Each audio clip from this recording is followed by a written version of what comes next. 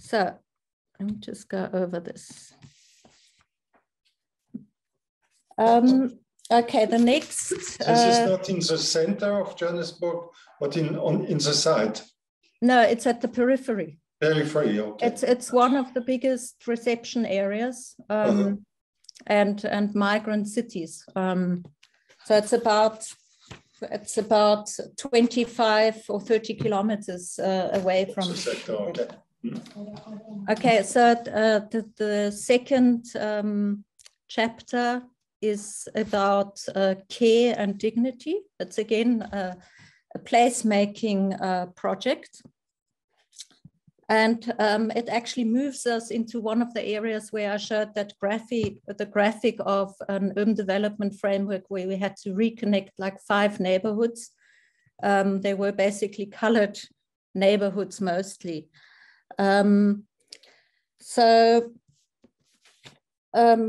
The hospital itself is from the 1930s, and it displayed a high functional brick architecture, very typical for low maintenance service buildings in these areas. And it had expanded over like more than 50 years. And the brief asked for an extension to the existing facility, providing, of course, a maximum of space with a minimum of budget. As all the funds for the extension came from donations of our client.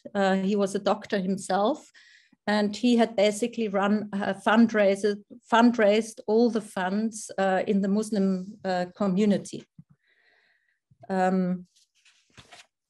So the hospital itself has historically served as a maternity clinic for colored and African people under apartheid. And today it is known as a space where sort of mother to child transmission of HIV and TB research is conducted. And the client is basically a world leader in this field. He had actually managed to reduce this, the connection from mother to child transmission in the last 20 years from 27 to about 2%. And he achieved that by basically doing educational outreach projects into the community.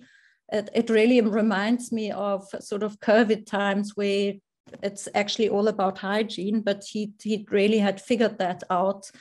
And the unit itself is linked to the Wits University Medical School.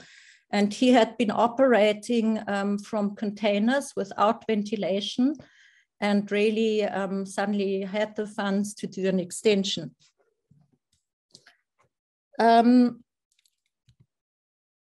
So for us, it was obviously a question of how do we even go about this project. And I think the questions that you can see here are very much questions that would apply to any project these days. So we really decided that we needed to channel our design efforts into the areas where it mattered most. And that was really the spaces where the public would interact with the hospital. But also we realized that we were dealing with a lot of different stakeholders and peoples. And it was really a question of how do we even create an image for a hospital that sort of many people can relate to in their own sort of cultural individuality. So as an additional strategy, we copied the footprint of the old admin block, which you can see on the right side, and then on the left side, you see the new admin block, and we basically updated the offices with open plan offices and continued the spatial patterning. But what the most important piece basically was diagramming the daily interactions and routines and programs of patients, families, and doctors, to then insert a link building which housed all these facilities where basically staff could meet or patients would wait to go to treatment. And so the design effort really went into this link building where it touches the public. And so on the ground floor, you have the reception area, on the first floor, the boardroom, and in the top areas, you have further seminar rooms and a terrace for staff to have their lunch. The project was conceived with a friend who's actually an architect turned artist, and we were standing in the building and looking over the landscape. And we were really considering like what should the image of the building be?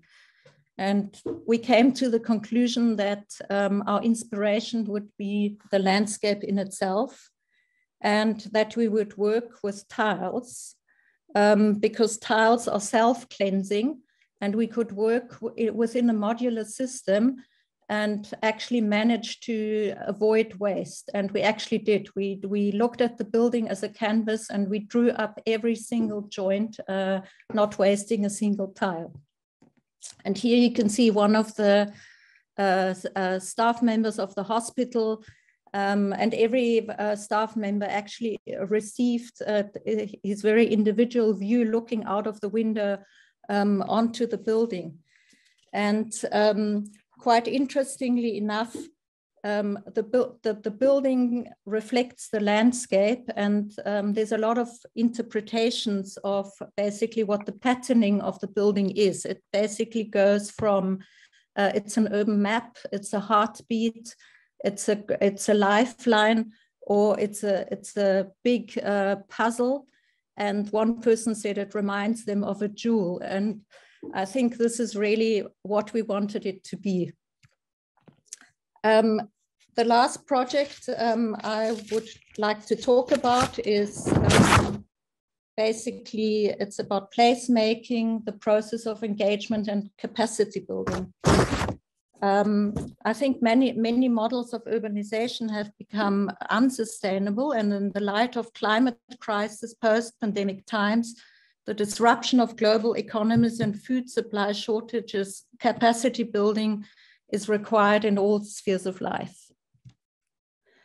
I think the key questions are really, again, like, how do we engage with the dynamics of local networks, and how can we purposefully work with the unexpected, seeing challenges as opportunities, so we can allow spaces that engage people. So yeah, I'm not sure who all the people are who are watching here, but basically Hubert, with a big panel of other international curators, was tasked with the curatorship of the Planet Care exhibition. And contributors showed global examples that radically reimagine our planetary future, showing answers to the problems of the Anthropocene. And Melanie will talk more about the content of the exhibition. And so under the conditions of COVID and the urgency to bring the content of the exhibition outside of the white cube and into the public realm, this was actually even more critical to consider how we work with people and in the city. My role was to co-design and to develop a prototypical intervention from Salzburg. That's where I was stuck at the time, together with a sail-making company. And Michael, who was sitting in Zurich, Hubert, Alejo, and Rudi and Vera did the graphic design. And so over the course of the 12 weeks, we developed a hybrid object, which I believe to be something between a building, a mobile iconic structure. And the idea was really that it would be able to be flexible and move around in the city, bringing quantitative and qualitative information together and allowing us as many processes of engagement as possible. yeah, in a very hands-on approach, a tent structure was developed using recycled sails. Here you can see the making of the prototype of the tent that would cover up the mobile. I thought it was quite interesting to work with the sails which had traveled the oceans. They were recycled sails and had been exposed to the atmosphere. So the design was conceived to host 24/7 events connecting to different time zones and to be able to discuss global topics. Here's just an image of the opening event with Lucas Feireis, who was moderating a discussion with many contributions from China to Berlin to Israel and so on. Yeah, so during the course of the exhibition, we had 5 3-day-long events in different locations of the city, where artists were invited, collaborators, urban thinkers, performers, and film screenings were hosted to take place in order to create knowledge. But what was most important was to engage citizens.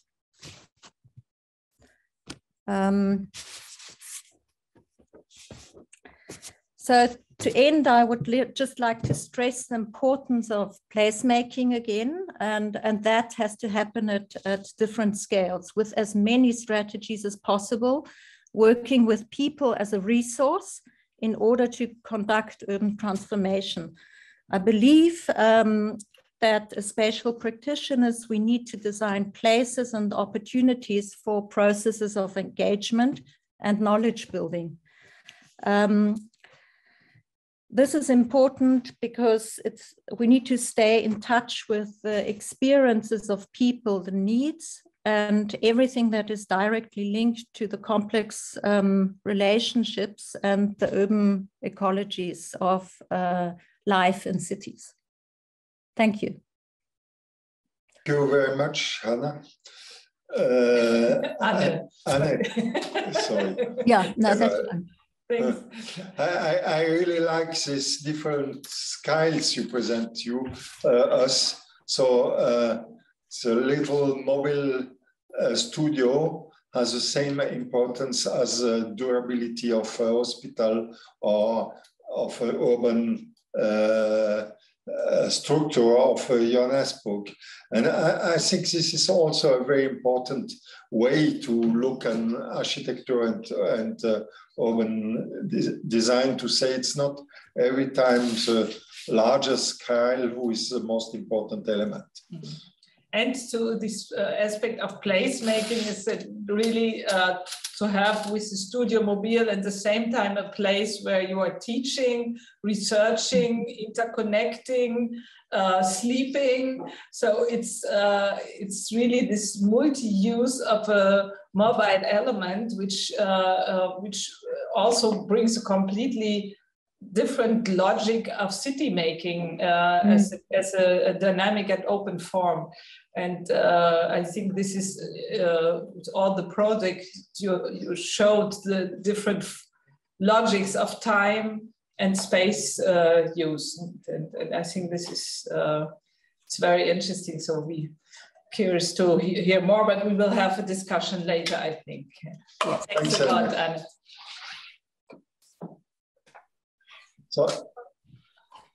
So Michael is next. Michael is coming, huh? Sarajevo is active, I see. You have... Yes, very, very active here. The whole streetscape is coming into the office. Very good. Activating the public spaces. Yes. Tell us a little bit about your office and the project behind.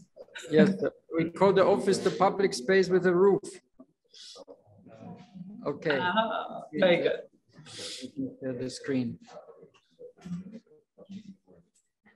So we start here also the night period, and since the exhibition is next connected with the garden, we hear the the watering spray is a sprinkler. Sprinkler is the rhythm which is behind of your talks. Fantastic, fantastic.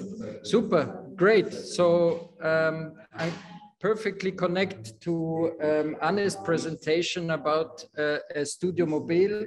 And I want to introduce this notion also of the digital urban imaginaries. So the living not only in this reality where we are not, basically this is what we are now actually, is the virtual reality where we are now talking to each other.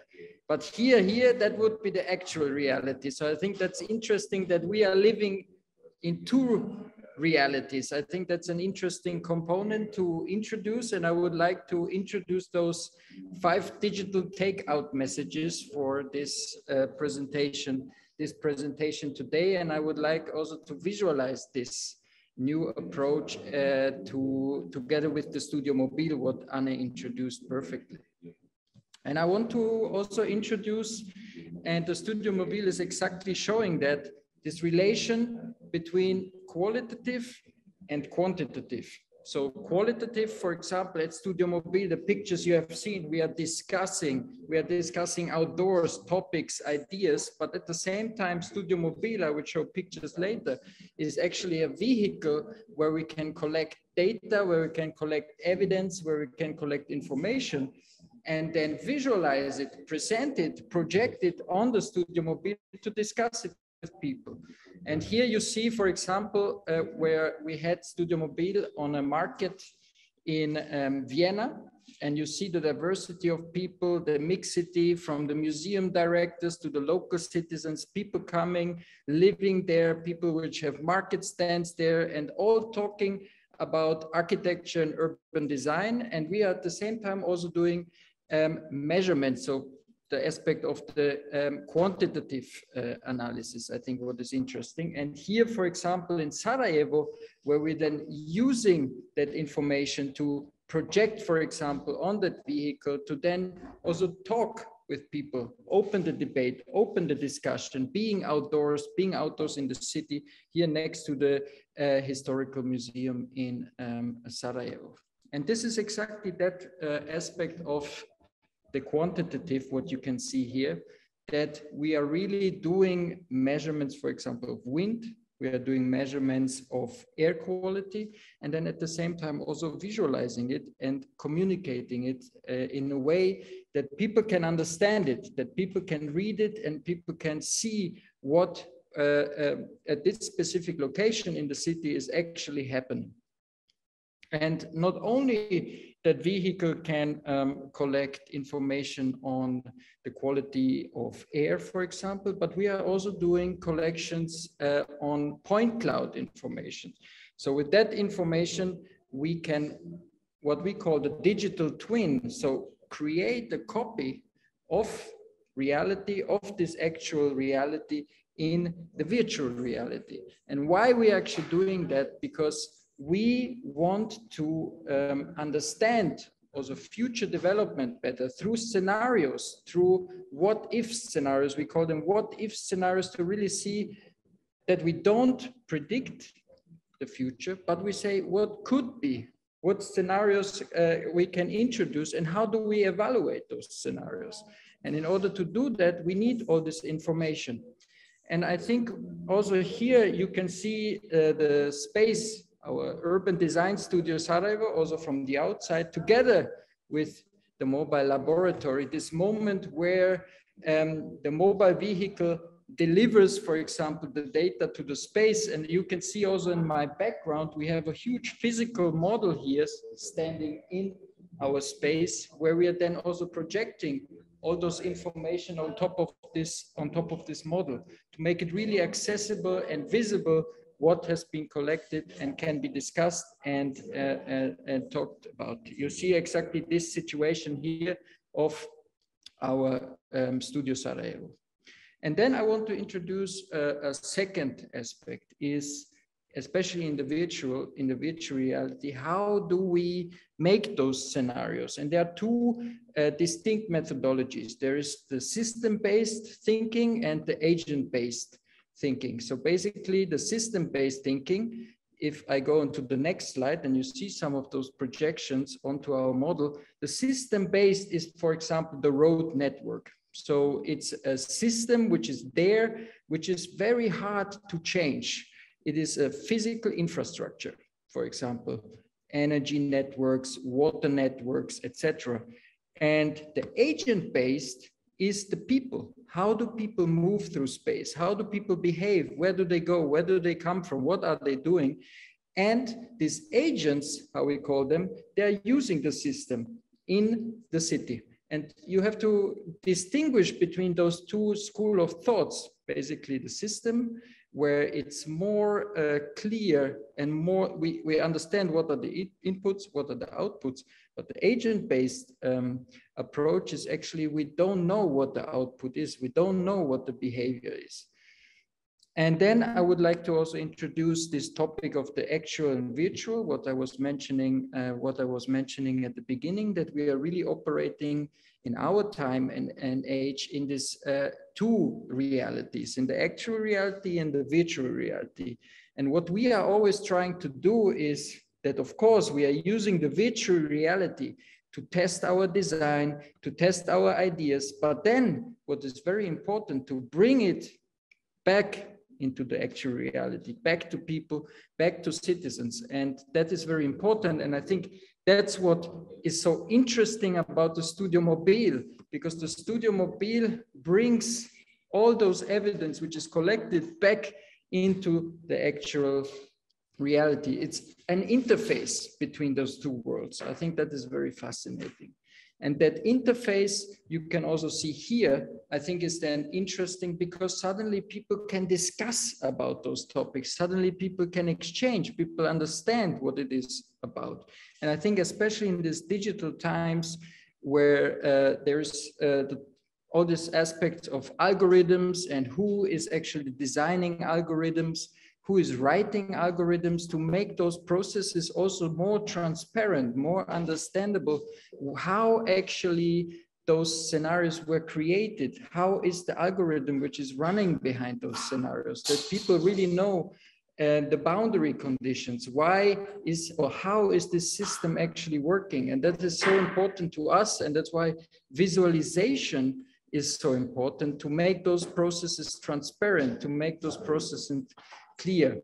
And also here you see some of our results of, for example, of mobility simulations, what we are doing. And what is important, especially when we are doing such agent-based simulation, is that this is a network, an interconnected network of a lot of things.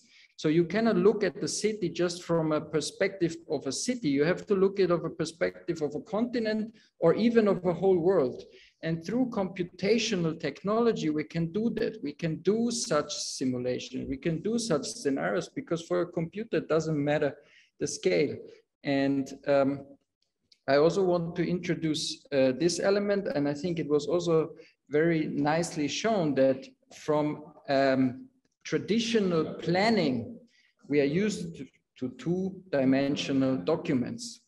We print out things, we use layers, we overlap them, and then this aspect of the third dimension added a complexity. But I think in order to really understand space and to really understand also urbanization and architecture, we need to add the component of time, the component of the fourth dimension, to see how do people behave through space, how is the climate, how is the wind, how are agents moving, how is the traffic situation, where are heat islands, how is the temperature changing, how is the air quality. I think those elements you can't understand if you don't look at them from an aspect of time and an aspect of four dimensions. And here you can also see some of the results for the case of Sarajevo here, where we are using data, where we are using visualization. You can see at the same time the whole city visualized in real time. I think that is also interesting.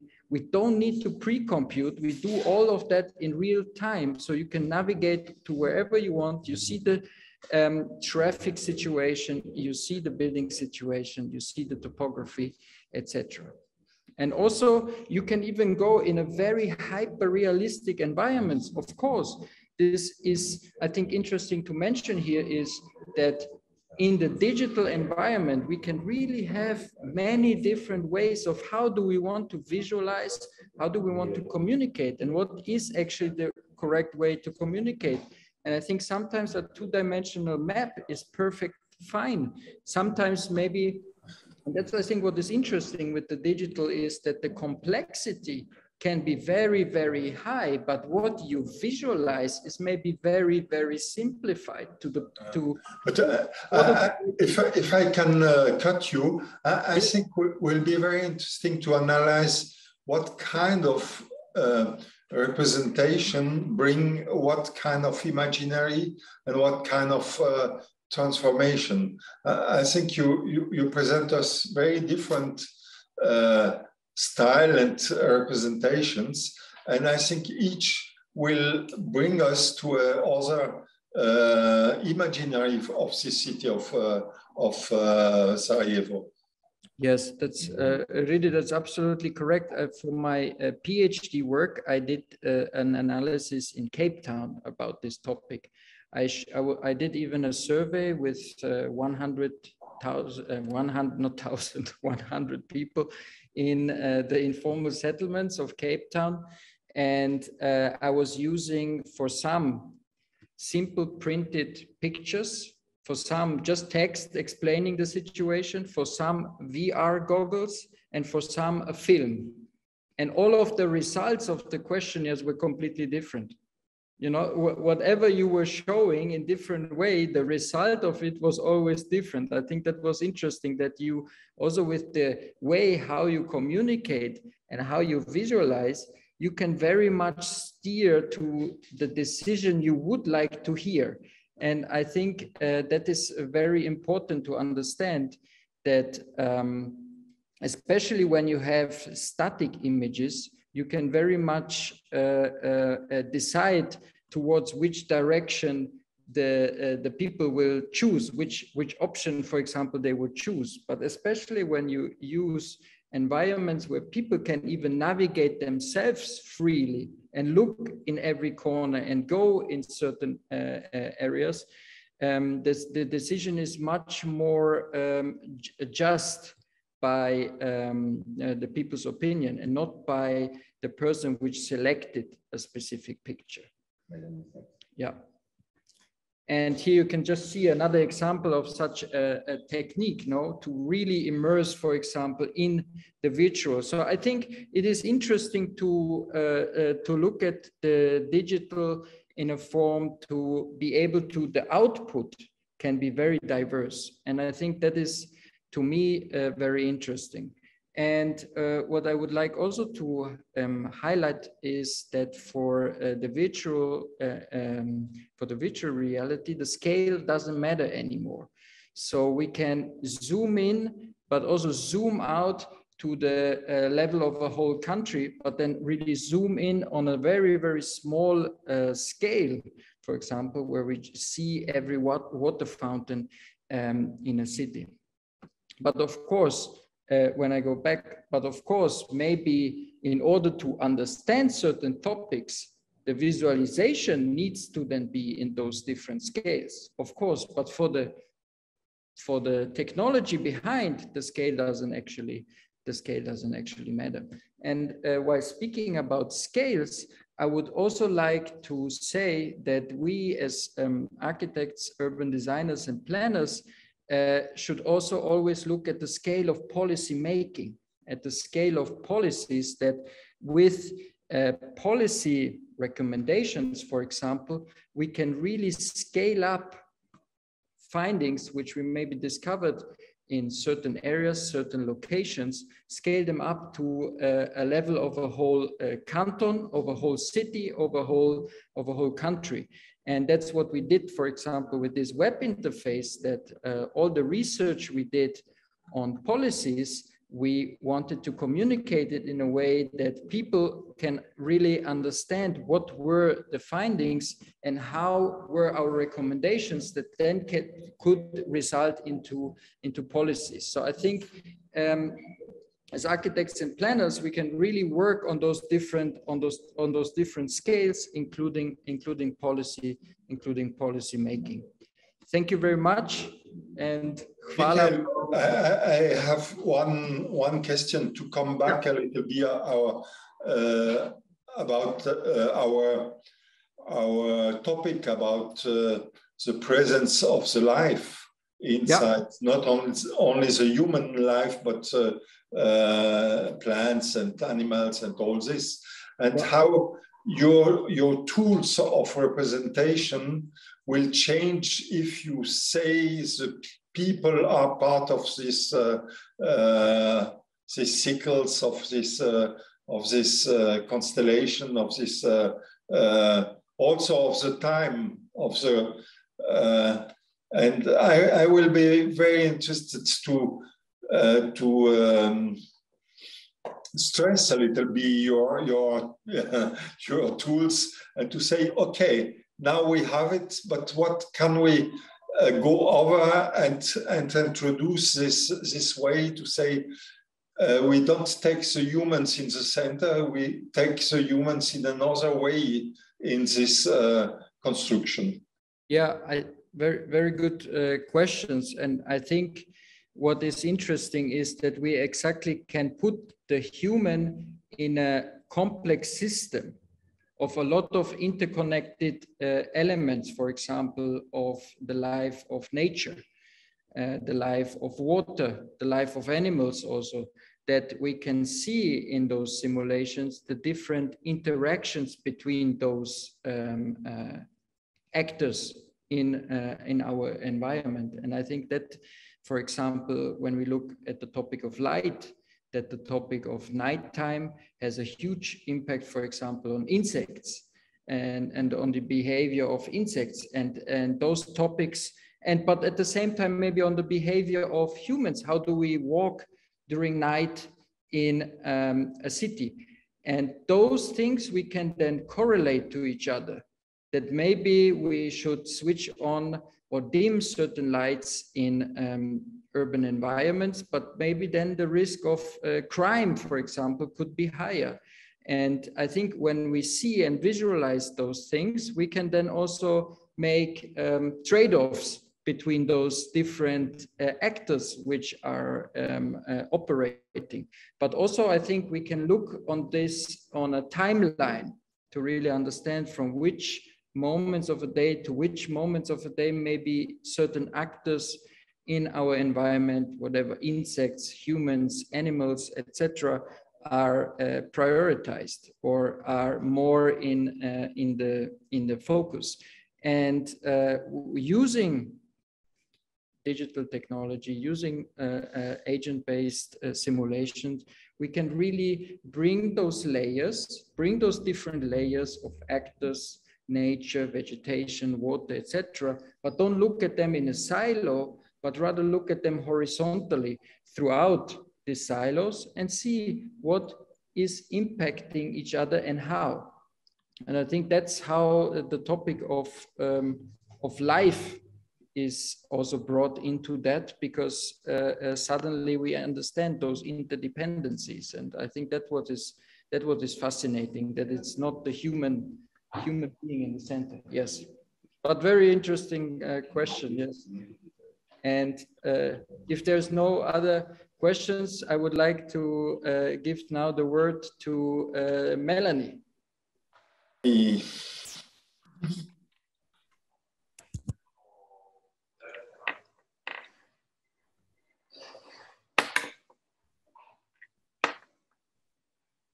I think you are. Right. I hope everybody can hear me now. The sound yes. okay? Okay. Well, thank you, Michael, for your presentation. I'm going to take over right from my colleague Michael, Anne, and also Hubert. This is Urban Think Tank Next. I'm going to present Radical Care, Imagining Urbanization Futures. I think this kind of brings in the, let's say, fifth dimension. Michael, very interesting what you presented. And I think what I really want to talk about is the power of design and the ways that we can, you know, imagine those possible futures. Okay, So this was an article in Der Standard. It's called Every Day is Friday, and this is a review of the MAC Vienna Biennale for Change in 2021, where I was part of the curatorial team together with Hubert, but also Anna Bjai, Marlies Würth, and Christopher Thun-Hohenstein. And this headline is based on the Fridays for Future protests that stand for a whole movement led by Greta Thunberg. But I think protest is not enough. Let's say the civil society with the economy and work has to be thought together with ecological topics. And in this light, the exhibition highlights 100 projects from around the world that show solutions and actually take action for our critical decades ahead. So in a series of self-driven original pilot projects, a very diverse group of distinguished designers, architects, but also urban designers, planners, and entrepreneurs, I would say, they expressed a flow of provocative initiatives engaging with real-world problems. And the projects show integrated but also inclusive thinking. And they range, for example, from a system of local drinking fountains on an urban scale to a global infrastructure project extracting CO2 from the atmosphere in an Icelandic village that is Climeworks. So here, this is, of course, a design made by Integral Rudy and Vera Bauer for the Imaginaries exhibition. We're dealing with 4 subtopics: nurturing, dwelling, moving, and generating. And I'll just explain them in a second, because we were reimagining design as climate care. So the MAC Vienna Biennale for Change in 2021, the exhibition was actually examining climate care, the topic of climate care, as a key concept and vision for a world that humans share in a just and sustainable way with other species, but also future generations. So the missions of the imaginary section for us was very clear. The common home that we share on the Earth is based on the coexistence of particular climates that interact dynamically with the biosphere, allowing for the existence of all organic life. In this drawing, we can kind of see that we live in this very, thin blanket of air, water, and soil that stretches, let's say, from approximately 10,000 meters below to 10,000 meters above sea level. And it is wrapped around the planet, and it actually connects every aspect of our future, let's say. So the Imaginaries exhibition sets out as a design agenda for active engagement on different scales of climate care. As a reference, here you can see the Whole Earth catalog, access to tools. This is a very important subtitle, because 50 years after the publication of the last Whole Earth catalog, it was an American counterculture magazine that was initiated by Stuart Brand in 1970. We propose this as a starting point for developing new guidelines that will provide access for the toolbox in the 21st century. So this agenda is really about concentrating on the Earth as a whole, so seeing it as a whole metabolism. And here, this is from another magazine. It shows the intervention of superflux. This is a forest, but this is an important question. What is the role of design in all of this? So let's say design is about ideas, determination, but also endurance. And this conceptual toolbox inspires a collaborative network through the design by teaching, researching, but also very concrete projects that are proposing a new design agenda in this context of climate care on very different scales. So here what we actually see the climate care exhibition. This is right when you entered. On the top left, we have the climate watch that counts down, to the days we have left on this planet. But in response to the search for our catalyst, we actually discovered dynamic processes, methods, and also prototypical case studies that we were presenting in those subchapters. The subchapters, I mentioned them before, they were nurturing, dwelling, moving, and generating, and they were brought forward on different scales, on a global scale, on a regional scale, but also on a local scale. I want to highlight here the kind of work we're doing brings also together different stakeholders. So this table that you see here is an Enzo Mari designed table that is open source. It was invented many decades ago. But together with students from ETH, TU Vienna, but also the Angewandte, we were researching the whole topic of climate care, bringing it together on this table, right underneath this image of the blue marble that we've also seen on the Counterculture magazine. Now, to kind of maybe talk in more detail, this was a very important project. It's called Citizens of the Anthropocene 2021, and it was done by the Independent School for the City in Rotterdam with Dirk Simmons and Herman Koosman. And this, if we all agree, we're living in the Anthropocene, and it's the age of mankind, but how do we react to this novel condition? But I would say the answer depends largely on how we see our planet and how we understand the position of mankind. So I'm going to quote from the concept that they developed, but one extreme is to see the world as a passive backcloth for our actions. The other is to recognize the living planet as an active force. Humankind can be seen as a modest, pointless species, or, at the other extreme, as an almost omnipotent ecological force. Between these extremes, there's obviously an infinite number of perspectives that are possible, but each axis is representing a specific philosophical worldview.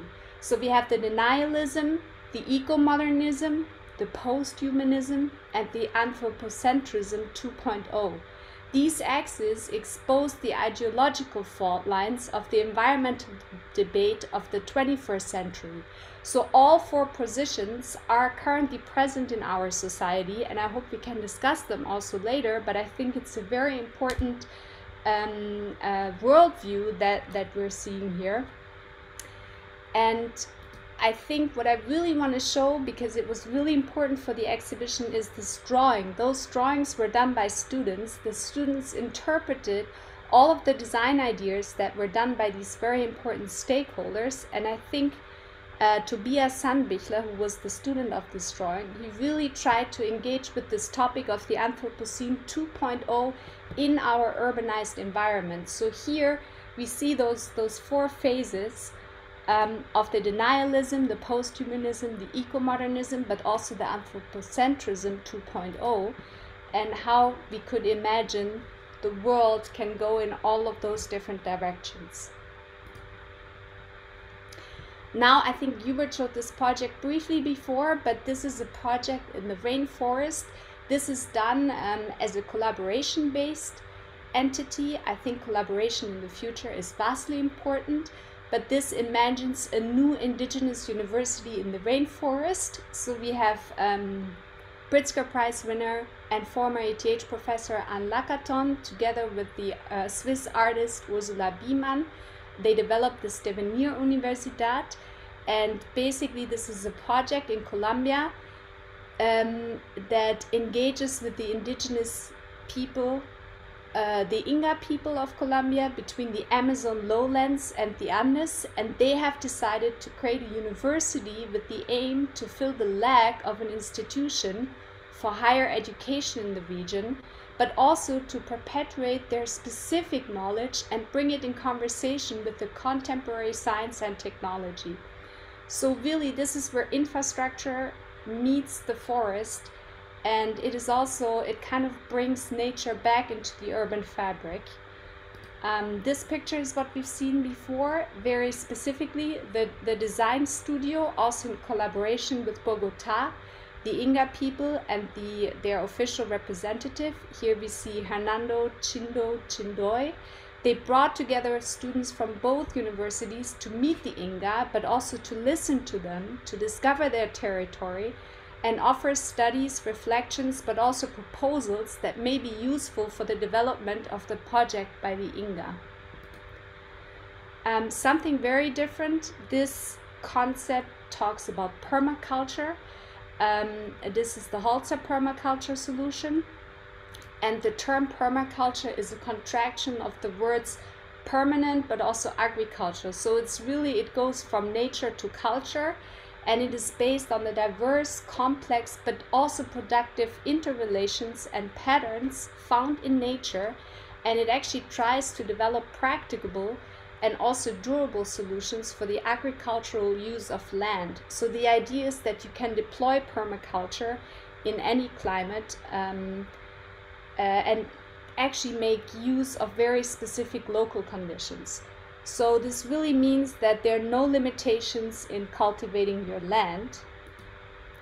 And now I'm going to transition to a project where I'm sure my colleague Diego Cerezuela-Wiesmann, who's right now in Zurich, but actually based in Medellin, also together with Alejandro Restrepo, he's going to talk about this Ashton Climate Funded project. And it's really about this Green Corridors initiative. We also presented their work. It is very interesting.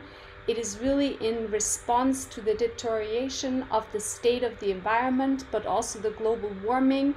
It engages topics of social inequality by bringing back nature into the city and obviously allowing for this kind of, let's say, environmental urbanism that these green corridors engage with. And one of the last projects I really want to highlight again is the Studio Mobile.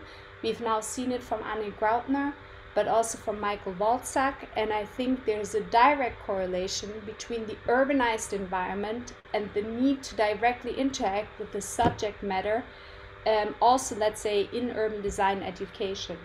And here we see how part of the urban design prototype studio, this visionary, I would really call it visionary city outdoor laboratory that was placed at the Naschmarkt in Vienna, is inserted into the city, and it's actually engaging with the people on the street. Obviously, there were different stakeholders that were part of this, and they actually engaged over a whole series of a summer in different events. They were engaging with the different actors in the city.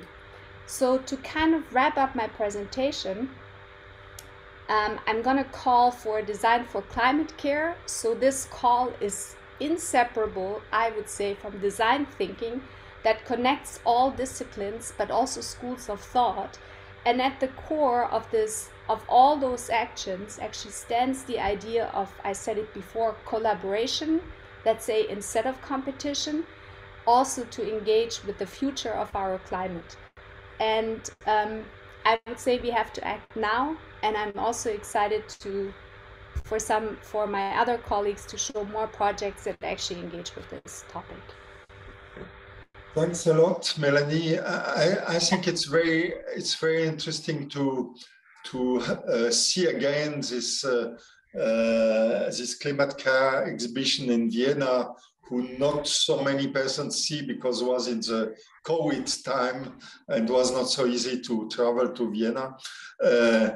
And to see it from the perspective of another exhibition. We are now in an exhibition here in Versailles, who speak about this préfiguration, le vivant, yeah, the life at first, and the préscience du vivant.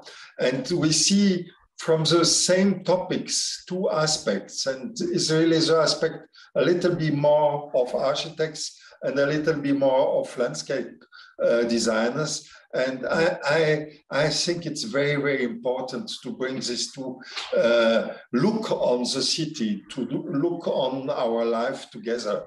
And I see a double mirror, a little bit like the end of the exhibition. We are in the middle of this double mirror. Yeah, that is actually a very beautiful reference. I should actually mention that this exhibition will now travel to the 9th Bi-City Biennale of Urbanism and Architecture in Shenzhen, China. And I'm also super excited to work again with you, Rudy and Vera, and also Maren from your team on the reimagining of the imaginaries, let's say. And I think there are lots of opportunities where, you know, I think it's just really important to show some of these possible ideas, but also solutions, you know, whether they're landscape oriented, urban design based. I think, you know, we just need lots of ideas and we all need to act now. I think it's really important. It's a very important cause. And what is interesting, I think this exhibition, and that now you are not showing the same exhibition, but you are taking the project and the reference actualization, and then you are presenting. It gives, the exhibition is sharing what you have seen, but it's also a form of formulate this project again, and to find interrelations and categorizations. And we learned a lot by doing this exhibition and not knowing, and also sharing things we are not sure about, the doubts and the questions. And I think this is a very important factor of an open exhibition, so that we are not answering everything, but we are sharing aspects. And I think where it can often it comes together, architecture, landscape, is really also the urban dimension. It's this moment where we try to think these interrelations in a different way. And this part of the imaginaries, it was connected to the transhuman section. And I think this is also interesting. And it brings us precisely to this question, which I took into account here, how we can develop these different types of imaginaries. But you are now, I think, bridging to the other continent. Diego. Yeah, but maybe can I just wrap up? Yeah, because sure. Exactly, you just said something super important. You actually said, you know, maybe we can't, I mean, I think you were saying that we're showing some answers, but I think it's really important that we're asking more questions, even with our projects. I don't think they're the ultimate solution. They're just probably one step that we can take, you know, to push us all towards a more just future. And I think that's always important to actually keep in mind. So Vera, thank you also for pointing this out. Yeah. But Diego, I can't wait. I guess you take me over, and you know. Bueno, hello, hola. Hello, Diego. Yeah. Really good to see you. The rest we've seen this week in Civic. We will see us long time in August in Colombia. We will meet. You just tell me where and when we do it, no? Like last time. Hello, it's a pleasure to be here with you, sharing this, and also seeing the work from my friends and colleagues. No, I think if we push together, we can make a difference. No, let me put this in full screen mode. Well, I'm Diego Terezuela Wiesmann, Swiss-Spanish architect, but as actually half Colombian already, by spirit at least, no, living in Medellin already since 3 years, where we have a satellite office, no, with Hubert over there, no, so we're Sarajevo connected with Africa, and Medellin is our spot, no. So I really like the topic, Vivant d'abord, no, and I think what we have in Colombia, in Barranquilla, the motto of the carnival is "Quien lo vive es quien lo goza," no. You have to live the thing, you have to enjoy it, no, and this is pretty amazing, no, what the how culture and education can make a difference in the next years for sure, do this peace process, no, that we have right now, no? So I'm going to start with let me see. Okay, so I think this actually has a drawing from Melanie. Thank you also for your presentation.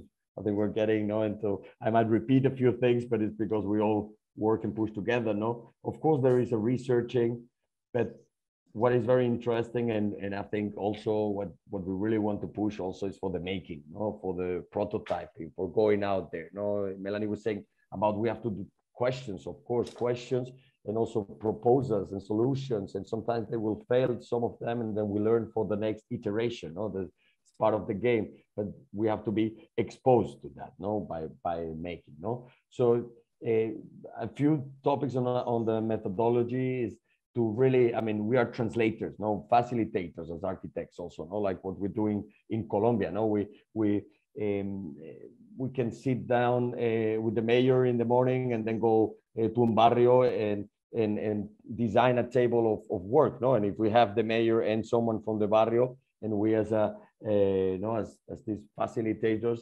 it's even better, no? And the same with the projects, no? The theory, but at the end of the day, the practice also will show us for the future projects what we have to change, what we have to improve, and what is actually with proving that is a well designed or well proposed. No, this is why we create this urban toolboxes. No, also what Michael explained before. No, we're learning and we're testing things in different scenarios, because what we see is like kind of the incredible amount of layers of complexity, no, on the topics that we are seeing. No, I think one of in this question, what is our biggest challenge right now? Of course, is climate change, but it's also the social situation. No, and we all know in Latin America, in many places in the world, inequality. No, so I think for us also tackling through culture and education is key. No, Michael also said, and we'll repeat and relate to our work as a group, also the importance of time, no, to designing time. No, I mean, for example, the project that one of the projects that I'm going to show, it's 8 years, but it's also starting now, no, because we have to think not only about 12 hours a day, no, the day and night is very different in Colombia, no, 12 hours of day of light, 12 hours of night, but it's also the how do you program a building, how do you stimulate different actions inside of a building or in a city, no? And also, of course, we have to think with one generation ahead, something that is a bit difficult when you work with the public, because to make a city in 4 years, which is a mandate time, it's a bit complicated, no? And I mean, before we saw the whole health catalog, I also want to show for me one concept that is very important, which is this idea that PAC means the full abroad of the spaceship Earth. No, we have to think it as we are living in something that is moving around the cosmos, but we depend one on each other. No, and all the living organisms, let's say. No, I think, I mean, actually solidarity. A bit naive from my side, but after the pandemic, hopefully we can talk a little bit about post-pandemic and so on. I thought we could get more to each other and do this change, but I think, like, war now starting also in Europe, the different conflicts around the world. It's kind of a negative energy that I think events like this, debates like this, are really. I believe we should stay positive and bring solutions. No, because as you know, the conflict in Colombia has been like 50 years of conflict. No, 2016 a peace process, which is, let's say, I mean, you can say peace, but it's a piece of paper with a signature. What is really, we're talking about time. It's a development. No, there's a post-conflict. No, and of course, it's far to be over everything. No, we've seen also in the last years in Chile, but also in Colombia, different riots. No, there are topics there that society is still demanding, to be tackled. No, so we've been working in Colombia since 2014. As said, in different projects with local partners to universities, also in Medellin and Barranquilla, students coming from one side to the other, and I think that creates also a community. And also after 8 years, we can say it's kind of really getting a trust between all the institutions and the people that are working on that. No, I think that's very important. Not to be opportunistic, but be committed with what we're doing, and this trust between the different actors that are working on that. No, there's also PhDs. No, Michael did some studies in Bogota, so it's really a set of different approaches on solutions, on how can we find solutions.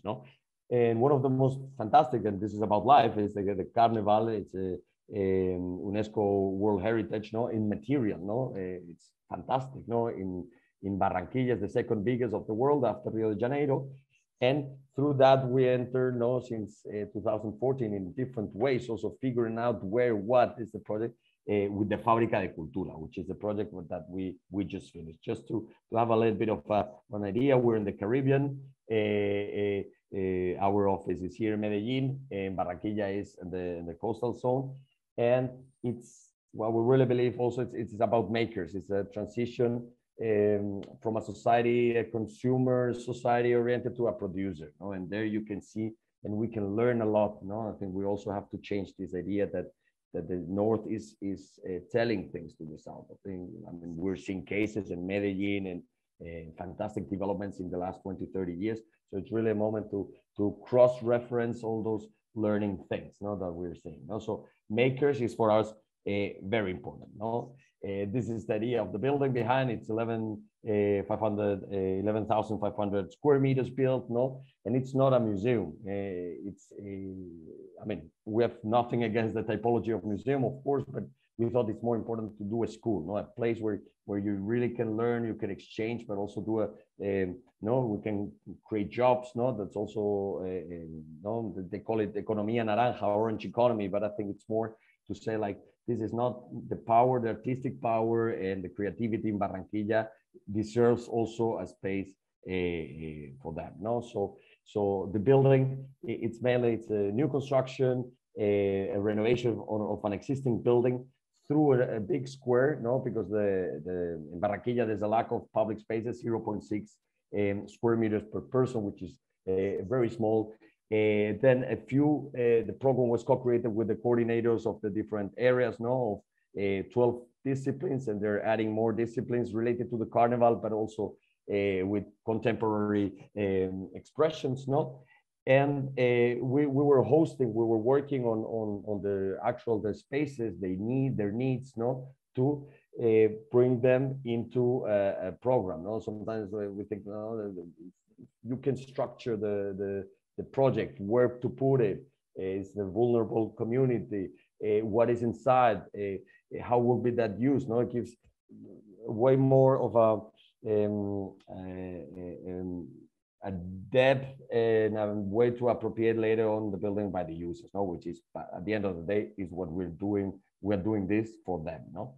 So those different spaces, sculpture, they will have different type of dimensions, qualities, and so on. We believe that the facade is also something that has to be performative. No, you really, the building is not to be seen, it's to be felt. No, you have to feel it. No, and you have to be inside. No, so the dancing, the playing, all those programs, they have space in this around the 3 dimension of the building. You can find this variety of spaces that they can appropriate.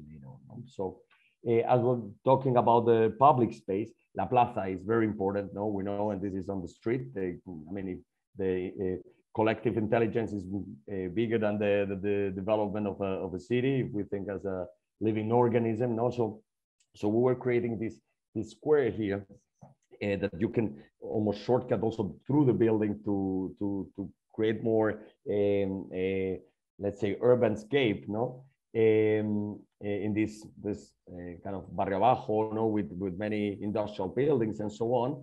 But also we consider that the rooftop is also another plaza. No, we have to increase as much as we can the space. And here we can see in the back the Rio Magdalena, 1,500 kilometers of river. So it's something very incredible. No, and that the public space can have a rooftop. We think also it's an add-on, no, because usually there's only for hotels and fancy things. So, and as you can see, the energy, we have solar panels, all the passive architecture measures that we have in the building, but it's about the living, no? This is still a little bit empty because we just inaugurated it a few months ago, and this hopefully every year will become more and more alive, no? It's like still a white canvas, no? This idea of new and modern and relation with technologies, but also craftsmanship and so on was very important during the process, no? Not only conceptual, but also in real applications, no? And one of those elements is also to work, we talk about plaza, it looks like a static place, but la calle is the place where you move and you connect and you gather, no? And as you can see also, if the city doesn't give you the spaces, you have to conquer them, no, as in this picture. So for us, the spiral stair around the building, inside the building, it's a vertical street, no, that connects these 2 plazas.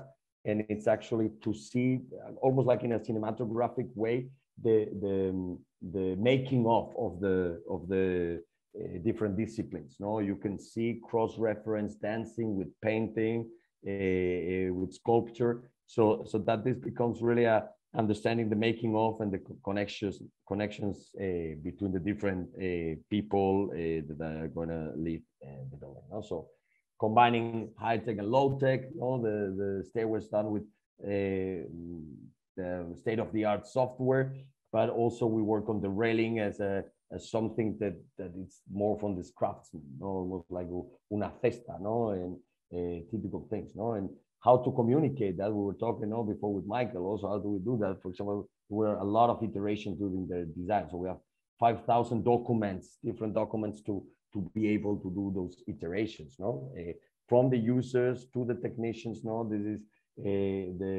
the workshop where we did the stair, but also those machines, that are done to bend the different bars for these stairs, I'm very happy also now, Vera, Rudy, the work that we did together on the tiles. I think everyone loves them. I think really we will see that live in August there. It's a design also for the rest of the people that listen to us from Integral, from Rudy and Vera, and it's a reinterpretation. Maybe you want later on to say something that we did on the classical cement tiles that they have in Barranquilla, but with this idea of the carnival and the life and diversity. So I think it's already it's there. We have to go and visit. And to finish, the building also has a little bit of a strange moment. You enter the cave, and this cave is the auditorium, that is underneath. They're using it a lot, because it was how to put the size of 350 people that you can bring in, so this is the hidden part. It's underneath the ground floor, so it's what we call it, el auditorio, the cave, la cuevita, So this is the context where we have the building, in Barrio Abajo, but the building doesn't end with the construction. For us, also thinking about this prototype, the replicability, work in a net of different spaces. We're actually right now doing one in the outskirts of Barranquilla. It's a different typology, but inside the project that's the same idea of a cultural integrated infrastructure. It's a white canvas. And also with Hubert, the design studios, understanding the neighborhood and understanding the city. This Melanie already talked a little bit. We're working together with our friend and partner in Medellin, Alejandro Restrepo Montoya, who was the former director of strategic urban projects. This green corridors of Medellin. We're also translating in the green corridors of Barranquilla, to connect. I think that it's something very important. As we said before, it's not about plazas only, it's about the connections between them. And of course, with the green-blue concept of water and vegetation, the pollution, it's incredible high also because it's an industrial city. So we're bringing all those topics. We're now connecting expertise and ideas from one place to the other. I think also, just to say, Colombia is the second biggest biodiversity after Brazil. So it's pretty amazing to understand what already the richness of the country. We just have to treat it well, that it matches in the project in the city that we're working on. And this is very important. Just brief, I don't know the time, maybe before in Cartagena, very close, also Caribbean region, where there is a flooding problem, like in every coastal city, and they also have a lagoon in the middle of the city, which also creates a big problem to the population that is living. And as we can understand, the slums are always in the most vulnerable situations. So working on researching and being there and understanding the actors, the needed things, and so on.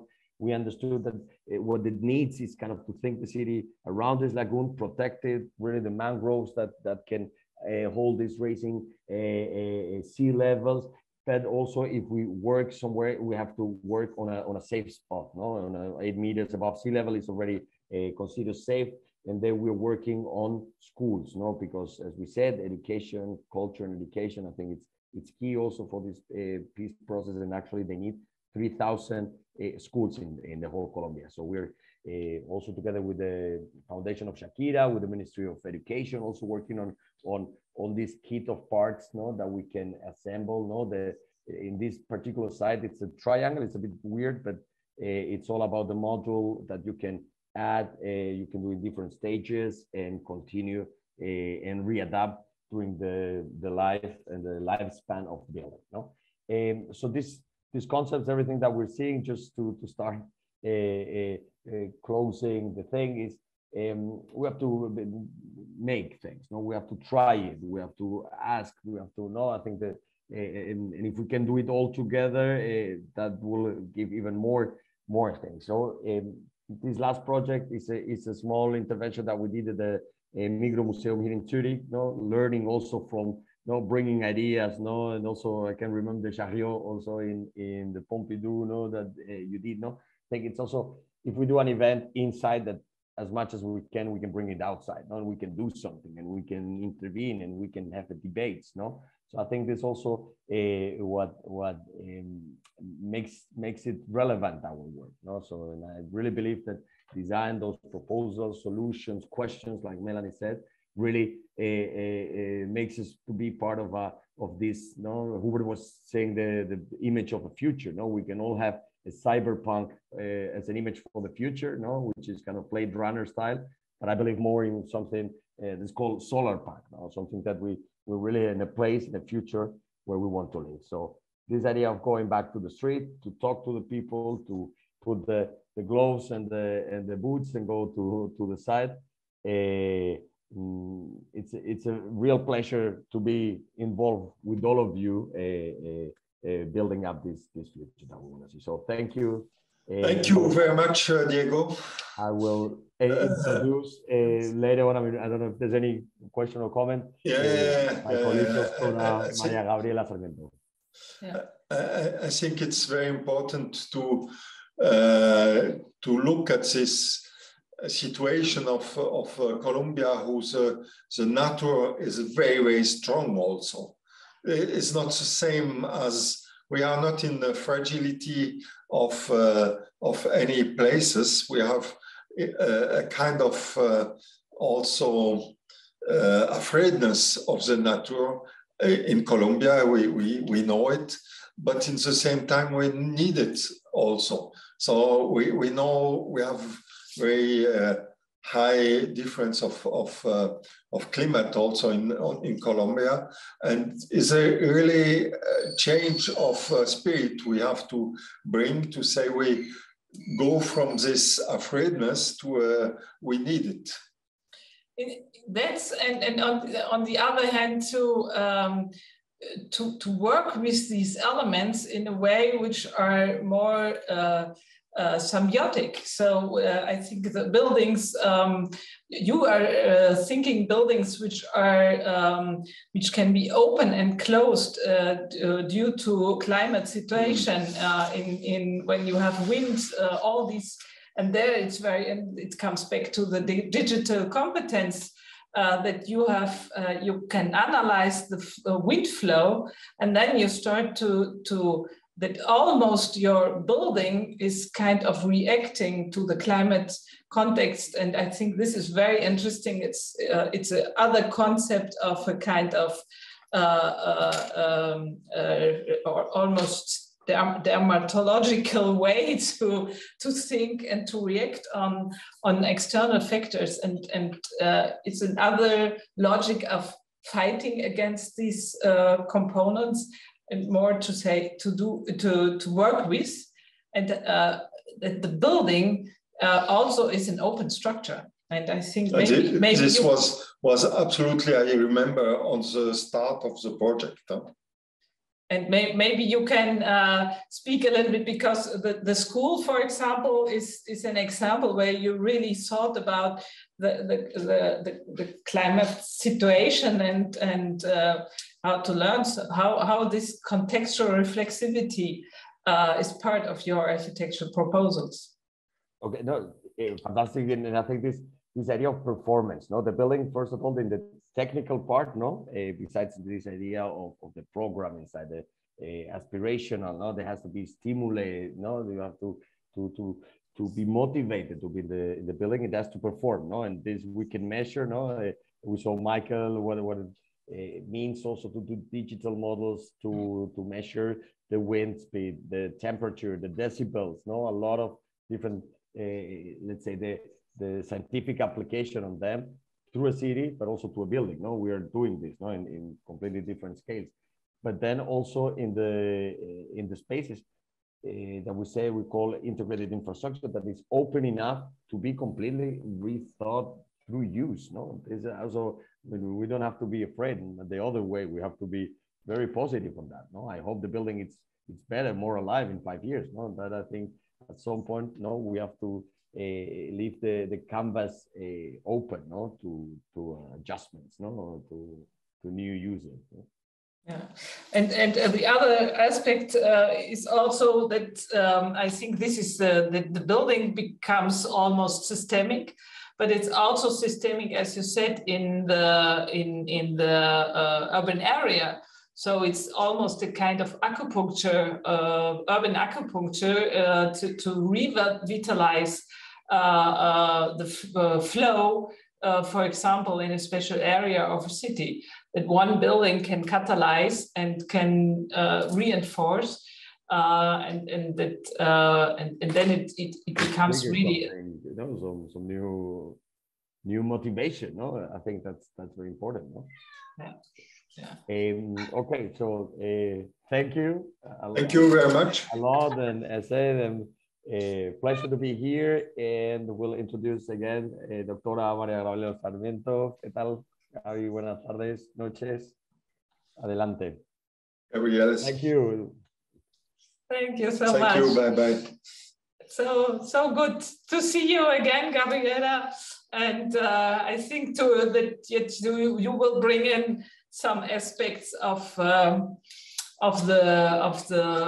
legal questions. We had this in the some hours ago. We had a colleague who spoke about syndica, a kind of trade union for the living, and who came from a kind of logic of law and necessity to fight for laws and rights. And so I'm very curious how your insight will bring us further. Much again, Vera and Rudy. Je voudrais évidemment parler en français, mais je ne sais pas si mes collègues vont comprendre. Mais vous savez, c'est beaucoup d'anglais, hein, cette soirée, donc c'est comme vous voulez. It's fine. We announced this as an English section. So okay. So then you can. Alors je continue en anglais. Thank you very much, Diego, Melanie, Annette, Michael, Hubert, and of course Rudy and Vera, for this opportunity to share with you some thoughts that doesn't come from architecture or from design. I have nothing of that in my background. It's pretty bad. I'm just a lawyer, a PhD researcher who just finished a work on how to recover stolen assets and to apply them again in social projects, and of course to compensate the victims that have lost a lot during long years of transnational corruption. So I put the title in French and in English, just to let you know what is this whole thing about. And in the, well, since this is in English, let's keep it in English. So what I researched was how to recover these $20 to $40 billion that are lost every year from developing countries and that entered the international financial system. And how do they enter this international financial system? Well, through money laundering. It's not necessarily that all banks and all offshore financial centers such as Switzerland are just supporting or facilitating on purpose this money laundering. It's just very difficult to identify the suspect economic transactions. But let's go to the point. How many things could we just how many? I'm so sorry. I don't know why the slides are just going through without me touching the computer, but I will just, I don't know what you see, and if you see anything, could you confirm? Yeah, we see now centers finances offshore. Okay, it's very funny. I have my hands here and then the thing just went up. So I just wanted to share with you the example of Switzerland. Switzerland is just managing, financially speaking, it's managing 27% to 30% of the offshore financial center worldwide. I mean, what is this worldwide? Whatever exists in the world, well, 30% of that stake comes to Switzerland, and some of it might be of illicit origin. It's not necessarily, again, that we know here in Switzerland that it comes from an illicit origin. But imagine that we can recover it, and Switzerland has, of course, legal proceedings to do so. And imagine we could recover this as the Sustainable Development Goals are proposing. We could finance many of the projects that have been mentioned before and during these 24 hours of presentations pour le vivant. So just to give you an example, Switzerland has recovered and restituted, it has given these funds back to many countries like Angola, Nigeria, the Philippines, Peru, Brazil, Mexico, Tunisia, Equatorial Guinea, and many other countries. And it has come up to $3 billion. Of course, it has nothing to do, it's not even a symbolic amount for what it gets lost. But with that symbolic amount, it was possible to provide the financing support to develop social projects in all these countries. And for example, Nigeria, they just mentioned that one of those NGOs called Serap, they mentioned that when transnational corruption is going on through 30 years and through different governments, 3 million children in Nigeria just stay outside of the educational system. There is no primary school for them. And if we recover, I mean, if we as collective, as a society, and doing collective actions and supporting this type of proceedings from the states, if we would support this and if we would lobby to do this, just thinking about human rights, just thinking about complying and meeting the Sustainable Development Goals, well, we could just have as many more projects of the ones that we have heard about today. And for example, here in Switzerland, there are still another $2.5 billion just waiting to be restituted at some point in time. And I think, and here is, I stopped the presentation here. I think it is necessary to push up a little bit more. I mean, there is no political will in all offshore financial centers to do this. We have the UK, we have the US, we have Canada, we have Hong Kong, Singapore, and of course, Luxembourg, Liechtenstein, Switzerland, and many others in the Caribbean region and so on, that are still supporting somehow because of negligence or I don't know exactly why. But they are still supporting that we lose between 20 and 40 billion dollars per year from these developing countries that really need the funds to the health care system, to apply it for the education, to apply it for infrastructure, to apply it in many areas of the daily routine of these populations, but also to apply it to support the humanitarian crisis of refugees and asylum seekers who are completely unsupported in the region, for example, in Latin America. You will find 6 million or 7 million Venezuelans nowadays running around the Latin American region without any support, and the UNHCR saying that we will need $1,400 billion to support them. Well, where could you find that money? In the recovery of the stolen assets that have reached all the offshore financial centers. So that's just my little proposal, reimagining how we could finance social projects nowadays. Thank you. I think it's absolutely important to make these connections in between these places of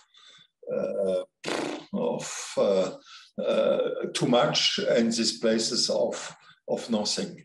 And in the way of this systemic thinking, I think we have to think this economy in the same way as nature and other elements. Is how can we connect this element to bring what is too much in one place to the other systems? It's the only way to bring a new way of living in our wars who will be out of this. I think also this this logic of countries, but also the logic of the countries you have to leave, and the logic of countries who one dictator take away the money and bring it in another country. So it's I think it's very, very important to bring all these numbers and in from a perspective of intelligibility, and to make that not possible to be anymore like this. And it's interesting because we had some discussions about the necessity to think about different economic systems, and which is clear that's the aim to think about. But I like very much on your proposal that's very concrete, to even in this system, you can have a subversive action, which is very coming from a very almost neutral logic way to think on the things, very realistic way to say, okay, this is there and it can be used. And it's still interesting how things are hidden, and how we have the imaginary that the system is not accessible, that we are out of, it's unreachable. And I think what you are doing with your work is really to show it's there, and it's not a complex hiding thing. It's almost obvious, and I think we would find maybe much more elements like this if we would have the courage to look and see what's in front of us. And I quote Pablo, we have this kind of distribution of this night, so he's sleeping at this moment now to take over again, but I'm quoting him in that sense, that he said it's for us, we are so trained that it's for us easier to imagine the end of the world than the end of the capitalism. And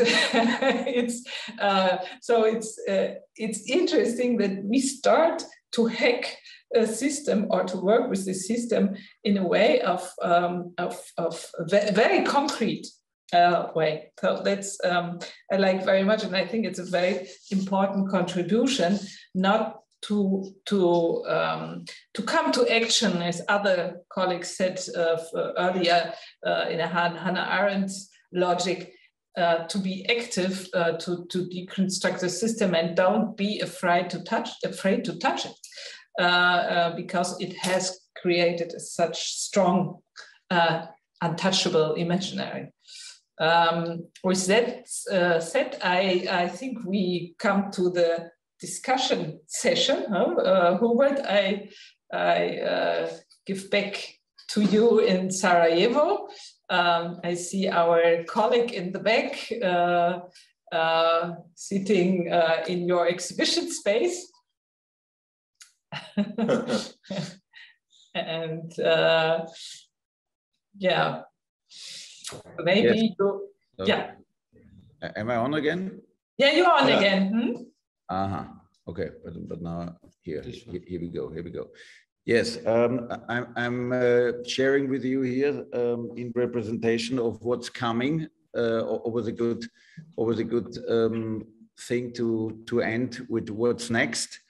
A picture recently taken in Zurich.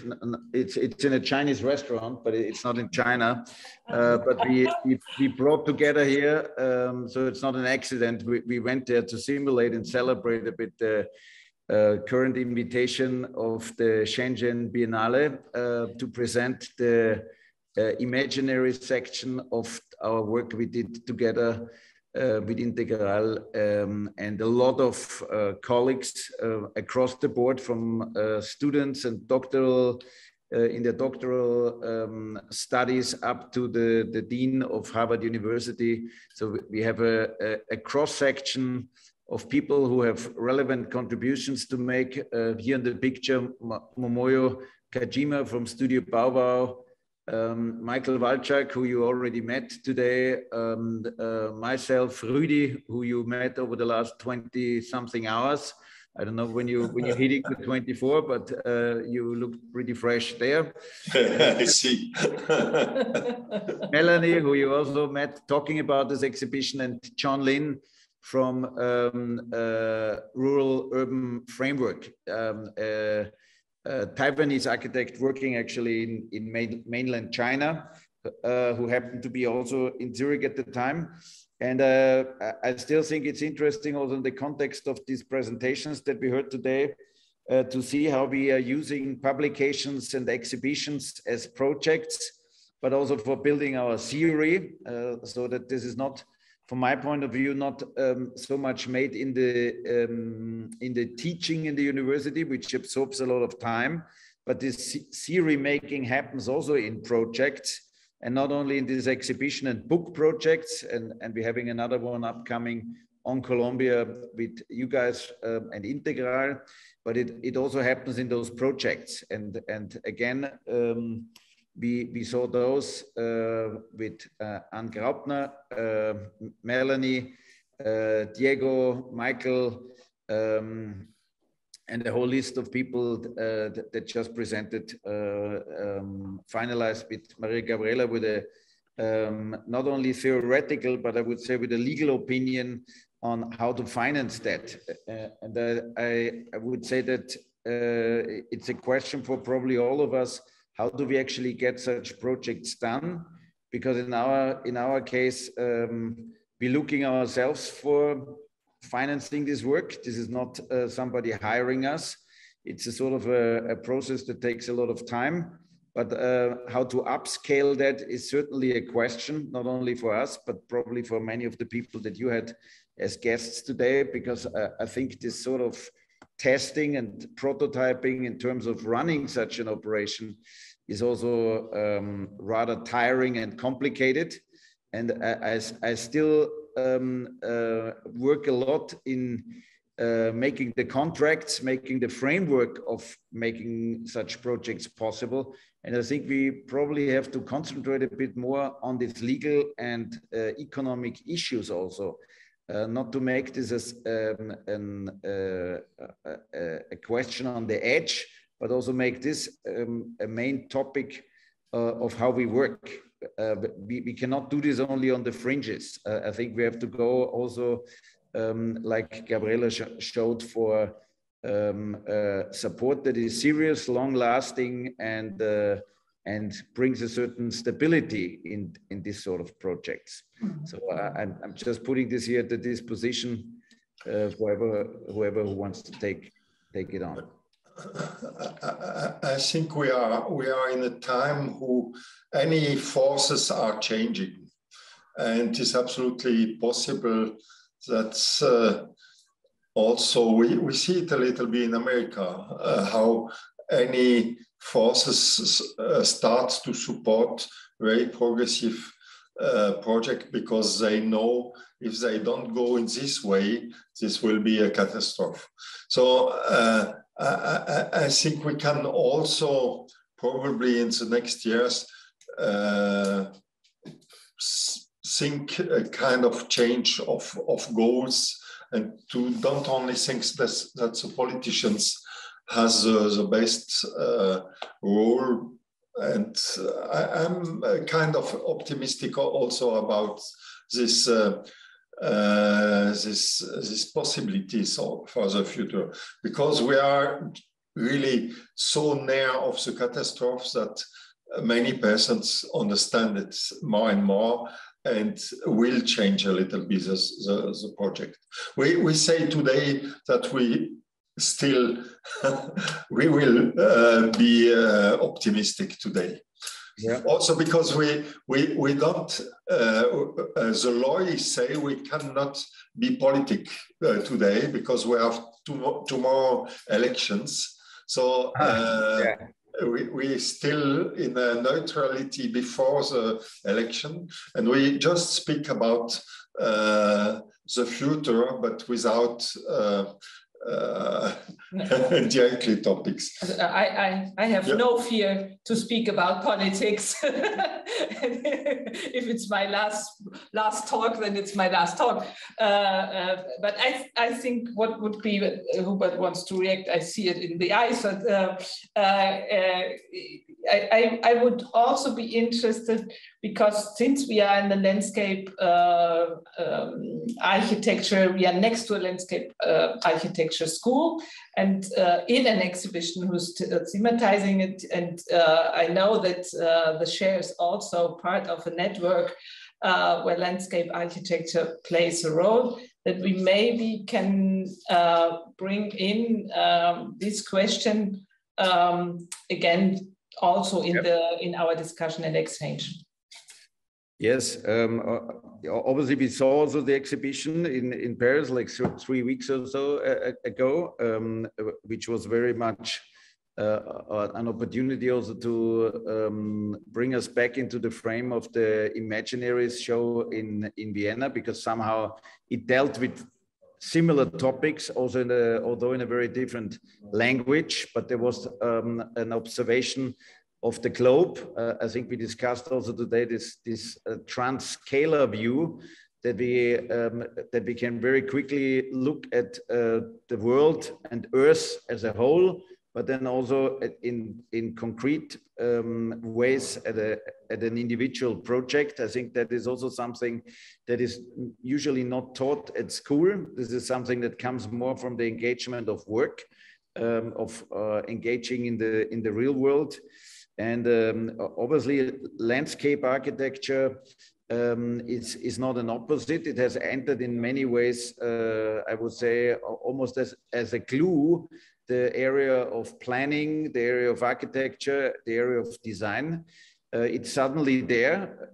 For a long time, it looked like landscape architecture is something for a group of people who can afford to have a particular expense on that level. We see this also in the Colombia projects. It's hard still in other areas of the world to find a budget for it. The idea is that landscape solves itself, but we're very much aware, Diego presented it in the projects, that we need budgets for that.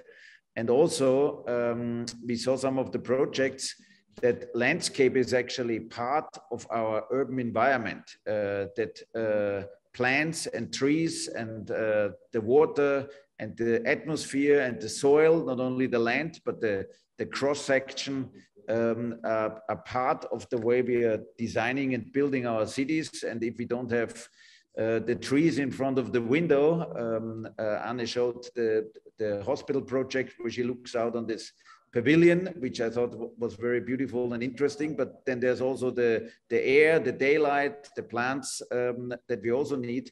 And I see this as a continuation, one could say, the inside of the building and the outside, which in an interesting way almost suspends the idea of architecture, landscape, and urbanism. I think this is also absolutely.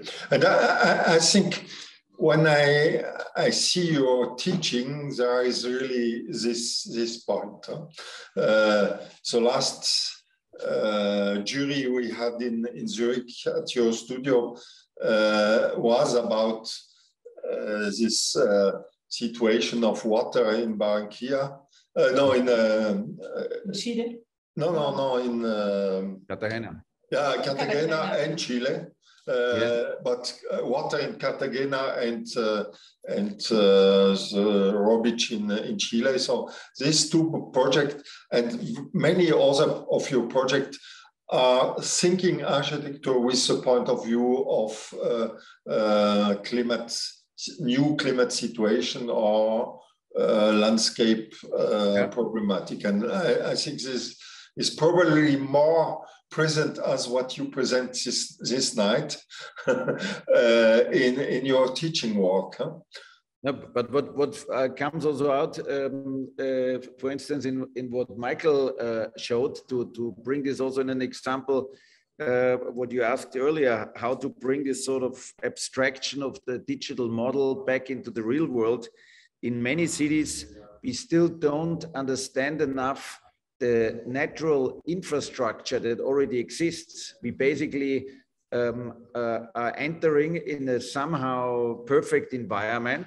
You can go anywhere where nature prevails. It's a sort of a equilibrium. The moment you put a wall down, you build a building, you sort of create a new situation. And it doesn't matter if we look at Zurich or Sarajevo, Medellin or Cape Town, with every intervention, we have managed over the last years actually to produce a lot of the problems. Some people call them heat islands, others call them obstructing natural airflows by making buildings. And I'm wondering if also in a more economic way, rather understanding those realities and creating, yes, still as an architect, I still believe that we can build something, or we can rebuild or adjust existing buildings, existing in new cities, as we like to say, but how we using actually the surrounding to our benefit. It seems a lot like the last decades basically have been a complete ignorance of those natural benefits. We build whatever and we make an air conditioner inside. You know, we looked at Torre David, which is a skyscraper more than 200 meters high. If you followed Skidmore, Owings and Merrill's book on skyscrapers, you need a facade because otherwise the wind would pull you out on the 15th floor. Torre David has no facade, and people live on the 15th floor in the natural wind flow. In a very particular situation, it might not work in Chicago, but it works in Caracas. You can put up a tent and live on the 15th or the 20th floor, and it's actually an incredible experience. It's like being out in the wild. There's no air conditioning, there's no facade. I think an elevator would probably help. There's some things in our infrastructure system that make a lot of sense. But I think we have replaced in many ways natural benefits with constructions that create additional costs. I'm referring also to the comment of Jean-Claude. and we could do a lot better. And understanding and collaborating with landscape and landscape architects, and understand also natural systems as an infrastructure that is given to us, that requires a lot more knowledge about it, but it also requires a completely new way of thinking about our buildings, our natural and man-made environment. And I think that is perhaps a field that is still to conquer, to open up. That you see this more in vernacular buildings where people knew about it, but I don't think we need to be nostalgic about it. One can. Well, that's also the point who, from time to time, is really fascinated when we see what you do in Colombia, because of economical necessity, is also you come back to the essence of the architecture, because you don't have the money to cash and to over design it. You come at all to the real problem of the structure and of the need of the architecture. Yeah, and I really like this. And in this sense, I think this is also a very important factor. Is that you said that you make a plan and you have a project, but also the first step of the project has to bring something to the place. So it's yes. a logic of prototyping, which aims to a long term, but aware that the long term will be maybe in 10 years. What are the steps before? And these are not just abstract hypotheses. And I think this is, that requires obviously process thinking, and that also connecting with landscape design. I think landscape architecture thinks in processes, like in planting a tree early enough to have the benefits of it, or protecting plants rather than destroying them and then replanting. I believe to insert ourselves in those systems that will be probably also driving a lot of our thinking at the moment. And the recent Pritzker Prize to Francis Créer, an African architect in Burkina Faso, who builds with incredible sensibility structures in a completely different framework, which is away from construction companies or mechanisms of real estate in African villages, in his own village.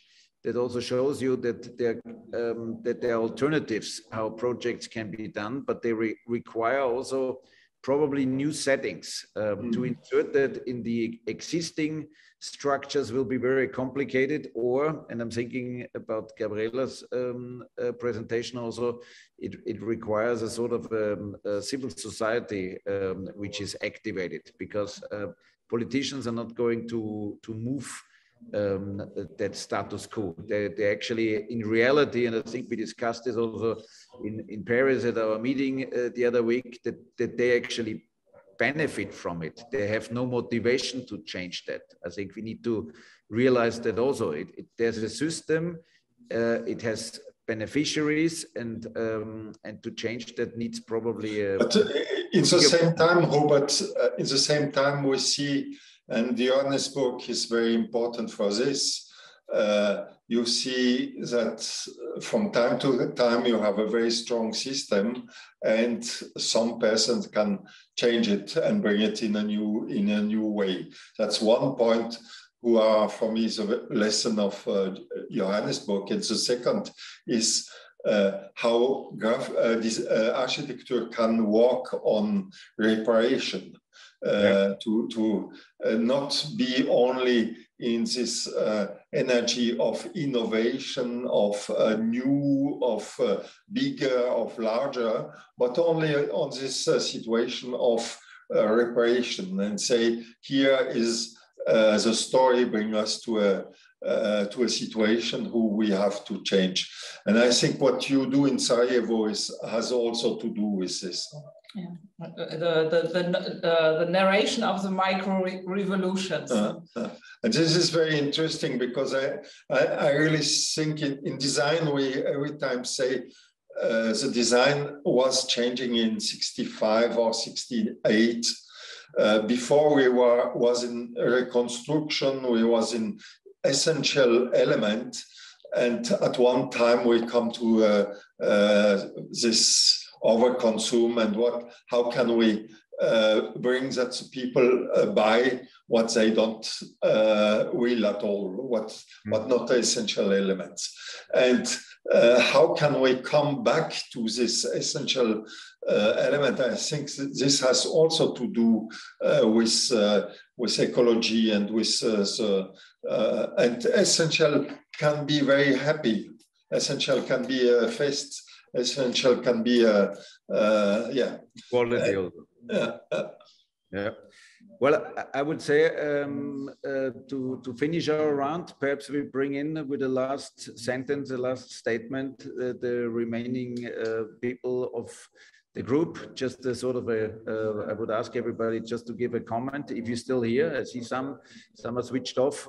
We have to leave here in about 5 minutes. It was a very long day here. We had lots of meetings and presentations. So this is only part of it, not 24 hours, but I understand. So I would ask maybe in the reverse direction, Gabriela to start and work the way up to Anne, just to make a one-sentence statement. Thank you. I would say that we should not leave law and order and economy aside. We should think about it. There are legal proceedings in place just to be used, waiting for the society to wake up and use them. So we need more NGOs than Transparency International and Sherpa. I think they need some support to develop financial, social projects with this financial support. Thank you. Okay, thanks, Gabi. Diego? Well, we've seen conflict. It's all about so many conflicts all over the place. No, but if we think we cannot do and we cannot change anything, then it's not worth to wake up in the morning. So I really believe in what we're doing here, what we're pushing for, and all together with Stronger, that this cultural and educational realms that we can promote it, no, and be initiative somewhere else, no, to bring on board as many people as possible. Thank you to all of you. Okay, thanks, Diego. Melanie? Yes, I just want to say, so we work in a context of global climate change, and I think what this panel shows here today, that interdisciplinary work, working together collaboratively, thinking not in a silo, I'm an architect, I'm a landscape architect, but really also sharing ideas across disciplines is going to be hugely important in the future. Thank you. Yeah, so I think what is important is that we as architects and urban designers are also shaping the digital realm. So I think it is important to bring this attention. Also, you know, when we think about who is writing actually those algorithms which we are using on a day-to-day basis, I think we have to also bring in much more diversity there, you know. All these topics, what we have now, you know, that most of the algorithms which we are using are written by men from the global north, from developed countries. And I think we have to open this to the whole world and really let everybody participate in this world. And I think that's my message today, to really have a diverse, also digital reality. Thank you. Okay. Yeah, thank you to everybody. I think it's been really nice to, like, I don't know, see the different approaches of where people come from. I think we haven't had this opportunity in a very, very long while. But Gabi, I think thank you for the idea of us needing to be hackers. I think that's a very sort of activist and powerful approach. And it really means that we need to start understanding systems and ecologies within systems to actually enact the change. So that's what I really take from that. And I think as designers, we should be, I think design can be a political act as well. I think we should, young people should become a lot more political and activist. And I think that's why we should be in education and why we need to build capacities on all fronts. And, everybody, I think, has a very individual approach to why he does his work. And I think, if we can change one person at the time or the people we are involved in the end, it can be a huge impact. So, yeah, thank you. Okay, thanks. Thank you very much. Thanks to the whole group. And I'm showing you here something which celebrates its 80th birthday. You'll know it. It's the dynamics on the globe from Buckminster Fuller. It works beautifully. It's a provocative idea. It fits very well to 1942 as it fits to 2022. It is non-hierarchical. It's triangulating. You can turn it in every direction. And it gives a new view on the world, which I find is also the whole sense, Rudy and Vera, that you're doing with your events, many of them. So continue doing them. We will continue to join and participate.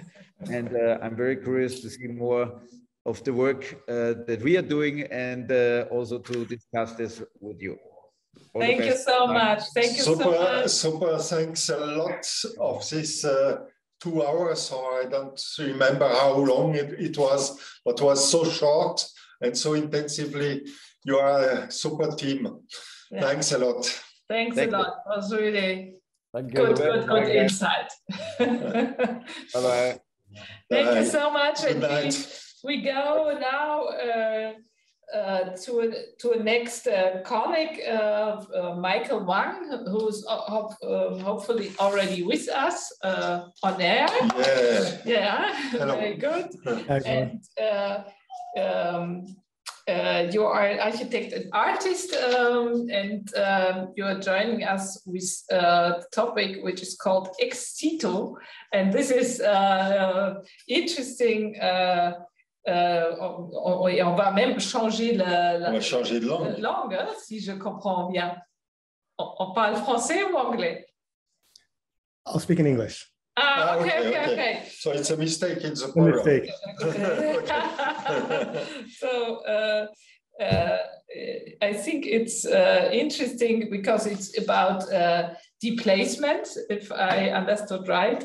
And I think this is very, very interesting because we just had a contribution which spoke about also migration. And I think your displacement is maybe in another context, but it can maybe on the other hand relate, because we already heard today about plankton, which is one of the most migrative power in the lift element. And I'm very curious what kind of insight and angle you will take with this topic. Great, thank you. I'm going to talk about two projects, one that's ongoing, one that I've sort of had one iteration of. And I think of these projects as sort of questions in themselves that kind of open up ways of thinking about the relationship between the kind of human world and the natural world, and kind of bring those relationships into question. The reason I chose ex situ as a kind of theme or title it's because it's a very strange category to me, this idea of ex situ conservation, because it kind of requires a sort of like a known, it requires kind of marking and drawing a boundary around what is the kind of natural context for any species, and then kind of demarcating everything outside of that is somehow offsite and outside of this sort of like natural kind of homeland. And I think with so many things happening at a global level, this sort of sense of homeland is disappearing, partly because of the acceleration of so many changes in the kind of both the natural and the kind of human kind of landscapes. So that question of what is home, what is kind of, what is in situ versus ex situ is sort of some of the questions that are animating the projects I'll talk about, which are both projects that begin with thinking about extinction. I'm just going to share, I'll share slides to present this. Can you see my screen? No, I'm not sharing yet. Not yet. Not yet.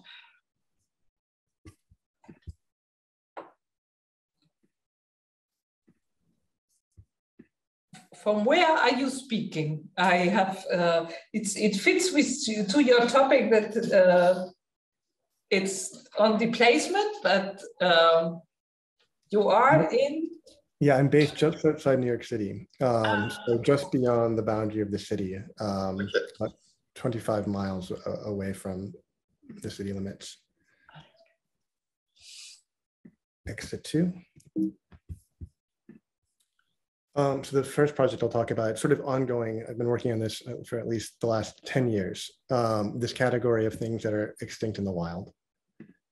And yeah, for me, this is such a strange category because it more than anything, it requires drawing this line between what is natural also and what is unnatural. And so I began a project of kind of charting these displacements from a kind of natural context into the kind of new home for these species that are extinct in nature, which would be in captivity or in cultivation. And I think what's so interesting is that by kind of plotting this displacement or this movement or this trajectory, the kind of new context for these maybe homeless species, all of the kind of distinctions between the human and the natural get very, very blurry. And each species has such a different story that you start to also see some of the very different ways that humans and all their diversity can kind of interact and have a relationship with non-human species. And so what's also interesting about this category of extinction is that sort of, I think for many people, this idea of extinction, just the word itself brings up an image of sort of complete annihilation and loss. But once you are looking at extinction in the wild, that category gets much more confusing. And so this is an image here of ginkgo trees that were planted around a cemetery in China. And this location sort of has been determined through genetic testing to be the likely origin of the ginkgo, because there's the greatest genetic diversity in the ginkgo populations here, which is in the mountains, the Dala Mountains, just outside of Chongqing in China. So these would have been associated with this very, very old cemetery, but still would have likely been planted. And I think what's so strange that the ginkgo is most likely really extinct in a kind of outside of its relationship with humans. But of course, it's become this ubiquitous tree, especially in urban contexts. And this is a ginkgo that had been fairly recently planted in the city of Chengdu in a very new area in Sichuan province in China. But then some of these species were really on the brink of complete disappearance and were only saved through very kind of active conservation measures. So this is the peak in the Pali Coast in Hawaii, where the Brighemia insignis, sometimes called the Hawaiian palm, where the last few of this species kind of clung to this cliffside before they were actually blown off in a hurricane. And up to that point, they were only propagated because conservationists were climbing these cliffs and hand pollinating them with paintbrushes. The disappearance of Brighemia insignis is likely because the pollinator for this species, probably a kind of hawk moth, became either extinct or very, very rare. But then I visited a commercial operation in the Netherlands where this species is being propagated in the tens of thousands as a houseplant. And it's sort of been given this brand name, the Hawaiian palm, where now it's kind of spread across the globe. So despite having disappeared from its essentially its home, the coast in Hawaii. It's now finds this kind of new home as a houseplant spread, in homes in Europe and across the world. And there's something very interesting about watching that shift and sort of understanding the very different kinds of actions that sort of lead to this kind of displacement. This is the site where the axolotl still kind of, they occasionally still find ostensibly wild axolotls in this location, Lake Xochimilco in Mexico City. It's the last remnant of the whole system of lakes and canals that really have largely been drained. And this is at the university there where they are propagating, where they're kind of sustaining the axolotl. And they've periodically made attempts to reintroduce it into this location, but it's really a changed environment with new invasive predators that have been introduced, and the water quality is really changed with like fertilizer runoff from agriculture. I think with this story, I was kind of interested because they're still finding the axolotl occasionally, even though they've become quite rare in this location. But when I thought back to the actual remnants of this lake, which are actually a series of human-built canals dating from the Aztec times, I realized that even this landscape it's hard to call it really natural. So even if the IUCN doesn't classify the axolotl as extinct in the wild, in some way that wild context no longer exists. The very place where this particular species evolved has been changed by humans. And in a way that change even may have at one point been beneficial for the axolotl. So these relationships are very complex. I was doing a residency in Hawaii a couple of years ago, which is why I managed to record the stories of several Hawaiian species. But this is a private ranch on the Big Island of Hawaii. And this is where the last Hawaiian crows were seen in a wild state. And they were actually taken into a captive breeding program from this location. And this is one of these Hawaiian crows in this breeding program where now they've managed to bring the numbers up to around 100 individuals. And they actually recently did try to reintroduce this species, but they found it was actually, they were immediately being eaten by hawks. They're now kind of retrying again to do a kind of training for wild survival. But for now, the species is kind of only persisting in this, this aviary environment. I have a couple more stories and then I'll move on. This is Tenerife. This is where Lotus bertholletii grew wild, and this is a growing actually as cultivated plant in a church on the same island. This is an oil field in Mukhaizna in Oman, and this is where I think in the 60s or 70s the last Arabian oryx were shot and killed, and it was never sighted in the wild after that point. And it's now the place where there's actually an Arabian oryx sanctuary, which actually there's still such a danger of poaching. They're kept behind this barbed wire fence and actually kind of guarded by armed guards 24 hours a day. This is a site in just outside of Taipei, where a kind of rhododendron Kanehiri, the Wulai azalea, grew in this kind of particular very small strip of land that was then completely flooded when they built this dam in the early 80s. Before building it, the last wild individuals were collected, and now they've been kind of planted and maintained in these planters that overlook the kind of the reservoir and kind of the flooded area where they once grew wild. It's a very kind of that displacement is very close, but yet it's such a different context. And this is Nanhaizai Park in Beijing. This was where the Milu, also Elaphurus dividianus, it's a very strange kind of like a deer, and it was kept in this royal hunting ground that was kind of like almost like a preserve in this area. But during the Boxer Rebellion, I think they escaped. They were shot, they were eaten, but a few had been taken to England where they were being raised in captivity. And then more recently, I think in the 90s, descendants of those Milu were now brought back to this Nanhaizai Park, which is now a public park. And so there's a small population of Milu that are kind of returned to the place where they once were living in this royal hunting ground, now a public park. one last story. This is a Tizi-Antishka pass in Morocco, and this is where, in I think 1942, it was the very last sighting of a Barbary lion, which is now kind of it's been recategorized as no longer a subspecies, but until recently it was considered a subspecies of Panthera leo. But this was the last location where it was sighted in the wild. Now there's this, when I visited, they were building a new mountain road through that area. And it's become kind of a symbol for Morocco. And so it has this kind of status around kind of a symbol of the king, of the country. And this very strange conference room at the zoo in Rabat, in the capital. They kept, I think, 5 male lions together in a kind of this almost like display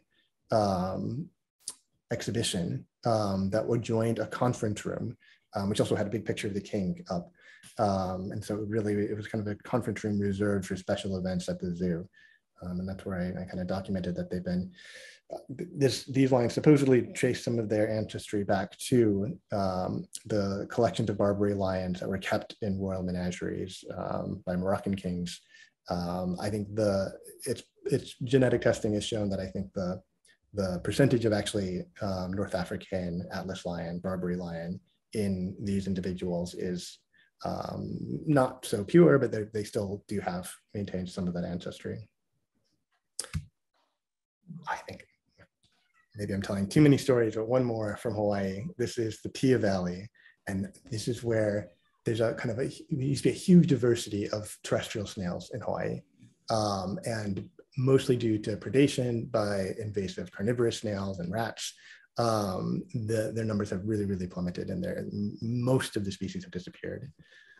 This is a Catanella fulgens, one of these terrestrial snails. There's a group of very dedicated researchers and conservationists who are trying to rescue the small populations that remain of these snails and kind of keep them temporarily, is the plan in this captive breeding program in Oahu. So this was, when I visited this program, this was the entire known population of the species of Catanella fulgens. It was temporarily put into this petri dish where they cleaned the enclosure and gave the snails fresh ohia leaves, which is where they eat a kind of fungus that grows on the surface of the ohia leaf. But there was something just very kind of like incredible to see the entire known world population of the species contained in a petri dish. The sort of speculative side of this work really takes place in art contexts. And here I've been bringing some of these species that are considered extinct in the wild, or even those that kind of, in my kind of revised kind of definition, including the way I describe the axolotl, species that can be considered extinct in nature. I've been kind of bringing these into exhibition spaces, mostly temporarily, in a way kind of thinking of an exhibition space as temporarily becoming one of these nodes in these sort of systems of care that sustain these species, now often in these sort of displaced global networks. So you can see in the background there, the Brigamia, there was an axolotl kept in the enclosure in the front. I was lucky that there was actually at this space, this was the Fondazione Prada in Milan, they actually had an aquarium specialist who had been working with a Damien Hirst piece on staff. And so he was able to kind of provide the right kind of care for the few aquatic animals that were included. Most of the species included plants. So there, you can see in the background, that's the Brigamia again, probably originating from that same greenhouse that I showed you earlier. This is a red-tailed black shark, a kind of fish that was found in the rivers of Thailand, but is actually very common as an aquarium fish now, but all raised in captivity, mostly actually in Thailand. The axolotl. So in kind of bringing these species into these art contexts, I'm also was thinking about the changing nature of sort of changing status of these species from something that could be considered kind of purely natural to something that now could be considered an artifact of culture, whether that's horticulture or agriculture or the pet trade. Somehow these species are now only associated with these human cultures. And I wanted to see if this context, this kind of higher context, could sort of accommodate these kinds of artifacts, just like the way a ready-made might be an object from mass culture brought into the space of high culture. I was thinking about how these living things also have this cultural status and might be elevated into kind of being put on display in these high culture contexts. This is a roof garden at the Swiss Institute in New York, which has a kind of permanent exhibition of some of these species, including the ginkgo. And I also just wanted to kind of put on display the work of human care that is a sort of a necessary part of the persistence and existence of these species. And so the watering of the plants, the kind of maintaining the proper condition, to sort of hyper artifice of those greenhouses indoors is all sort of a way to highlight that kind of very active process of maintaining and caring for these species. That is sort of the way that they persist globally, in a way. There's something kind of strange about seeing this kind of green landscape with the city beyond, the Empire State Building. Franklinia alatamaha, a species that was only known from a small population and was now in the state of Georgia in the US, but now only exists in horticulture. And then the other project that I'm going to consider here, kind of provocation, has a very similar logic to this, but it was very regional. I was looking at local extirpations, local extinctions in the area that became New York City, which is really where I live. And here I worked with the New York Botanical Garden to go through all of the herbarium records so we could compare historic herbarium records with the more recent surveys. So in that process, we could determine for those species that are no longer being located in surveys, what were the very last herbarium collections. And some of those were 100 years old, and some of those were made in the 1990s. But I was just kind of made facsimiles almost of those herbarium collections, but as these watercolors. And I kind of left out all the text and things and bits of tape. So this is Brisinia schreberi, the water shield. And then I went back to the locations labeled on the herbarium specimens to document how that landscape looks today.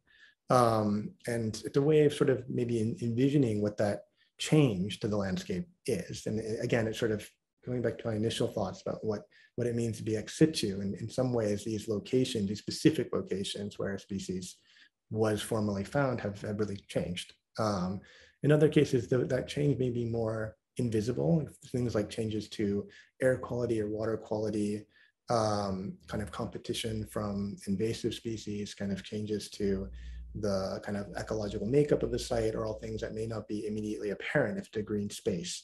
But by kind of recognizing the loss of a particular species in these locations, I think it kind of triggers some thinking about what has changed in that particular location. And this is Silver Lake on Staten Island, which is where that particular specimen, that last collection of Brisinia schreberi was made.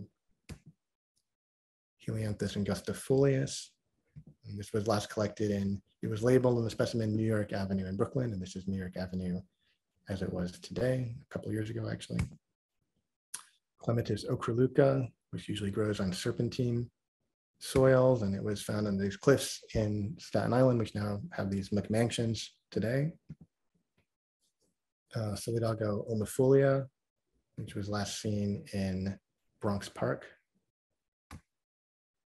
Epigea repens, which was collected in Prince's Bay in Staten Island. And the Stera marina eelgrass, which used to form these sort of vast meadows in New York Harbor, but because of the kind of new layer of black muck associated with higher nitrogen levels, it's no longer can grow there because it really grows on sandy bottom, gravelly bottom waters. But it was last collected. This is Jamaica Bay in Queens.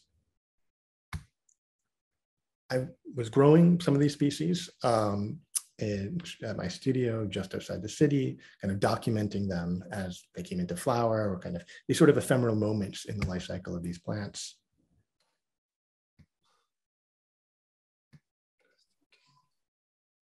And then similarly, I brought them kind of back to New York in an exhibition on Governor's Island, just south of Manhattan.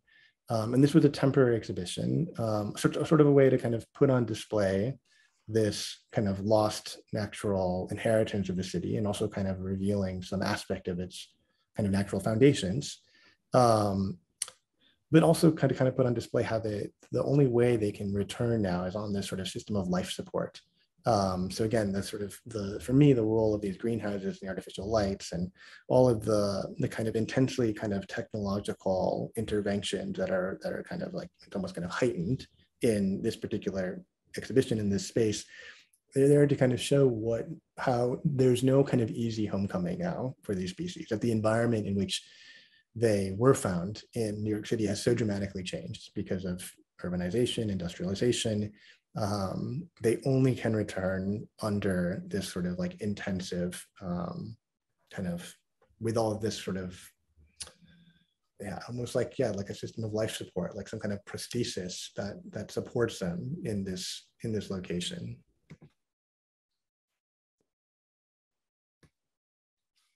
A lot of them are still seedlings. A number of the species were bog and wetland species because so many of those wetlands have been drained in New York. And so really, really a huge number of wetland species are no longer found in New York City.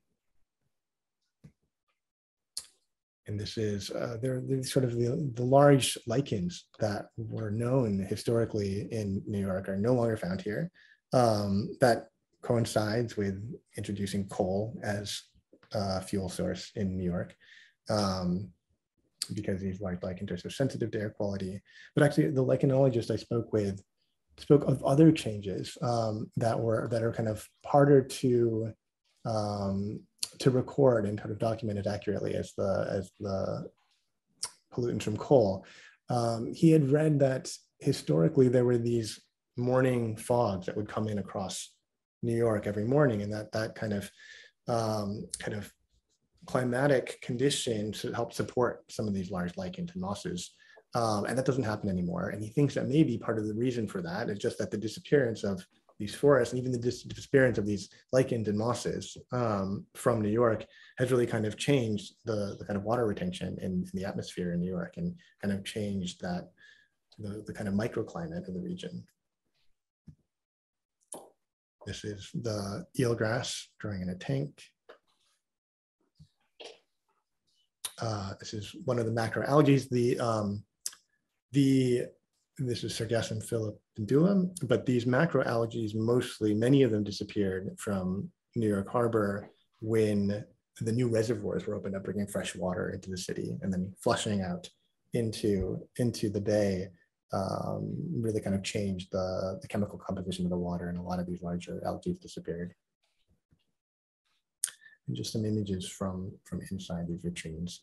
And so at the end of the exhibition, these individual plants were actually kind of adopted by green spaces in New York City, and kind of taken under the care of these city gardeners. And so the idea was they could be returned in a way, but in this very provisional sense, and that they're returned but under this active care.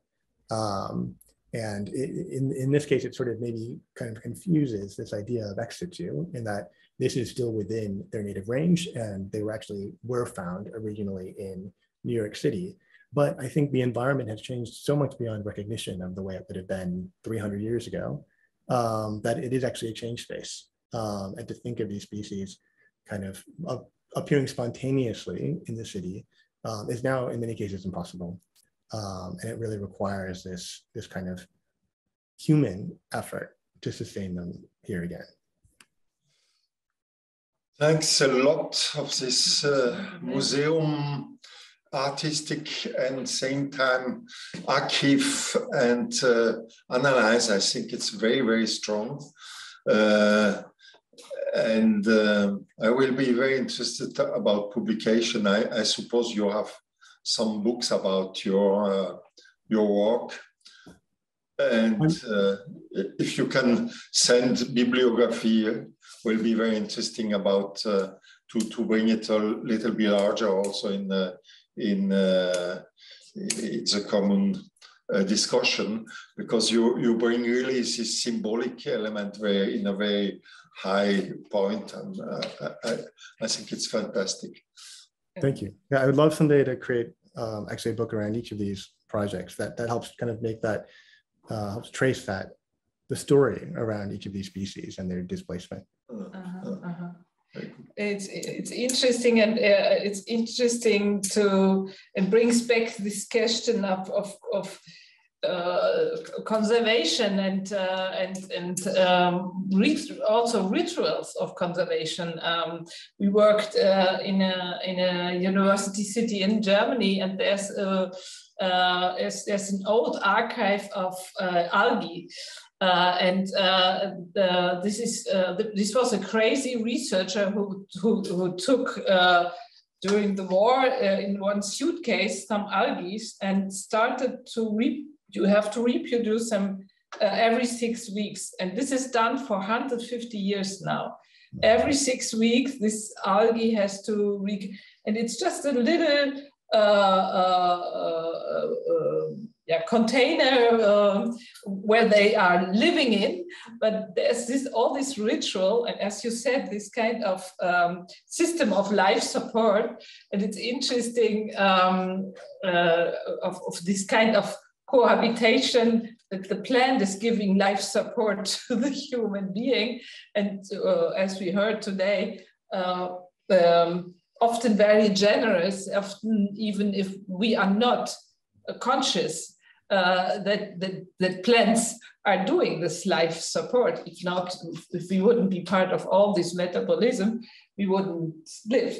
And interesting is that you are schematizing the other way around, how we are doing this kind of survival aid to the plant. Yeah, and sometimes it's, I think I'm so interested in how ambivalent this is, that on the one hand, there is a sort of giving care. On the other hand, there's sort of like this violence of uprooting something and displacing it. And always with these extinctions in the wild, we're kind of haunted by the fact that in almost all of these cases, it is directly or indirectly these sort of other human actions that extirpated the species from its former home. So kind of trying to hold these things together it's very ambivalent. And actually, the first story that drew me to this category was the extinction of the aurochs, the ancestor of cattle.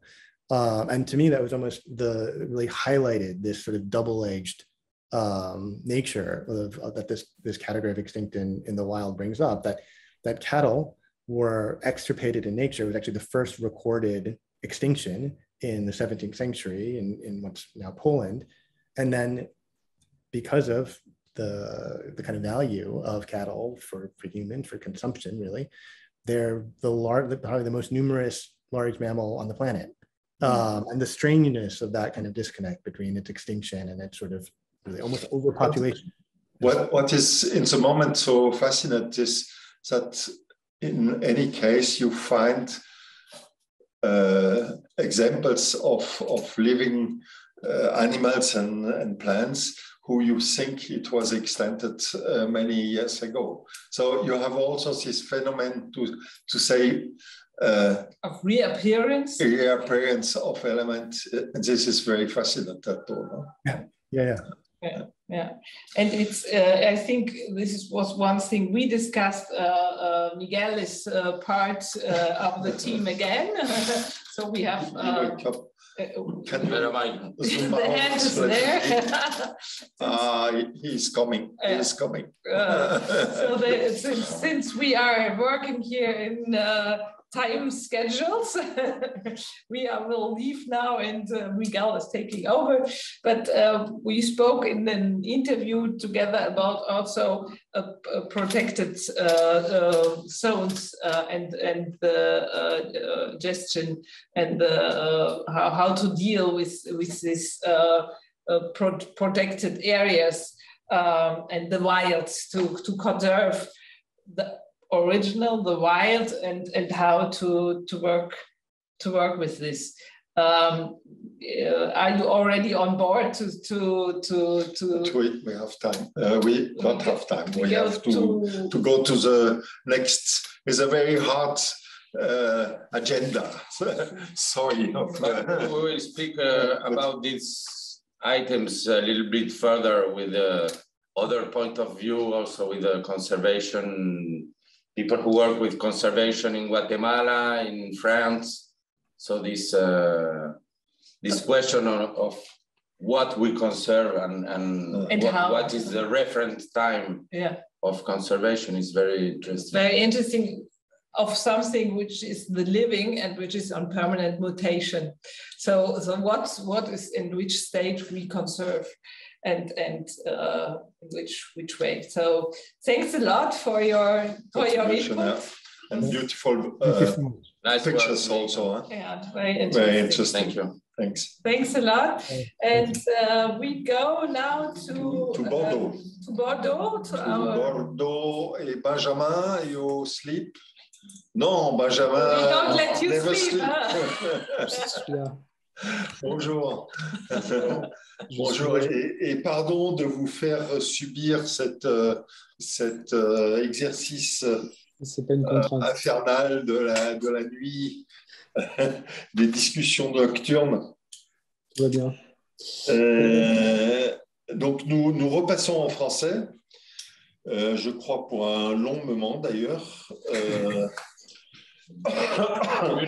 Une heure. Au moins. Une petite heure de Bordeaux. Et nous allons parler un tout petit peu du Grand Parc et du parc, de ce lieu. Je trouve que c'est un lieu qui maintenant a une histoire. Je crois que c'est le démarrage, c'est dans les années 70. 70, c'est ça. Mais on sent bien qu'il y a eu... qu'on est presque à la 3e, 4e génération de ce lieu emblématique d'un certain urbanisme, avec bien entendu une rénovation importante de l'Acaton-Vassal.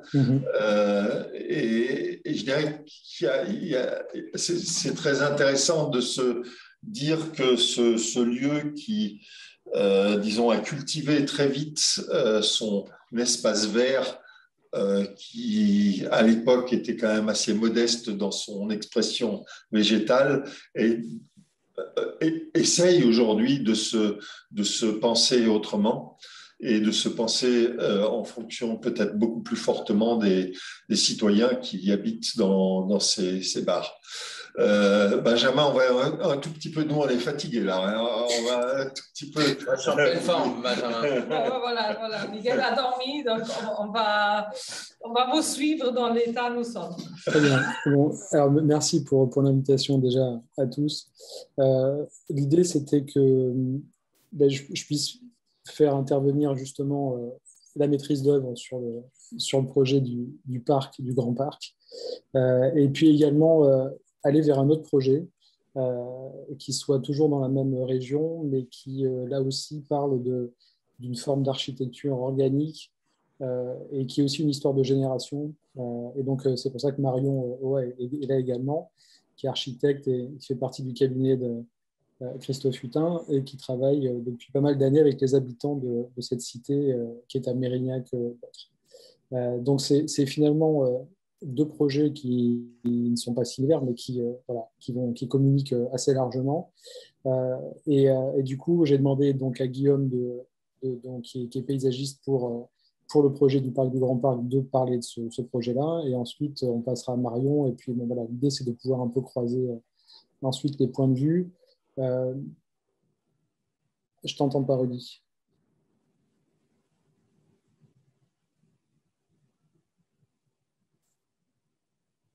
Ok, ça marche. Mais vous m'entendez? Ok. Ah, ça y est, je vous entends à nouveau. Oui.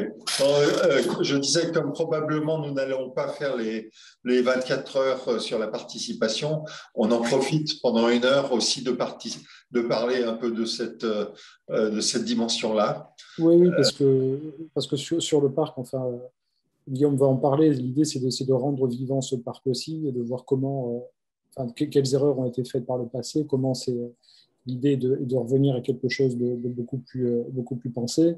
Et c'est vrai qu'à un moment, je vais aussi parler du travail qu'on fait en termes de signalétique et de mobilier, qui est aussi lié à ça, lié par des ateliers avec les habitants, par voilà, une réflexion qui est aussi une réflexion intergénérationnelle, parce que le Grand Parc, ça fait partie de ces quartiers qui aujourd'hui sentent qu'il y a quand même une tension entre l'ancienne génération et la nouvelle.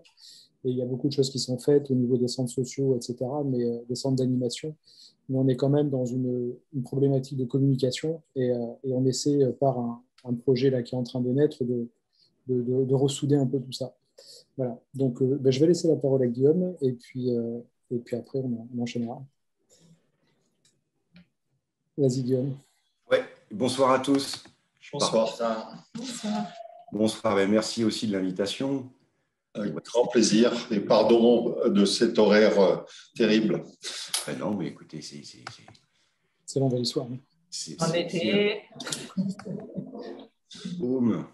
Voilà, je vous partage la première image. C'est l'image qu'on a partagée pendant tout le processus de prise de connaissance avec la métropole bordelaise. En fait, cette image, elle exprime assez bien ce qu'on souhaitait faire et ce que souhaitait faire la ville. C'est-à-dire que tout d'un coup, on ne le voit même plus. C'est que tout d'un coup, ce grand ensemble urbain, on imaginait qu'il pouvait être balayé, qu'il pouvait être revitalisé par une force qui n'était peut-être pas une force bâtie, qui était peut-être une force vivante, mais quelque chose de tout à fait plus organique. Ce que je voulais dire sur Grand Parc comme ailleurs, c'est que tous ces processus, toutes ces tentatives, toutes ces installations en faveur du vivant, voilà, je pense qu'il faut être très, très modeste par rapport à ça et vraiment toujours remettre en perspective que c'est des propositions, que c'est des envies, que ce n'est jamais des certitudes et que ça se passe rarement comme prévu et que c'est tant mieux, que c'est ce qui fait tout l'intérêt de la chose, c'est que voilà, tout ce qui est vivant, évidemment, les êtres humains, la biodiversité, faune, flore, obéit assez rarement à ce qu'on lui propose, s'empare certaines fois des propositions et certaines fois pas du tout. Alors c'est le cas encore une fois sur Grand Parc comme ailleurs, hein, on est de plus en plus, nous comme tout le monde, aidés, soutenus par des partenaires de plus en plus spécialisés en agronomie, en écologie, en sociologie. Et pourtant, on n'est jamais à l'abri de grandes surprises. Voilà. On peut travailler sur des palettes végétales tout à fait communes sans jamais voir une des plantes qu'on a plantées se développer. On peut développer des habitats pour les animaux extrêmement savants avec des partenaires écologues sans jamais voir la moindre espèce s'y installer. Et là, sur le Grand Parc, il y a toute une installation sur les glissières et les enfants jouent à côté des glissières parce que finalement, ça glisse, les glissières de toboggan, finalement, ça glisse tout aussi bien. Et donc, c'est intéressant et voilà, de voir que voilà, on est là en termes de propositions, on espère que ça va marcher, mais ce qui est intéressant, c'est finalement la surprise qui en résulte. Et le vivant, ce n'est pas un domaine comme les autres qu'on peut planifier, qu'on peut organiser, sur lesquels on peut tenir beaucoup de promesses, parce qu'il a des logiques qui lui sont propres, qu'on découvre petit à petit, mais on est vraiment, vraiment loin de toutes les connaître et toutes les appréhender. Donc voilà, vivant d'abord, mais modeste d'abord, parce qu'on ne fait pas ce qu'on veut, quand on veut, avec les types de vivants qu'on veut. Ça, c'était la première chose que je voulais dire. La deuxième, c'est que le vivant, c'est quand même une notion qui est très, très différente pour chacun d'entre nous, très, très différent pour chacun des utilisateurs, et que forcément, ça génère ça peut générer des accrochages. Et donc, du coup, vouloir rendre un espace vivant, c'est aussi tout d'un coup un petit peu dérégulariser, se mettre un petit peu en retrait, en observateur, et donc les lois qui régissent habituellement l'espace public. Si on veut tout d'un coup que le vivant soit primordial dans ces espaces-là, je pense qu'il faut tous qu'on se détende un petit peu et que ça participe de la tolérance et des usages différents des uns et des autres. Pour revenir au sujet qui nous concerne directement, le Grand Parc.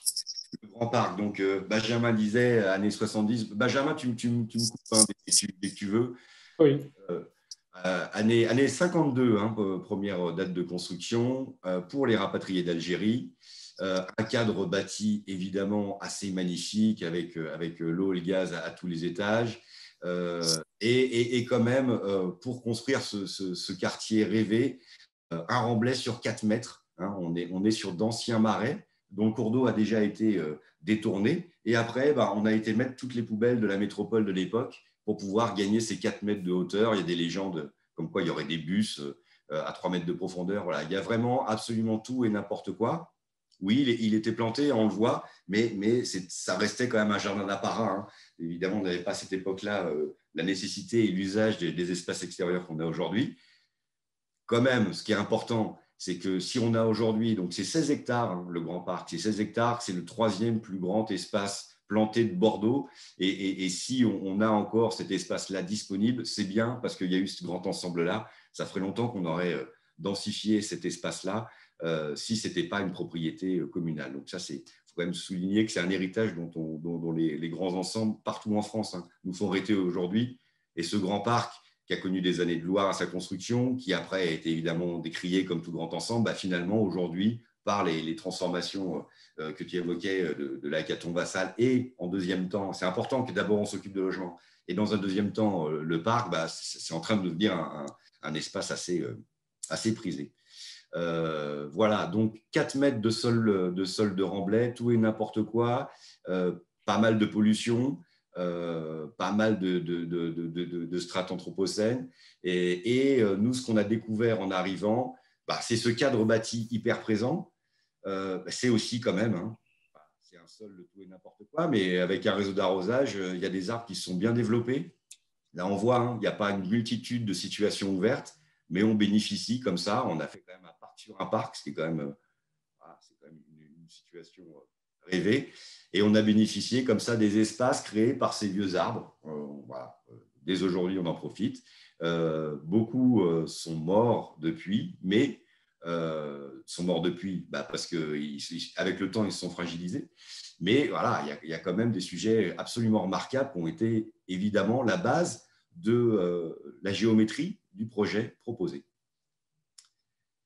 Voilà. Donc en fait, il y avait tellement d'espace dans ce parc quand on l'a découvert que voilà, les allées faisaient 4 mètres de large et puis les pelouses, c'était 3 terrains de foot. Il n'y a quand même pas grand-chose de proposé. Mais voilà, un espace du coup qui était assez libre au projet. Un problème quand même d'une présence permanente finalement du cadre bâti monumental, mais tout le temps, pas de moyen de s'y échapper.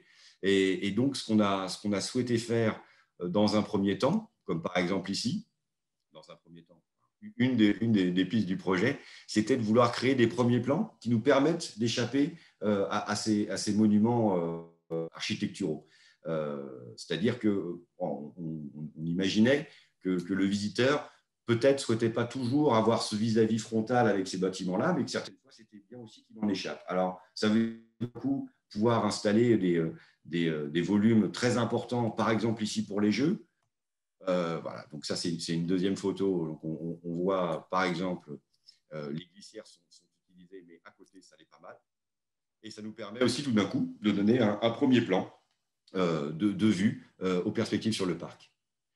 Voilà, c'est le même principe. C'est aussi d'autres volumes qui sont là plutôt des volumes de grappes qui tout d'un coup cassent l'échelle des bâtiments. Et puis, il n'y a pas que les installations au centre du parc, il y a évidemment le travail sur tout ce qui est la lisière, évidemment épaulé et appuyé sur la végétation existante, donc des grands sujets, ou bien aussi complétés par une strate aujourd'hui basse, mais qui a pour but aussi de prendre le relais de ces végétaux qui un jour vont dépérir, toujours dans des massifs protégés, parce que on sait la fragilité des végétaux et on sait l'envie des habitants et des utilisateurs de bénéficier le plus d'espace possible. Donc, si les espaces, à notre sens, ne sont pas protégés, ils sont fragilisés. Donc, tous les espaces ici sont protégés.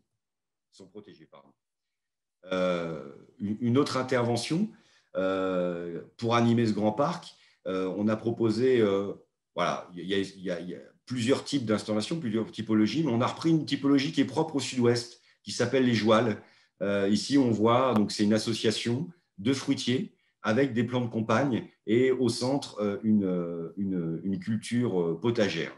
Alors, c'est des associations ancestrales qui n'ont plus trop lieu, mais qui ont permis aux associations du quartier qui, elles, voulaient pouvoir avoir des terrains encore de pouvoir vraiment aller sur ce terrain. Et donc, du coup, ça devient une cogestion entre les habitants, ces associations, sous couvert des espaces verts de la ville.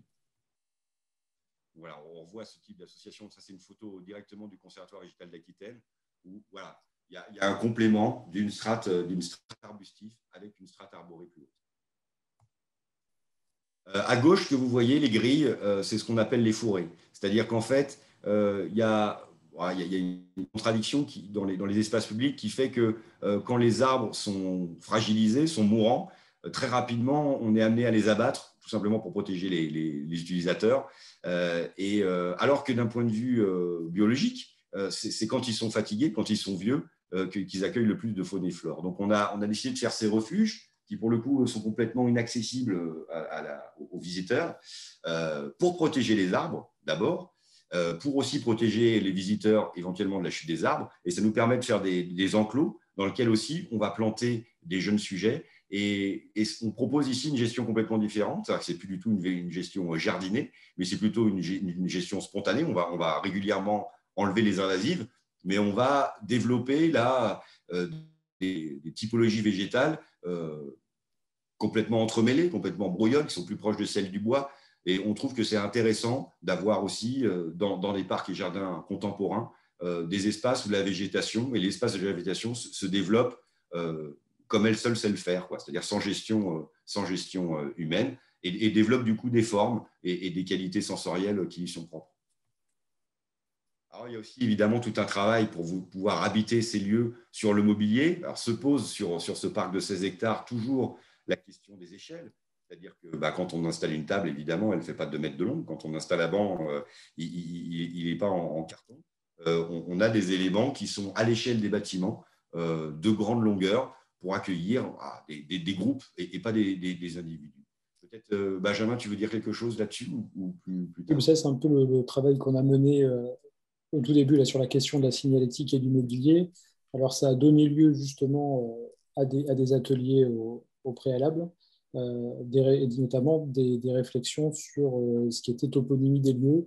C'est-à-dire que le travail de signalétique et de mobilier a démarré par un travail commun avec un groupe d'habitants. Et l'idée, c'était de déambuler dans le parc, d'en appréhender donc les usages, les flux, voir comment les personnes se déplaçaient dans ce lieu, le traverser pour aller d'un bout de Bordeaux à l'autre, passer par des boulevards, quel était leur chemin, quels étaient leurs chemins quotidiens, etc. Et de réfléchir aussi à la question de la toponymie. Et donc, c'est là qu'on a vu aussi, on a eu des témoignages d'habitants qui étaient là depuis déjà pas mal de temps, et qui se souvenaient de mots clés un petit peu d'usage par rapport à des quartiers, des morceaux, on va dire, de grands parcs. Et c'est ce qui nous a permis justement de développer un vocabulaire spécifique sur les différents plans qui sont en train d'être mis en place là. Prochainement, on va voir tout à l'heure des maquettes sur les images où on est en train de placer justement des maquettes à l'échelle. Donc tout ce travail est en train de se faire. Mais donc cette réflexion autour des couleurs, autour des mobiliers, autour des éléments de signalétique, toponymiques ou autres, ont été réalisés dans ces ateliers. Et je reviendrai sur la question des ateliers à la fin, là, sur un autre projet qui est en cours. Je te laisse poursuivre, Guillaume, peut-être. Voilà, juste un exemple ici. Voilà, on est évidemment, comme je l'ai dit, avec pas mal de partenaires, dont certains spécialisés sol paysage sur la question des sols. Juste un petit extrait pour vous expliquer les sols qu'on a pu trouver en place, finalement très très peu fertiles, très drainants, pollués à certaines occasions, puis très argileux dans le fond. Bon, le travail a consisté de façon rigoureuse à pouvoir, quand on avait besoin de déblayer pour planter des végétaux, à trier l'ensemble de ces substrats pour pouvoir les réutiliser et les assembler différemment dans un second temps. L'idée, c'était zéro export, zéro apport de terre, simplement un apport de compost pour enrichir les sols extrêmement drainants. Voilà. Donc, en fait, c'est un jeu de millefeuilles, hein, pour aboutir d'un sol pauvre, drainant, à finalement un sol fertile, confortable pour les végétaux. On a travaillé sur un deuxième aspect qu'on ne connaissait pas jusqu'à présent, qui est les zones de prospection racinaire. À savoir que chaque arbre connaît un diamètre de développement racinaire qui est à peu près égal à 12 fois le diamètre du tronc. Alors, ça a l'air un peu technique, mais l'intérêt, c'est que du coup, c'est extrêmement déterminant dans la géométrie du projet. C'est-à-dire que le but est de jamais venir auprès des racines parce qu'on risque de fragiliser ces arbres pas bien portants, anciens. Et donc, du coup, alors là c'est encore un extrait de plan, mais jusqu'au chantier, finalement, le dessin des allées a été conditionné par l'emplacement des racines dans un premier temps, mais jusqu'à l'emplacement des branches, c'est-à-dire qu'on ne passe pas sous n'importe quel arbre, et sachant que même tailler des arbres de cet état-là, qui pour certains ont près de 70 ans, 70 ans j'exagère, plutôt 50 ans, c'est risqué. Donc en fait, ce qui était intéressant, c'est de pouvoir finalement constituer les espaces en fonction des arbres existants et la nouvelle géométrie du parc en fonction des arbres existants. Donc ça, c'est Benjamin, je te donne la parole sur la signalétique. Ça, c'est ce que je disais tout à l'heure, c'est ce travail sur les plans, ce travail un peu de zoning et de dessin fait à la main pour cette signalétique. Donc, c'est des éléments métalliques là, qui vont venir se greffer sur le béton, et la partie écrite en bas va être réalisée par un peintre en lettres. Voilà, l'idée, c'est de pouvoir comme ça répartir par des zones, par des couleurs, et d'avoir des entrées de parc, d'avoir véritablement des mots aussi génériques qui viennent à chaque espace. Donc, on a des zones pour les jeux qui s'appellent les grimpeurs, on a un espace qui s'appelle la fusée, dont on parlera tout à l'heure. On a aussi l'espace des jouals, où on explique ce que sont les jouals. Voilà, on a tout un tas d'éléments comme ça écrits, dont justement le sens, enfin le contenu a été défini avec les habitants en concertation, et également pour le plan, on a repris des mots qui étaient d'usage comme la prairie centrale, il y avait aussi la prairie au chat, enfin il y avait comme ça des noms un peu de code visuel qui revenaient parmi les habitants, ceux qui étaient installés depuis un petit moment, et tout ça on a conservé un bâtiment qui s'appelle l'escargot aussi, enfin voilà, des noms comme ça d'usage qui ont été gardés. Donc ce travail à la fois sur le fond et sur la forme.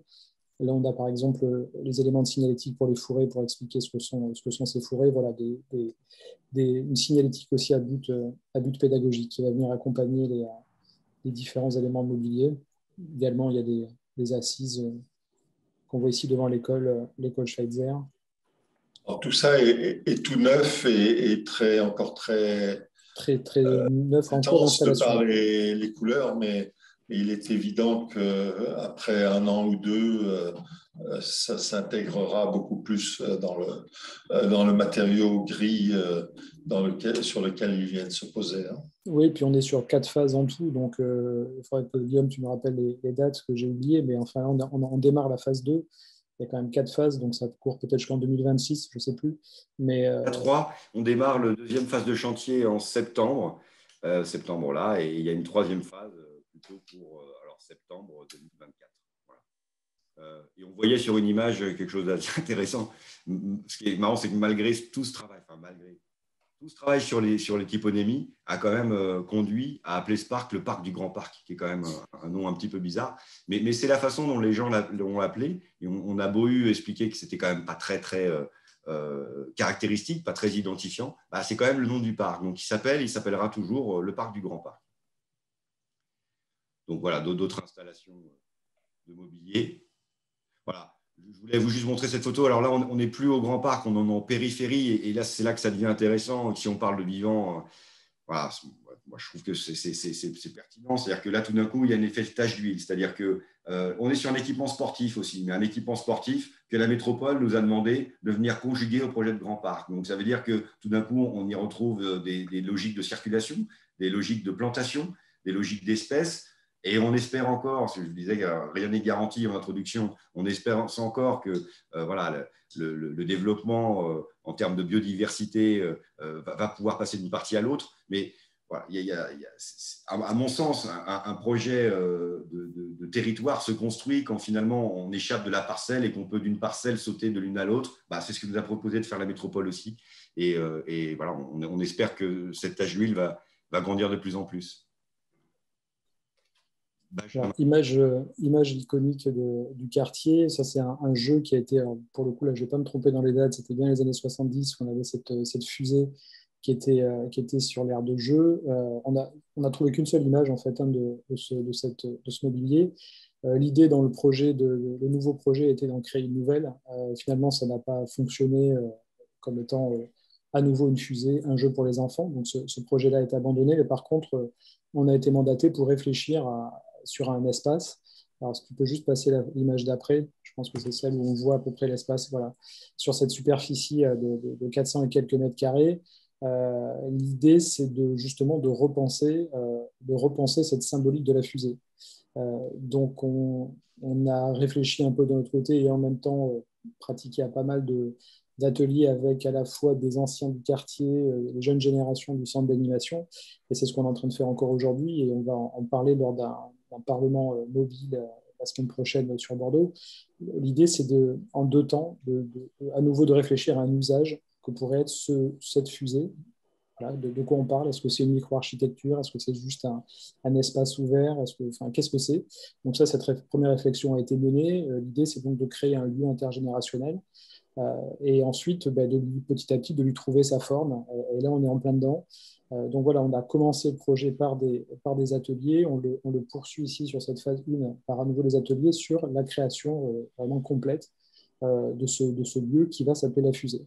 Donc, ce qui est intéressant, c'est une sorte d'arbre à palabres. Exactement, c'est-à-dire que l'idée de départ, c'était ça, c'était d'avoir cet élément un peu central, ce signe un peu fort du parc qui puisse justement drainer pas mal de passages et être aussi vecteur de création d'événements, une espèce de scène aussi un peu ouverte et publique.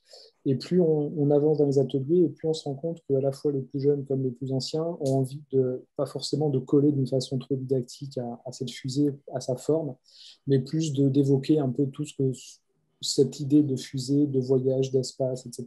peut aussi contenir comme élément de compréhension.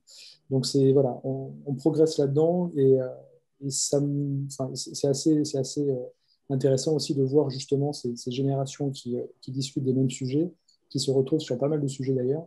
Et c'est ce que je disais tout à l'heure, c'est-à-dire qu'on essaie quelque part un petit peu, de façon un peu peut-être utopique, mais en tout cas de combler peut-être par moment ce fossé qui existe entre ces générations. C'est ce qui est constaté sur ce quartier et bien d'autres. Mais voilà, c'est une façon de se rappeler qu'il y a une fusée à une époque et qu'on la réhabilite d'une façon plus contemporaine et pour le coup en mettant l'usage vraiment comme un élément de priorité, quoi.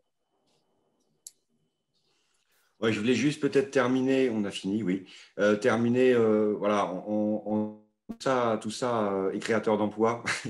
Ce que je veux dire, c'est que les espaces vivants, les espaces plantés se développent beaucoup dans les métropoles et c'est tant mieux. Pour l'instant, à Bordeaux comme ailleurs, ils sont confiés à des gestionnaires qui font ce qu'ils peuvent avec les moyens qu'ils ont. Les moyens de gestion sont toujours beaucoup moins importants que les moyens d'investissement. Et donc, ils sont vite débordés. Et donc, quand ils nous voient arriver, ils sont contents parce qu'ils voient qu'il va se passer de nouvelles choses, mais en fait, assez moyennement contents parce qu'ils voient surtout la charge de travail supplémentaire qu'ils vont avoir. Et je pense qu'il est quand même temps de réhabiliter la figure du jardinier, c'est-à-dire qu'effectivement, on n'a plus des jardiniers, on a perdu en termes de savoir-faire, on a perdu en termes de nombre de personnes. Et donc, tous ces espaces, comme je disais, c'est quand même que des propositions. S'ils continuent à être gérés par des gens qui n'ont pas les moyens, qui n'ont pas le temps de les gérer, je pense qu'on ne va pas arriver à grand-chose. Il est vraiment temps que la figure du jardinier urbain se réinvente, se reforme, se requalifie et se développe. Donc voilà, vivant d'abord, oui, mais on ne fait rien en fait. On n'a encore rien fait quand on a dessiné ce parc-là et quand on l'a planté. Tout se fait sur la gestion et sur le long terme. Et pour l'instant, je trouve que les métropoles sont un petit peu faibles à ce sujet. Voilà. Merci Guillaume. Grand merci. Moi, ce que je relève dans votre présentation, c'est qu'elle est manifestement très contemporaine et très actuelle. C'est un peu ce qui nous a animés dans la présentation de cette exposition. Je pense qu'on aurait été incapable de produire ou d'écouter un discours pareil il y a 15 ou 20 ans, par le simple fait que c'était d'autres regards sur ce type de quartier et qu'aujourd'hui, on est nombreux à travailler avec cette attention, on va dire, pour le vivant humain dans ces contextes-là avant tout. Et moi, j'aime beaucoup ta remarque de dire qu'en fait, on ne fait que des propositions sur les travaux qu'on est en train de faire, sur les recherches sur ces questions de nature en ville ou comment installer cette nature en ville. On décrit un peu une génération martyre qui est celle qu'on installe pour que des séries végétales plus spontanées ou ayant moins besoin de gestionnaires puissent se développer, elles, dans d'autres termes. Donc, la conception du paysagiste elle-même va avoir tendance à s'effacer dans le temps au bénéfice de quelque chose qui se gère de façon plus relationnelle, on va dire. Je pense qu'à terme, les ganivelles vont disparaître. Il y a toute une série de traces comme ça qui ont été imaginées par le concepteur qui vont laisser place à cette nature plus stable. Et c'est vrai que la figure du jardinier, elle est souvent problématique dans ces contextes très institutionnalisés.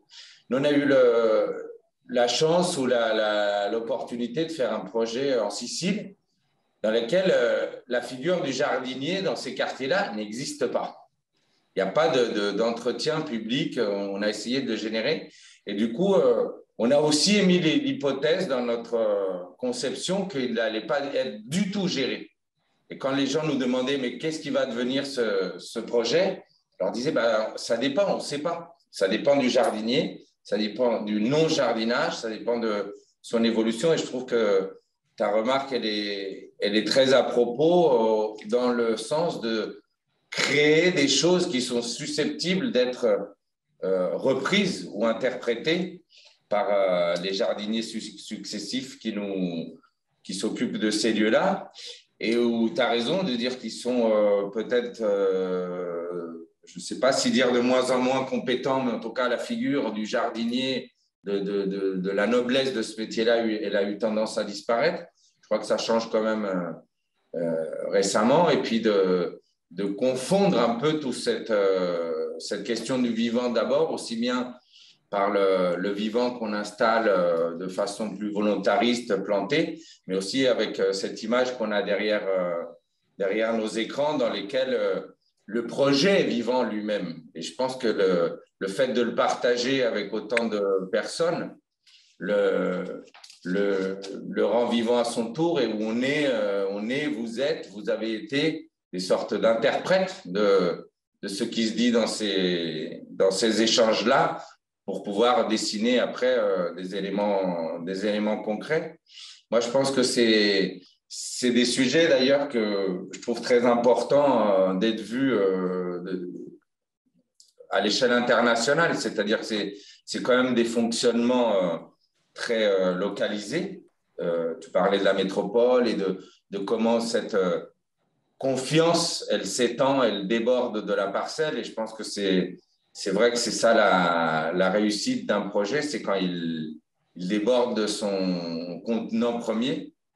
Et j'espère pouvoir le suivre, ou en tout cas avoir des nouvelles après, pour savoir comment vous allez évaluer ou comment ça va être reçu, cette nouvelle génération d'aménagement. Je pense qu'il faut aussi garder la mémoire de ce que c'était et de l'énorme différence entre parce que je trouve que tu l'as présenté même un peu trop gentiment, mais c'était quand même une surface horizontale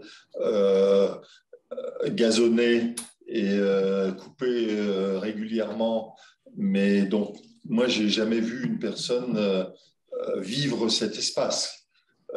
Et donc on a la transformation, elle est énorme aussi, hein. Elle est comme tu le dis, on ne sait pas trop où on va, mais en même temps, elle est énorme.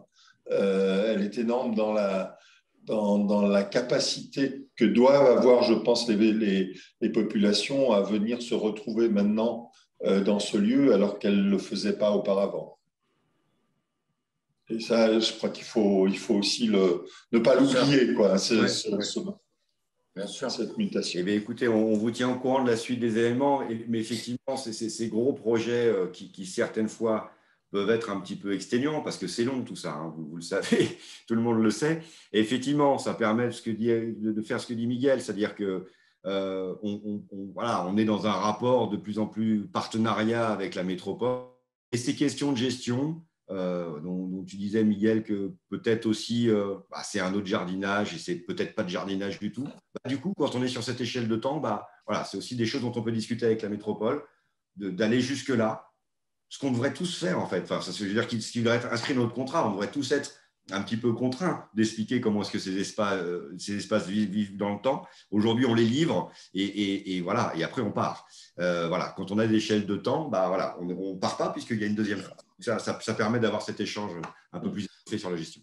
Ça, tant qu'on est dans une dimension un peu franco-française, ça fait partie des luttes qu'on essaye de mener au sein de la profession, qu'on vous invite à partager avec vos maîtrises d'ouvrage, c'est de pouvoir rallonger les missions de paysagistes en amont sur les études préalables. C'est souvent trop rapide et on nous demande d'avoir des convictions trop vite par rapport à la connaissance du terrain, etc.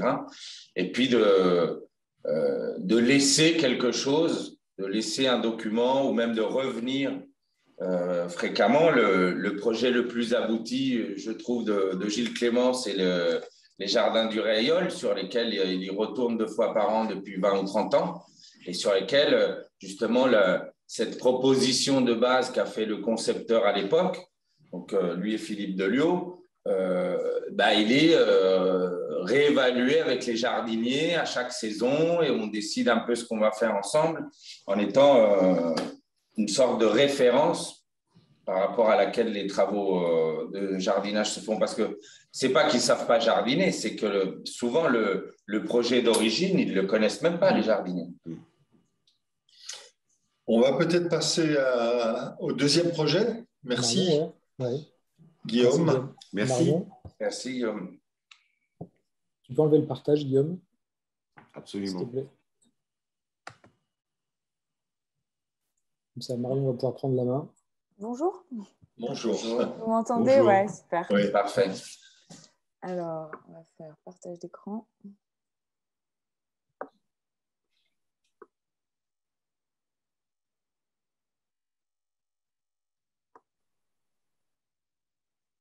Donc, le titre de ton intervention, c'est « Ils habitaient avant l'arrivée des architectes ».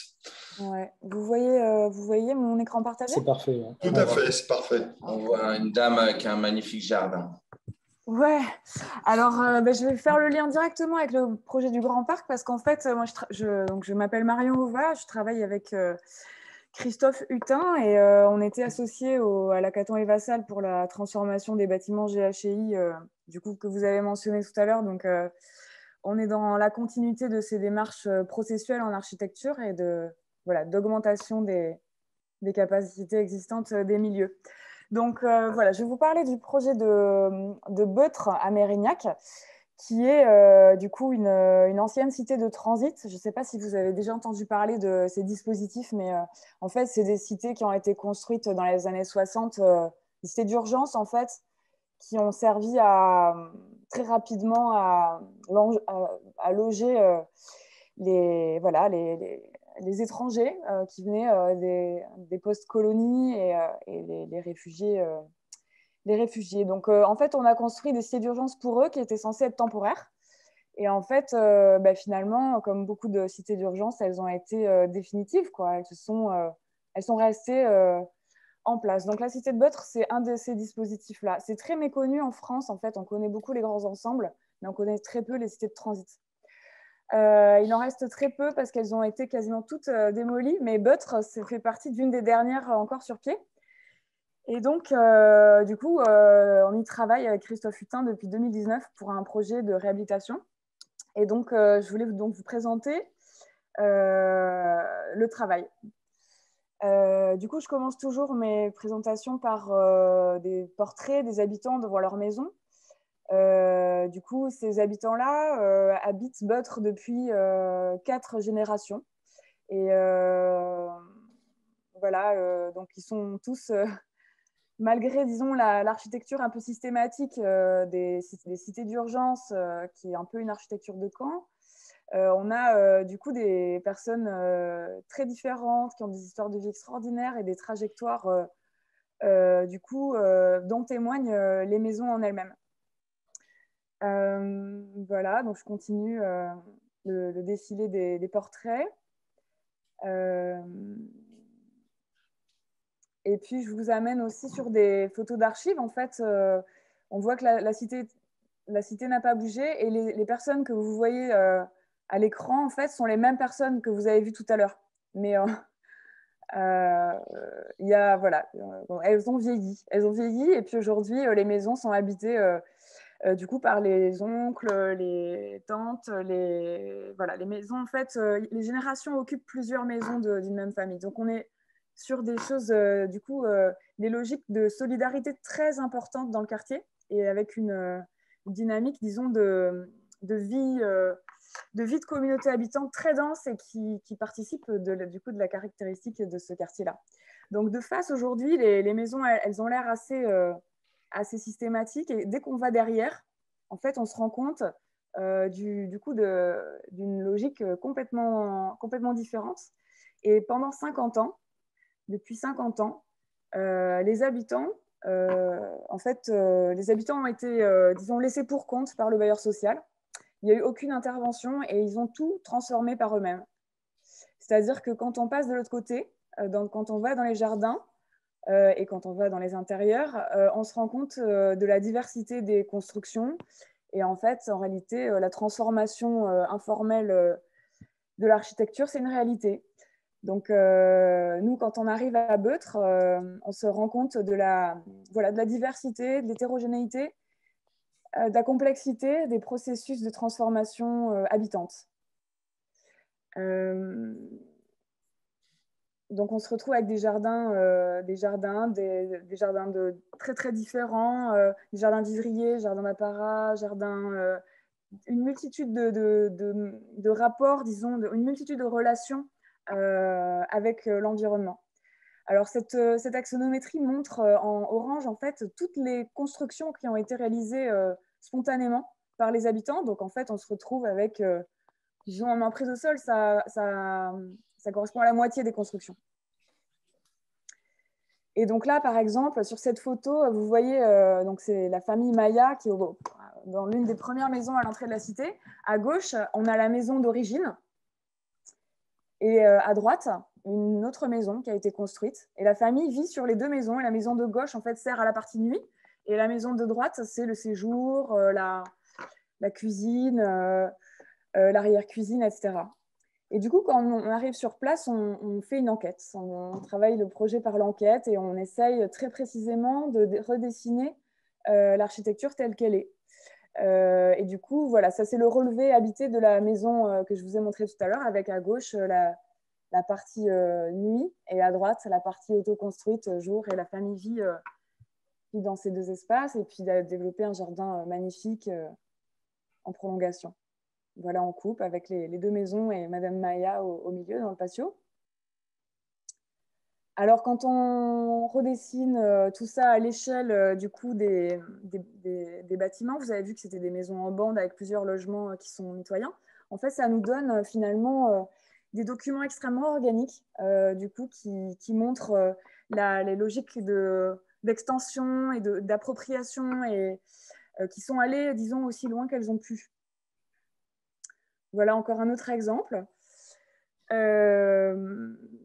Voilà, j'aimerais insister aussi sur le fait que les architectures se transforment non pas par la force et la capacité des individus, mais surtout parce qu'il y a une solidarité de quartier en fait. Les maisons sont les plus agrandies parce que les habitants sont les plus reliés les uns aux autres en fait. Donc, contrairement à une idée un peu répandue actuellement qui valoriserait les capacités individuelles à produire les espaces, en fait, là, c'est vraiment une action collective. Alors voilà, donc nous, on travaille comme ça, c'est-à-dire que la maison qui est derrière, là, vous voyez, c'est numéro 53, et c'est la maison qu'on occupe dans la cité. Et on travaille sur place tous les jours au contact, disons, du réel, de la réalité des habitants et des besoins des familles. Et du coup, on connaît les histoires, on connaît les problèmes, on peut continuellement, disons, mettre à jour aussi nos connaissances et puis surtout négocier au cas par cas ce qu'il faut faire dans chaque maison, parce que vous avez vu que chaque maison est différente. Donc, on développe une méthode… Je peux vous couper? Ouais, la mission que vous avez, c'est celle de rénover. Comment arrivez-vous à faire qu'il n'ait pas de peur par rapport à votre intervention? Bah, écoutez, c'est un travail de tous les jours. Parce qu'en réalité, les habitants, ils ont une grande défiance historique vis-à-vis du bailleur social. Et nous, eh bien, on travaille à refaire un peu du lien et à recréer de la confiance et puis à créer de la familiarité aussi. Et aussi, on est disponible, c'est-à-dire qu'en fait, ils viennent nous voir dans la maison, ils vérifient les plans, on accroche aussi les documents au mur. Donc, en fait, c'est un travail de construction de confiance et de visibilité. Donc, on est... Après, c'est des méthodes qui existent depuis Lucien Kroll, Patrick Bouchin. C'est des méthodes qu'on appelle aujourd'hui la permanence architecturale, qui sont connues, mais du coup, qui sont extrêmement opérationnelles, en fait. Du coup, nous, on le voit... on a une mission, effectivement, de transformation architecturale, pas une simple rénovation, mais une transformation dans une optique... dans l'optique que vous connaissez au Grand Parc. Et en plus, on a une mission, disons, que le bailleur appelle médiation, mais donc, que nous appelons enquête ordinaire ou disons permanence, quoi. Voilà. Du coup, on multiplie les modalités. Juste, pardon, excuse-moi de te couper parce que ça me semble fondamental. Ouais. Cette mission d'accompagnement, elle est née avec la mission d'architecture ou elle s'est révélée utile après? Comment... Alors, parce que là vous faites, en gros, vous faites de l'assistance au cas par cas pour chaque famille. Oui, alors ça, c'est nous qui l'avons décidé. Au départ, le bailleur a commandé une mission de réhabilitation basique avec en plus une médiation, mais ça veut pas dire grand-chose. Donc nous, notre diagnostic hyper précis des dessins que je vous ai montrés, je vais vous montrer aussi d'autres documents, en fait, a prouvé qu'il fallait répondre au cas par cas, tellement les maisons étaient devenues différentes. Donc il y a 93 logements, 93 jardins, et chaque situation est différente. Et donc, on adapte au cas par cas 93 projets. Bon, après, l'objectif, c'est quand même de rationaliser au maximum la conception parce qu'on travaille avec des ingénieurs et des artisans. Donc, il faut qu'on garde tout le monde et que ce soit opérationnel. Mais disons qu'on développe des outils qu'on arrive à partager et à rendre efficaces. Je continue avec les images. Du coup, alors, en plus de faire les plans sur mesure, on est aussi dans les espaces extérieurs. Et vous parliez tout à l'heure de l'importance des jardiniers. En réalité, on travaille en équipe. Donc, moi, je suis l'architecte référente sur place. Et la personne que vous voyez à gauche, là, c'est Jean-Baptiste Poineau, qui est jardinier in situ aussi, qui fait le même travail que moi, mais qui fait un travail d'enquête également sur tous les jardiniers existants de Beutre, tous les habitants jardiniers. Et donc, par exemple, pardon, je reviens. On a construit une serre qui permet d'être un lieu de centralité, un lieu d'accueil, un lieu d'échange de savoir-faire, un lieu d'échange de services aussi, et puis un lieu nourricier parce que les habitants viennent se servir et puis contribuent, viennent s'abriter quand ils veulent. Donc ça... Et puis c'est aussi un lieu d'apprentissage et de transmission des personnes âgées vers nous et puis nous vers les plus jeunes aussi.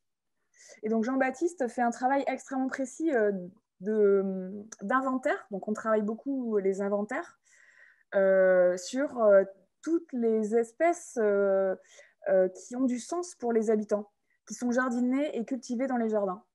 Donc on ne fait pas un inventaire un peu exhaustif, disons objectif, on fait un inventaire des plantes affectives.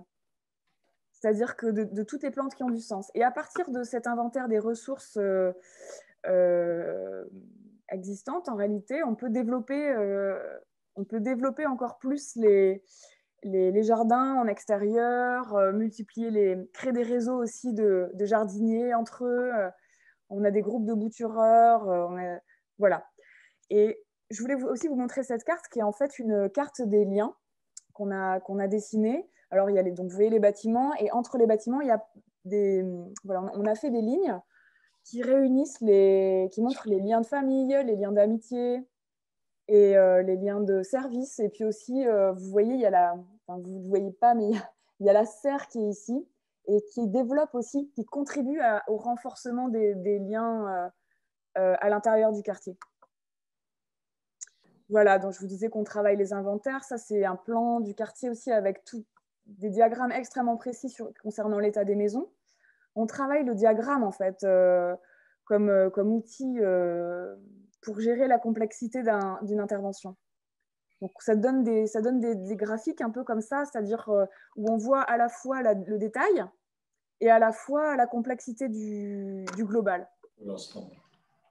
Et pendant qu'on fait ça, les habitants continuent les travaux chez eux.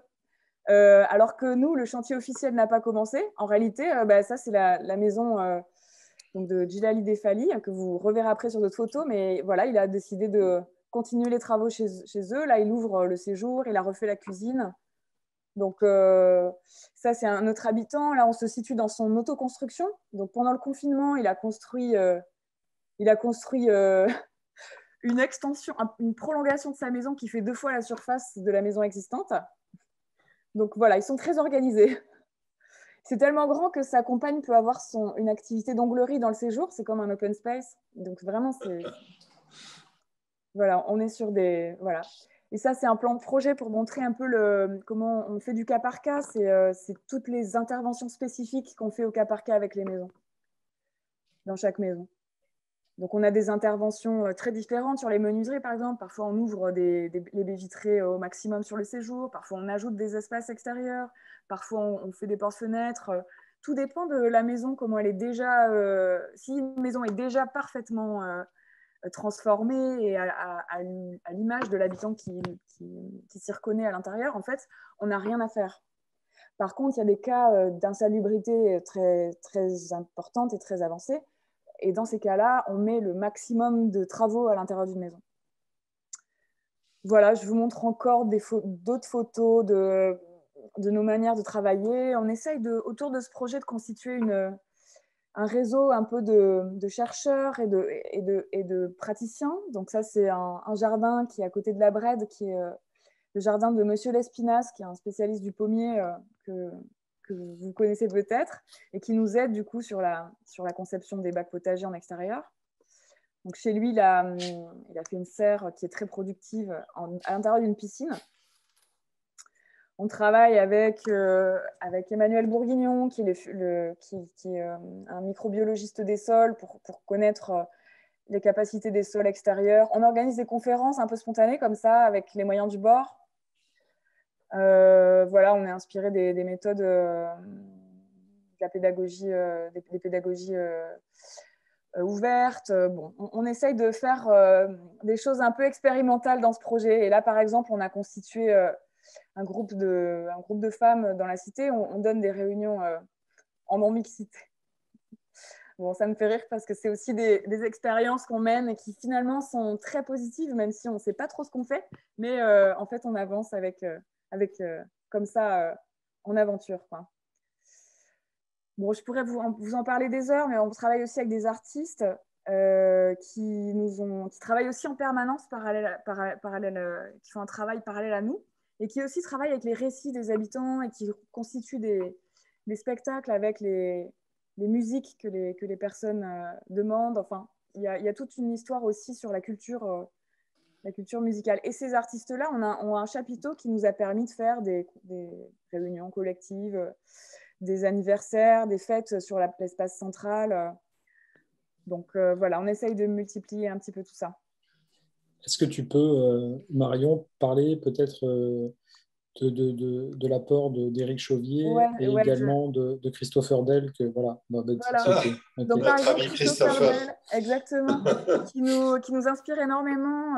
Alors peut-être avant de parler de Christopher Dell, je vais, comme tu dis, introduire avec Éric Chauvier, qui est un anthropologue, qui est un anthropologue et écrivain, et qui dans son travail essaye de mélanger, disons, la raison littéraire et l'enquête anthropologique. Donc c'est un anthropologue qui écrit des livres.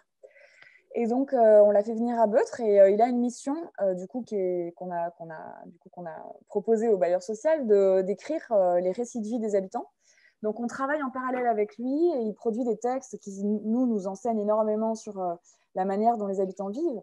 Et du coup, ça enrichit, ça tente de nourrir l'expérience, en fait. Donc, voilà pour Éric Chauvier. Et puis, Christopher Dell, c'est aussi un ami de longue date. Et on est aussi très inspiré de son livre « La ville comme partition ouverte », parce qu'à Beutre, en fait, l'improvisation de l'espace... eh bien, c'est une réalité.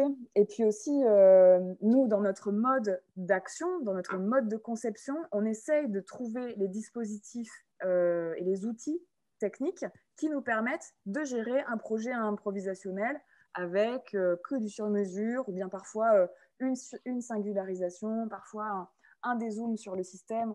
Donc, en fait, on travaille le diagramme dans le projet, quoi. Et donc, c'est pour ça qu'on est, voilà, on est en lien avec Christopher Dell. D'ailleurs, on est aussi en lien avec Jacques Rancière qui est venu à Beutre pour nous parler d'égalité. C'était d'égalité entre les savoirs, c'était parfait. Et puis voilà, je voulais finir là-dessus. Donc, on a été l'année dernière, on était commissaire pour l'exposition du pavillon français pour les communautés à l'œuvre à la Biennale de Venise. Et donc, on a fait venir sur ce plateau, vous voyez Christopher Dell à droite, et puis à gauche, qui prend le micro, c'est Djilali Defali que vous avez vu dans les travaux tout à l'heure en train de casser le mur de sa maison. Donc, en fait, on fait venir en fait, des expertises différentes, du coup, qui se rencontrent et qui créent les conditions d'altérité, quoi, et puis de l'augmentation du savoir qui nous transforme tous, parce que, voilà, donc de ce projet, on a quand même appris beaucoup, on apprend tous les jours. Voilà. Superbe, un superbe projet. Ouais, un grand bravo. Je ne sais pas si moi j'ai très envie de partager ma surprise et d'admirer tout ce travail d'équipe que vous avez fait. J'ai l'impression qu'on a déployé une sorte de Dream Team là pour en fait s'affronter à la domesticité, à la banalité du monde la plus totale, comme l'est finalement la majorité de la planète. Et en fait, c'est extraordinaire de voir que ce type de situation-là, aujourd'hui, que ce soit dans le nord de l'Afrique ou en Amérique latine ou en Inde, c'est vraiment de très loin la majorité des cas d'autoconstruction, de prolongement, de solidarité entre quartiers, de conflits, tout ce que vous avez découvert à travers ces outils que vous découvrez tout en les faisant. Et j'ai l'impression que c'est ça que j'admire, c'est que vous êtes volontairement mis dans le cas d'un apprentissage. C'est-à-dire qu'au lieu d'avoir cet architecte qui s'invite chez moi, qui doit me dire ce que je dois faire, vous êtes mis au service du vivant. Vraiment, je trouve que c'est parfaitement en adéquation avec le sujet et la rencontre entre ce vivant domestique, la famille, les enfants, l'histoire de chacune des familles qui doit être très particulière et dans laquelle j'ai l'impression, je n'ai pas été sur place, qu'il y a vraiment un respect, une attention de votre part par rapport à cette continuité du récit familial ou du récit domestique, de comment s'organiser les choses, alors que pourtant, parfois, et très souvent et trop souvent, l'architecture, elle est synonyme d'une certaine violence qui est imposée par rapport à un quartier ou la transformation d'un espace anciennement agricole. Et là, je suis flatté par votre vision de votre propre métier qui en donne une de ses meilleures visions. Je trouve que c'est vraiment l'architecte au service de l'habitant. Ben merci d'interpréter ça comme ça. Ça me plaît comme interprétation. J'ai qu'une demi-heure, mais ça aurait pu durer 2 heures, je pense. Oui, ce que je trouve, c'est que il n'y a aucun souci. Juste au-delà de ça, je trouve que c'est vraiment un cas très important à enseigner. Je pense qu'il faut le raconter dans les écoles. Et il faut, tout à l'heure, Guillaume parlait de modestie par rapport à son travail de paysagiste. Je pense que derrière tout votre travail, malgré qu'il y ait énormément d'inventivité, de recherche sur vos outils à vous, il y a une vraie modestie quant à la place de l'architecte qui est là plus pour disparaître que pour se faire voir finalement. Ouais. Du coup, c'est vrai que parfois c'est très incompris en fait comme démarche parce que c'est pas démonstratif, c'est pas extractif, c'est pas... Voilà. Donc, parfois, on nous demande, mais vous faites quoi, en fait? C'est quoi?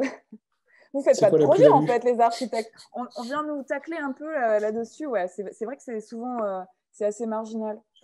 Mais, et pour rebondir sur la question de l'enseignement, en fait, à partir de ce projet, moi, je suis en train de finaliser une thèse, du coup, que je soutiens en septembre, là. Et je pense effectivement que ça se théorise, ça s'explique et ça peut s'enseigner. Et du coup, voilà, moi, c'est mon projet, quoi, de continuer là-dedans. Merci beaucoup. On est obligé de continuer. On est bon au niveau timing, je pense. Vous êtes très bien. Vous êtes très bien. Merci. Merci encore pour l'invitation. Timing et des très beaux projets dans le cœur même du sujet pour démultiplier un peu les expériences, les actions. Ça, c'est quelque chose qui nous tenait énormément à cœur aussi, c'est de ne pas être que sur un constat un peu défaitiste par rapport à l'état de la planète, mais de raconter aussi toutes les expériences qu'il y a et de pouvoir les partager, que d'autres personnes dans le monde puissent vous voir et qu'on puisse les partager avec eux. Et ça va être très, très important de voir tous ces apports-là, même s'ils sont un peu fractionnés dans notre format, mais que bout à bout, je pense qu'il y a des choses absolument essentielles qui sont dites là. Bravo et puis à très bientôt. Merci. Merci. Bonne nuit. Il faut aller danser maintenant. Ciao. Bon courage. Au revoir. Salut. Bonne soirée, Bordeaux. Merci, vous aussi. Nous allons donc passer à Fernando Ocampo. Et je vais laisser un peu Esteban mener la discussion en espagnol, puisque c'est ce qui est prévu. Vale, juste si on peut arrêter les partages d'écran, je vais juste... Ouais, qu'on puisse... C'est bon, voilà, c'est parti. Hola, hola. Hola, hola, ¿cómo Buenas estás? noches, Santiago. Buenas noches. Buenas noches. Están allá de madrugada, parece, ¿no? Sí, café. hay que entretenerlo. Ya estamos, Sí, claro. son las 2 de la mañana por acá, pero bueno, ya vamos pasando, ya hemos pasado por varios lugares, estuvimos en Sarajevo, estuvimos en Medellín, en Brasil, bueno, ahora llegamos ya a Santiago. Cool.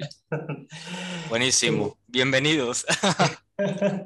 Y bueno, presentamos entonces a Fernando. Fernando es arquitecto y director creativo y yo creo que con Fernando vamos a hablar de un tema interesante que tal vez hemos tocado de manera transversal un poco, pero no directamente en las conversaciones que hemos tenido. Ahora Fernando nos va a contar un poco el trabajo que él hace en Chile, que es sobre todo un trabajo muy importante. Bueno, ahorita nos contarás con los jóvenes, con la cuestión de las redes sociales, de cómo justamente volver a traer el verde a las ciudades, ¿cierto? En ciudades latinoamericanas como Santiago, por ejemplo, en donde vemos que los desarrollos urbanos, pues efectivamente han corrido la frontera de lo verde, la frontera de lo vivo.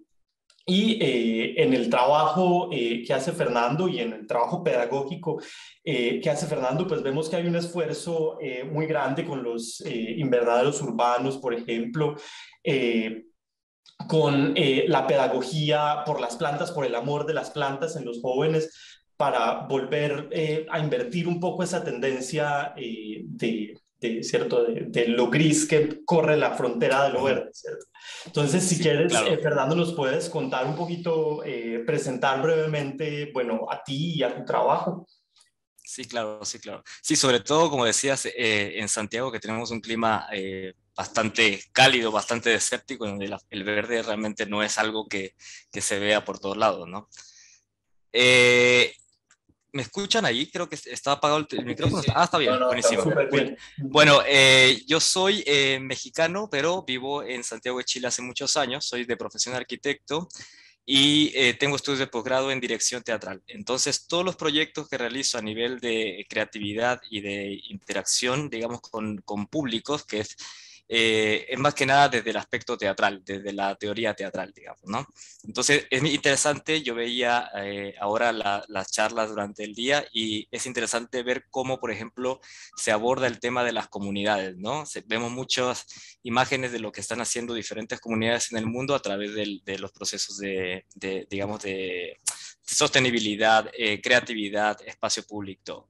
Un tema que a mí me apasiona mucho tiene que ver con la idea de las comunidades, pero virtuales, ¿no?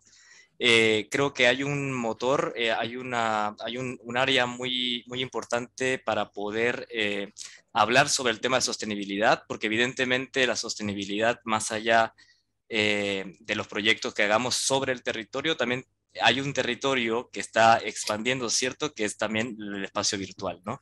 Y los jóvenes de hoy en día, tanto millennials como centennials, están, digamos, habitando esos espacios que no son tan físicos, independientemente de que lo que necesitamos es que el verde vuelva, ¿cierto?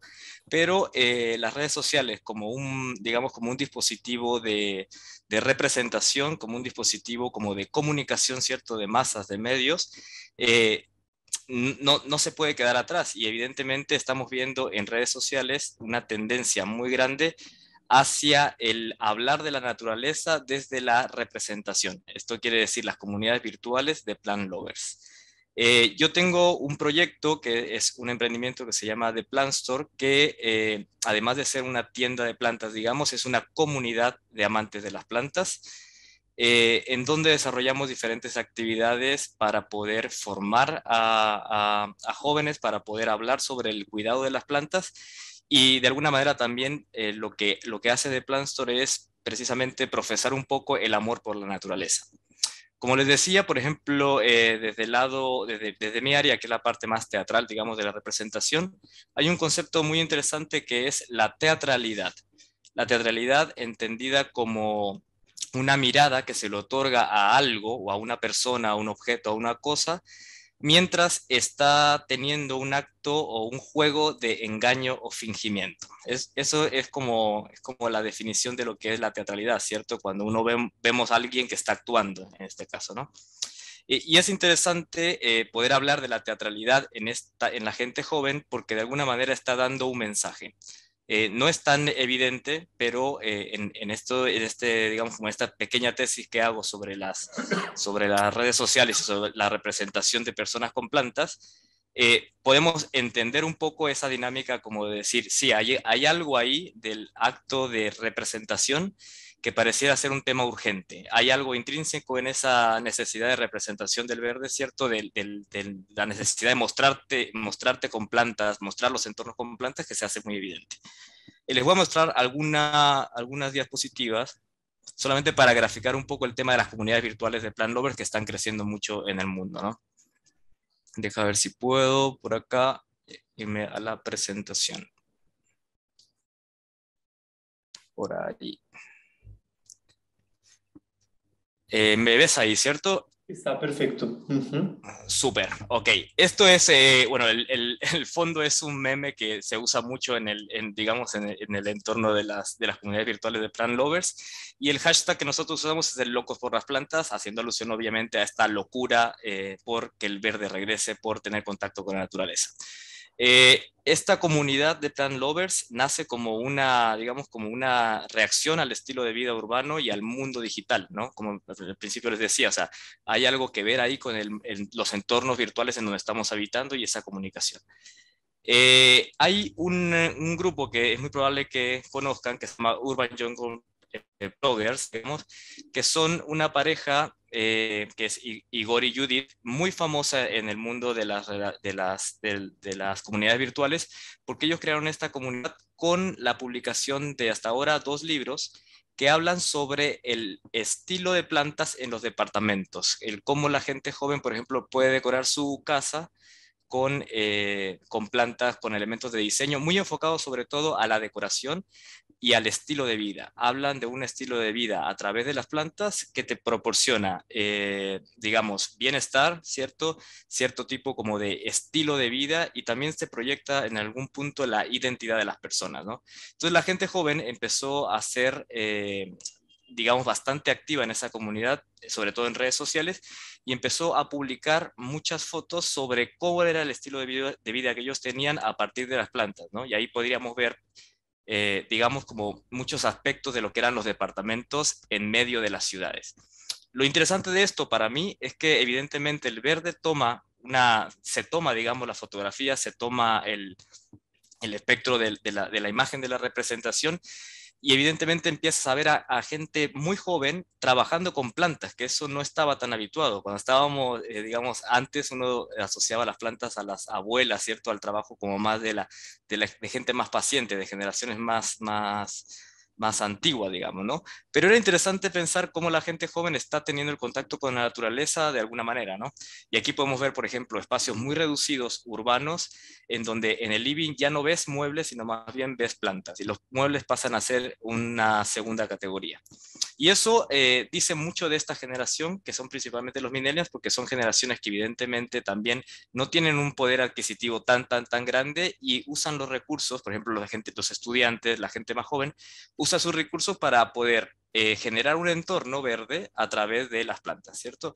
Las plantas tienen, evidentemente, en la psicología del color, digamos, como una significación en función del bienestar, ¿cierto? De la paz. En la literatura, el verde está asociado mucho a la esperanza. Entonces, hay algo de ese espectro, digamos, del espectro de los colores, en donde el verde queda en un punto de equilibrio, en donde da una sensación de bienestar. Estas son un tipo de publicaciones de esta comunidad gigante que tiene más de 1.200.000 personas activas generando el contenido. Lo interesante es que estas generaciones, o sea, este blog, por ejemplo, se nutre a partir de las publicaciones de toda la comunidad. Entonces es una comunidad súper activa en donde están constantemente publicando fotografías con el uso de su propio hashtag. Entonces es una comunidad que se alimenta en sí misma e se inspiran entre ellos para poder decorar sus espacios. Pero hay algo interesante cuando también empiezan otro tipo de comunidades, digamos, que también tienen que ver con el amor por las plantas, pero en donde se introduce digamos, como una noción más teatral del hecho de ser un plant lover. Y es acá, por ejemplo, como la cuenta Boys with Plants, que en el fondo usa el cuerpo masculino en algún punto, o sea, las mismas personas, lo sabemos que los millennials son personas que están súper enfocadas en la parte del narcisismo, ¿cierto? De la representación de su propia figura, de su propia imagen. Y acá lo que se hace es prácticamente, de alguna manera, erotizar el cuerpo masculino, pero en función de una jungla. Es crear una jungla urbana y tener como actuante principal no solo las plantas, sino los hombres, ¿no? Esta comunidad la creó un chico llamado Scott Kane, que vive en Australia, y que hace también publicaciones, digamos, impresas, en donde muchos de los suscritos quieren aparecer. Se vuelve una especie de objeto de deseo. Hay algo ahí como con el hecho de que te publiquen, que es muy de las generaciones más jóvenes, ¿no? Hay otras cuentas, por ejemplo, como Boys and Girls with Plants, que siguen la misma lógica, pero tienen un lenguaje mucho más inclusivo, en donde también, digamos, publican a mucho más personas, ¿no? Lo divertido de esto, lo interesante, creo yo, es que uno ve en esta especie de, digamos, de imágenes, de publicaciones, que la gente joven realmente vive rodeada de plantas, ¿no? Y cuando uno piensa el problema medioambiental, cuando uno piensa esta falta de verde, realmente en las redes sociales tú no ves ese problema, ¿no? Y estas comunidades son muy ricas, por ejemplo, en términos de comunicación, porque entre ellos mismos se van pasando datos, ¿no? Hablan de cuidado de plantas, hablan de cómo decorar el espacio con las plantas, hablan también de ciertos lenguajes. Entonces se convierte en toda una masa crítica de información, en donde empiezan a investigar sobre especies, empiezan a investigar sobre tipologías de plantas, y se convierten realmente en coleccionistas, ¿no? Por ahí dice Walter Benjamin, por ejemplo, que el coleccionista realmente es la persona más importante para un objeto, porque en el fondo ve más allá de él, o sea, lo mantiene como una especie de posesión, ¿cierto? Entonces, yo creo que al tener más coleccionistas en el mundo entero, con esta creación de estas comunidades más grandes, lo que va pasando es que hay un cierto cuidado con el medio ambiente. Evidentemente, las generaciones más jóvenes, los millennials, los centennials, son generaciones que nacen con circunstancias dadas de un medio bastante deplorable, ¿no? Como bastante en decadencia. Y creo que en este nivel, pensándolo como representación teatral, como teatralidad, hay algo que nos están diciendo esas imágenes llenas de verde, que es digamos, la carencia de lo que falta en el mundo, ¿no? O sea, hay algo ahí que llama la atención, que gatilla mucho la empatía cuando uno ve a personas jóvenes rodeadas de plantas, porque evidentemente te das cuenta que no están así.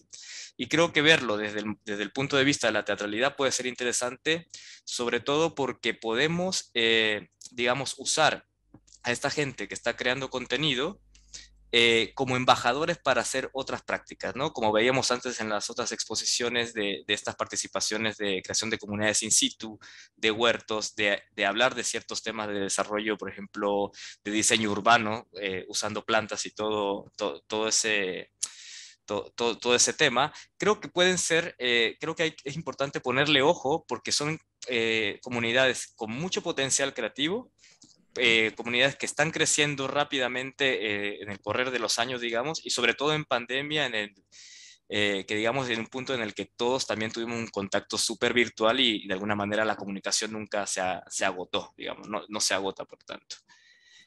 Nosotros en esta comunidad de plant lovers que se llama Locos por las Plantas, tratamos de crear esa parte con la gente más joven, pero desde una parte mucho más emotiva, digamos. O sea, nosotros decimos en The Plant Store que las plantas, el tener una planta en casa tiene que ver con una relación emotiva, es una relación con algo que está vivo. Y lo que estamos tratando de implementar a nivel discursivo, digamos, es que hay algo en la relación de la gente joven con los objetos que se vuelve muy, digamos, como muy nostálgica, porque finalmente cuando hablamos, por ejemplo, de las nuevas generaciones, de los millennials con su incapacidad de generar vínculos, ¿cierto? Como dice Bauman por ahí, hay algo que ellos están poniendo mucha atención en estos recursos y entonces están cuidando las plantas, están hablando del amor, del cuidar algo, ya no solamente de las mascotas, sino también de las plantas, y me parece un gesto muy atractivo, un gesto muy, muy potente, digamos, a nivel de comunicación. Además, hemos creado diferentes campañas de concientización en donde se ve o se trata de comunicar esta urgencia, ¿no? Hay un sentido de urgencia en lo que implica, digamos, el cuidado del medio ambiente y en la conciencia de lo que está pasando en el mundo. Yo creo que la pandemia, de alguna manera, evidentemente potenció esta necesidad, hizo evidente el uso, digamos, lo que pasa en el medio ambiente cuando todos nos paralizamos, por ejemplo, cuando empezamos a entrar en cuarentena y de repente estamos todos encerrados y estábamos todos casi que vegetando, ¿no? O sea, no nos podíamos mover, estábamos enraizados como las plantas.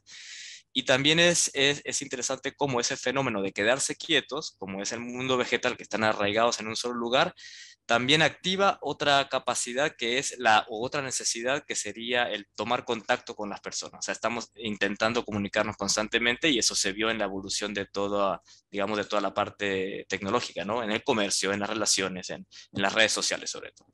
Entonces, siento que a veces las redes sociales las vemos como algo bastante negativo para los jóvenes, porque evidentemente están usando plataformas como TikTok, como Instagram, para darle determinados usos, pero también creo que tienen un potencial muy grande como agentes inspiradores, por así decirlo.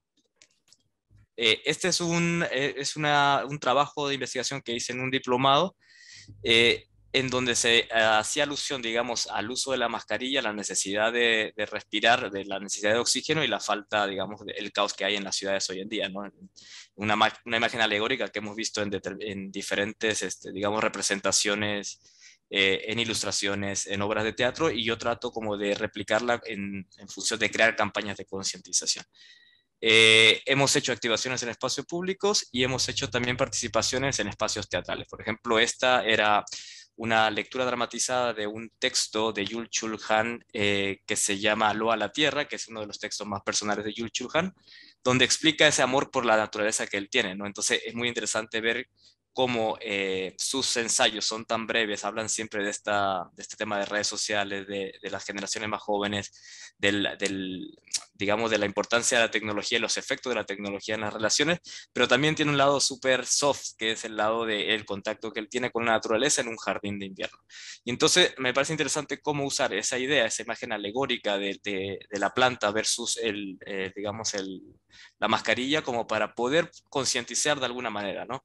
Son símbolos que de alguna manera empiezan como a gatillar otras experiencias. Entonces la misma idea se va replicando en el espacio público, en una obra, en una foto, en una ilustración. Y eso me parece interesante como de lo que estamos tratando de alguna manera incentivar, ¿no? El darse cuenta que estamos en lugares demasiado, digamos, demasiado áridos, y lo que necesitamos es tener eso. Les voy a mostrar, para ir cerrando, un pequeño video de esto que dura poquito, pero va por ahí. Esto lo hicimos en Santiago, en una de las comunas más concurridas, digamos, en una de las zonas urbanas o conurbadas.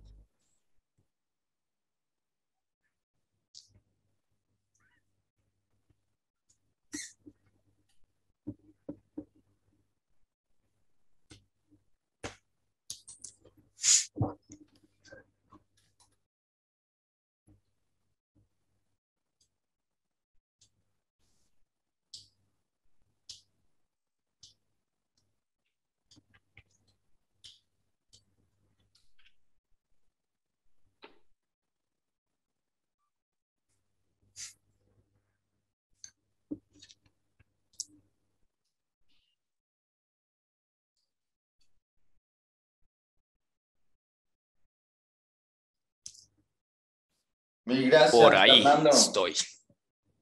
No, gracias a ustedes.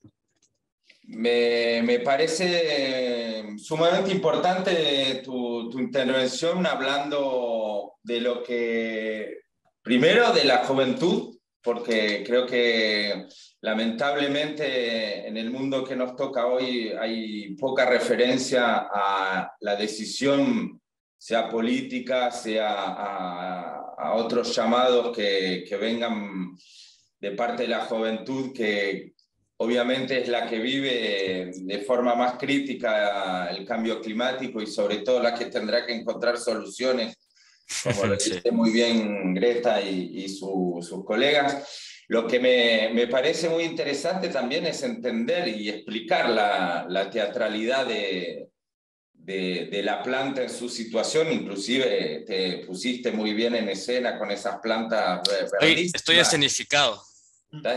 Que ese color es invisible en Chile.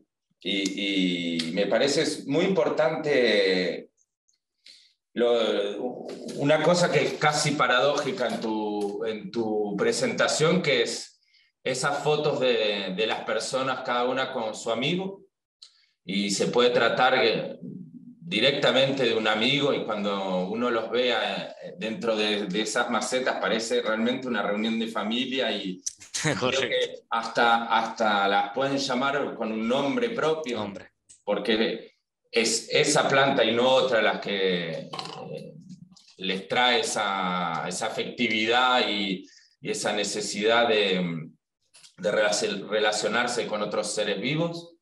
Y por otro lado, me da un poco de vértigo ver todas esas plantas tropicales. No vi ni una planta chilena, son todas o africanas o brasileras, y no sé de qué ecosistema se está hablando.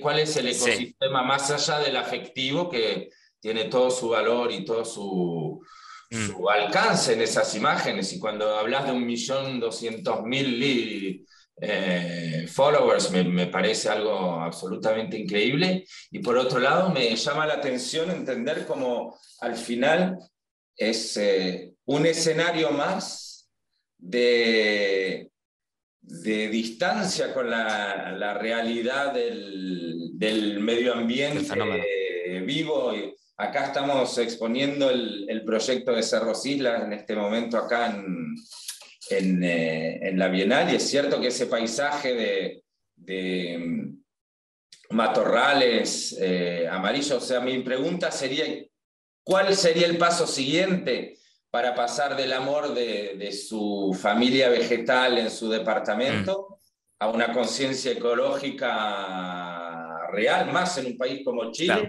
donde absolutamente todos los recursos naturales y todos los bienes de ese tipo fueron privatizados.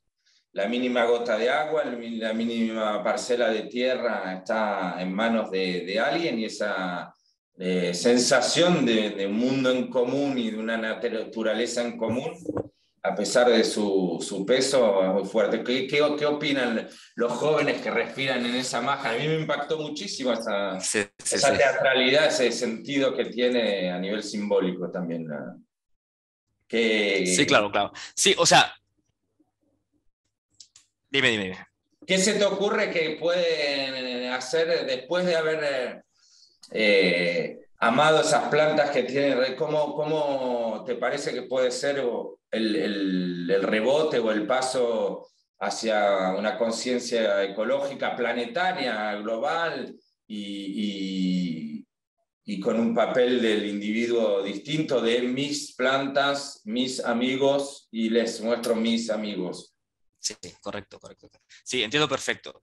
Ese es uno de los puntos que sabía que se podía levantar. En el fondo, digamos, el tema de la teatralidad que estaba viendo como en esta gente joven que de alguna manera se relaciona con el otro en otros países, al mostrar las plantas se genera algo de la onda wishlist, como del tener yo deseo la planta que vi en Pinterest, yo deseo la planta que vi con una persona que estaba en India o en Filipinas, que generalmente son como, digamos, no sé, en Filipinas que hay como plantas más tropicales o de diferentes, digamos, especies que uno va viendo y dice, yo deseo esta. Evidentemente Chile tiene muchas regulaciones para el ingreso de plantas desde el extranjero, precisamente porque hay un ecosistema, ¿cierto?, que hay que cuidar, ¿no? Yo creo que haciendo un lado, digamos, yo pongo en valor el nivel de representación del contacto con la naturaleza en una moda, digamos, ¿no? Porque evidentemente hay una moda ahí que tiene que ver con el narcisismo, con esa exposición, pero hay algo de ahí como de un germen que va naciendo, digamos, de poder entender realmente el conflicto, ¿no? Yo creo que un paso interesante es, por ejemplo, el cómo también se empiezan a formar temáticas en estas comunidades en el uso de los recursos, digamos, ¿no? Por ejemplo, hay mucha conversación en función de la extracción del musgo, por ejemplo, para generar tutores para las plantas tropicales que en Chile no se dan. O sea, evidentemente tener una planta tropical en Chile es casi una impertinencia, ¿no? O sea, no es su ecosistema. Y por otro lado también entender... Disculpa, por otro lado, también entender como, digamos, cómo también ese contacto, que también es una tendencia ahora también de la gente joven, el cómo, por ejemplo, usar las plantas nativas como el elemento gatillador, ¿no? O sea, el cómo, por ejemplo, ya empiezan también, hay mucha, digamos, instrucciones en eso, o sea, hay regulaciones, hay mucha información, y los mismos plant lovers, los influencers de plantas, están hablando de esta tendencia hacia observar lo nativo. Evidentemente acá tenemos parques nacionales, hay muchos elementos, digamos, de formación en cuestión de las plantas nativas. Lo que me impacta y en lo que realmente me parece que hay que alentarlos y todo eso es muy importante, es que no habrá cambio ni transformación hacia una proximidad mayor con los temas ecológicos si no es un tema cool. Si es algo que es una lata para todos, si nos van a sacar los privilegios y el confort y el bienestar y todo eso, nadie se va a sentir atraído por ese, o va a pasar algo más catastrófico que nos va a obligar a regular las cosas, o tendrá que pasar por algo que lo mostraste muy bien en cómo eso fabrica una imagen y una teatralidad positiva. Sí. Yo creo que funciona, o sea, funciona en algún punto de inspiración, ¿no? Como que el despertar el interés por gente que no estaba interesada antes. Tenemos en el primer paso. A tus vecinos argentinos impacientes de hablar del delta del Paraná.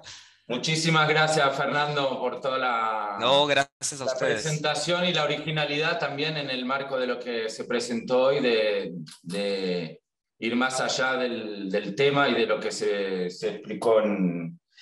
Entonces, tenemos a don Martín Marpegán, Muchas gracias. Y Pablo Ursul, los dos Argentina, iban a hablar del Delta del Paraná. Disculpen haber escrito por error que eran de San Pablo, Brasil, pero como somos todos hermanos no pasa nada. Están perdonados, están perdonados. Muchísimas gracias. Un placer encontrarnos acá por este canal. Les agradecemos y bueno, felicitamos por la iniciativa también, que estén organizando estas 24 horas, esta maratón, por todo el mundo, a favor de la vida y de lo vivo.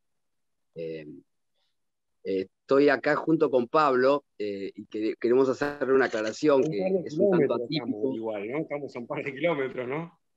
Sí, bueno, eso, claro, estamos en dos islas, yo quiero aclarar, yo estoy en Ilha Grande, cerca de Río de Janeiro, en Brasil, y Pablo está ahí en la isla del Delta de Paraná, cerca de Buenos Aires. Pero bueno, quería avisar que la idea es que nos complementemos un poquito con Pablo, porque tenemos en estas islas cierta dificultad con la conexión a Internet, entonces...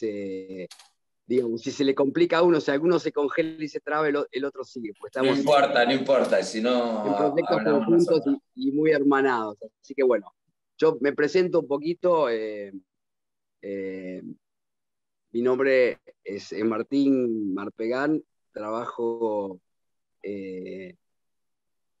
ahí junto con Pablo en un concepto nuevo ahí en Delta del Paraná, que es de reservas habitadas, reservas naturales habitadas, y de alguna manera llegué ahí por las cosas de la vida, no me preparé, no estudié nada relacionado con el tema, soy abogado en realidad, y terminé haciendo activismo ecológico, por llamarlo de alguna manera, por la vuelta de la vida, y me conocí, me junté con Pablo ahí. En este momento estoy participando de dos organizaciones ahí en el Delta.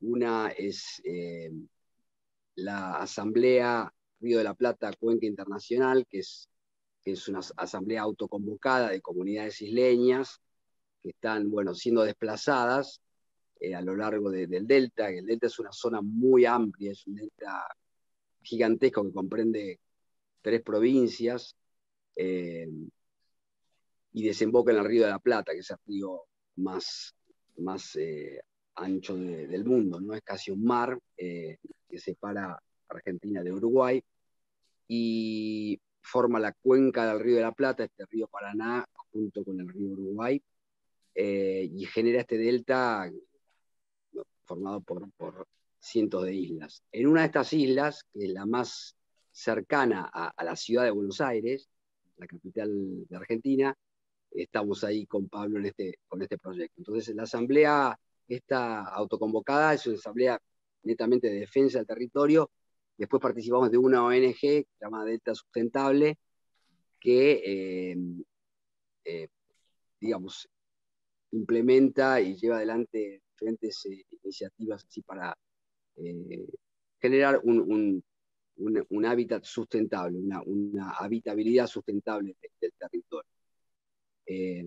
Y por ende, al mismo tiempo, hace años que estoy también, este es un proyecto más reciente en el que estoy con Pablo, pero hace años estamos acá en Ilha Grande, que también es una reserva ecológica muy cercana a Río de Janeiro, en una isla, Ilha Grande, que también integro un proyecto acá con una cooperativa de isleños, que estamos desarrollando un proyecto de ecoturismo y también de inmersión en la naturaleza, ¿no? A quienes nos visitan, digamos, es un hábitat extremadamente natural y muy bien preservado acá en Ilha Grande, en la Mata Atlántica, sería la Mata Atlántica, de los pocos lugares que quedan con Mata Atlántica muy protegida.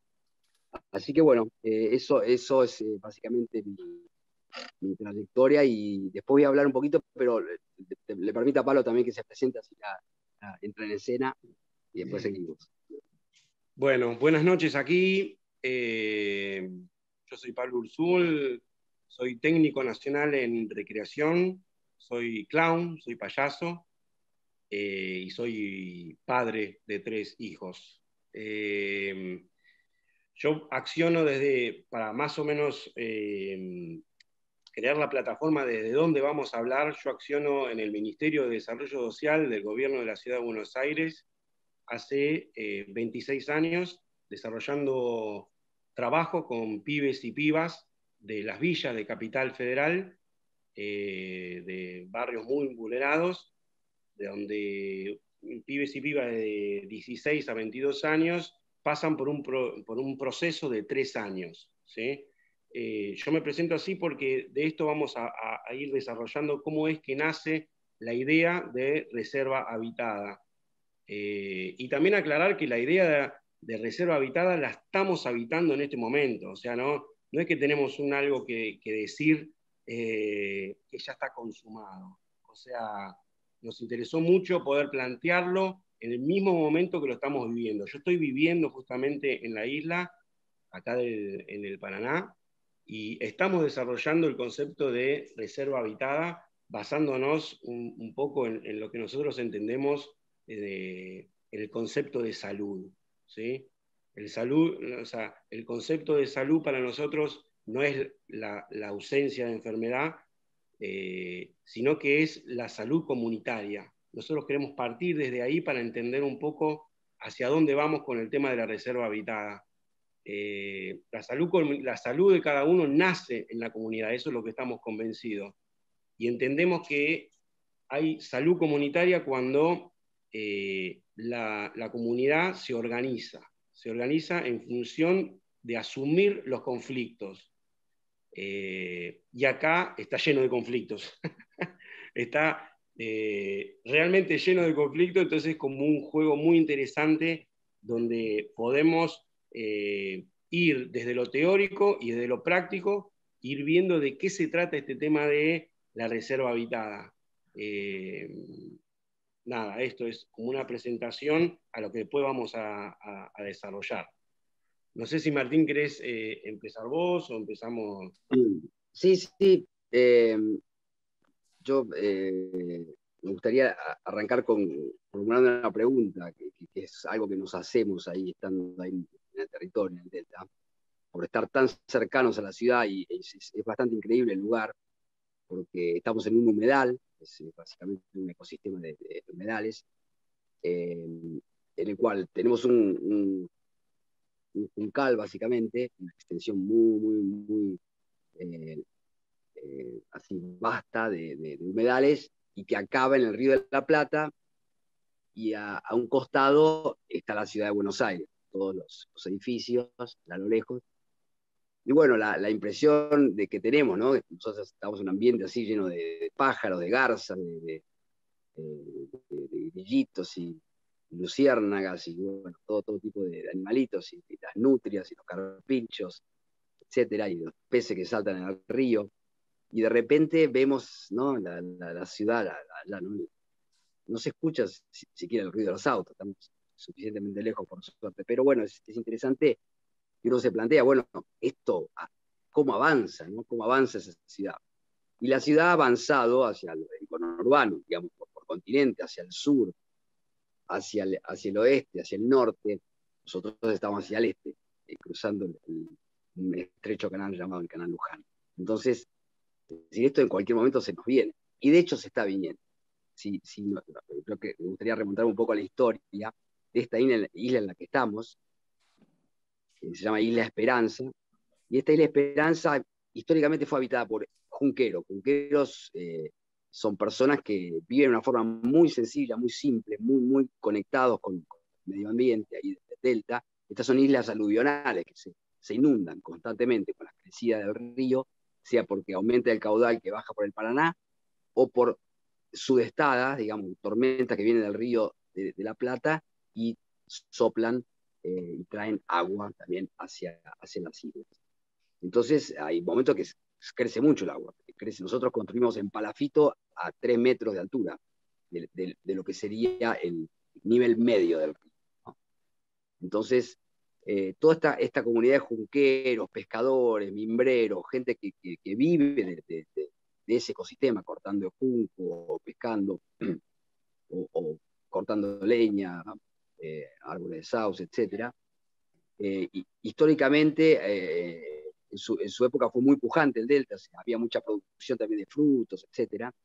Y se fue despoblando, de a poquito todo esto se fue terminando, toda esta actividad económica y poblacional, y se fue desplazando a las ciudades, con lo cual el delta quedó semivacío.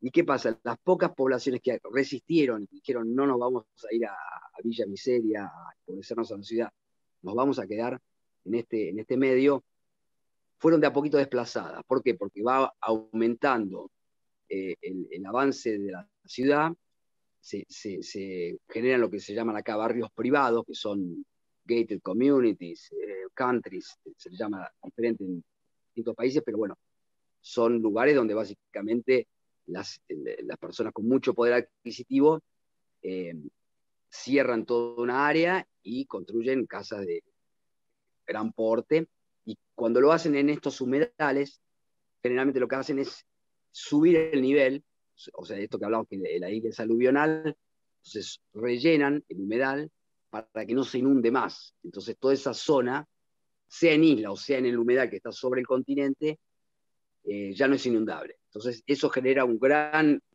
problema a nivel ecosistémico, porque ya las aguas, al no poder avanzar sobre territorios que deberían ser inundables naturalmente, es como que rebotan, se genera una aceleración de incluso las aguas, genera inundaciones en lugares donde no debería haber inundaciones, etc. Entonces, ha ido avanzando mucho la ciudad de esa manera, por estos barrios privados, le llaman también barrios náuticos, porque generalmente los dueños pueden acceder a su casa por unos canales que se hacen, cuando se rellena, se hacen unos canales para que entren con sus barcos privados, etc. Entonces,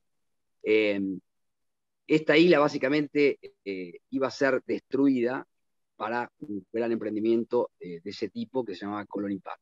Y los junqueros fueron arrasados, se les destruyeron las casas, se les destruyeron las plantaciones, etc. Se les incendiaron casas también. Y bueno, surgió una resistencia muy importante isleña, y se paró este proyecto en 2008. Se iniciaron causas judiciales, etc.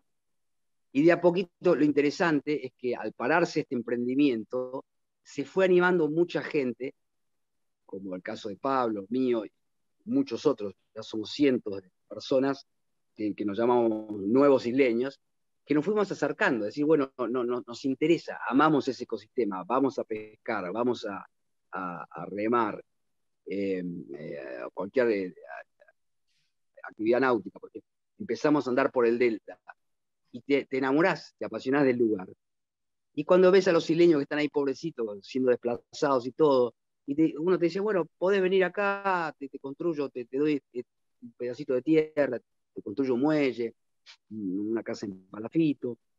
Empezamos a entenderlo con los isleños para decir, perfecto, nos sumamos, vamos a integrarnos a esta comunidad isleña.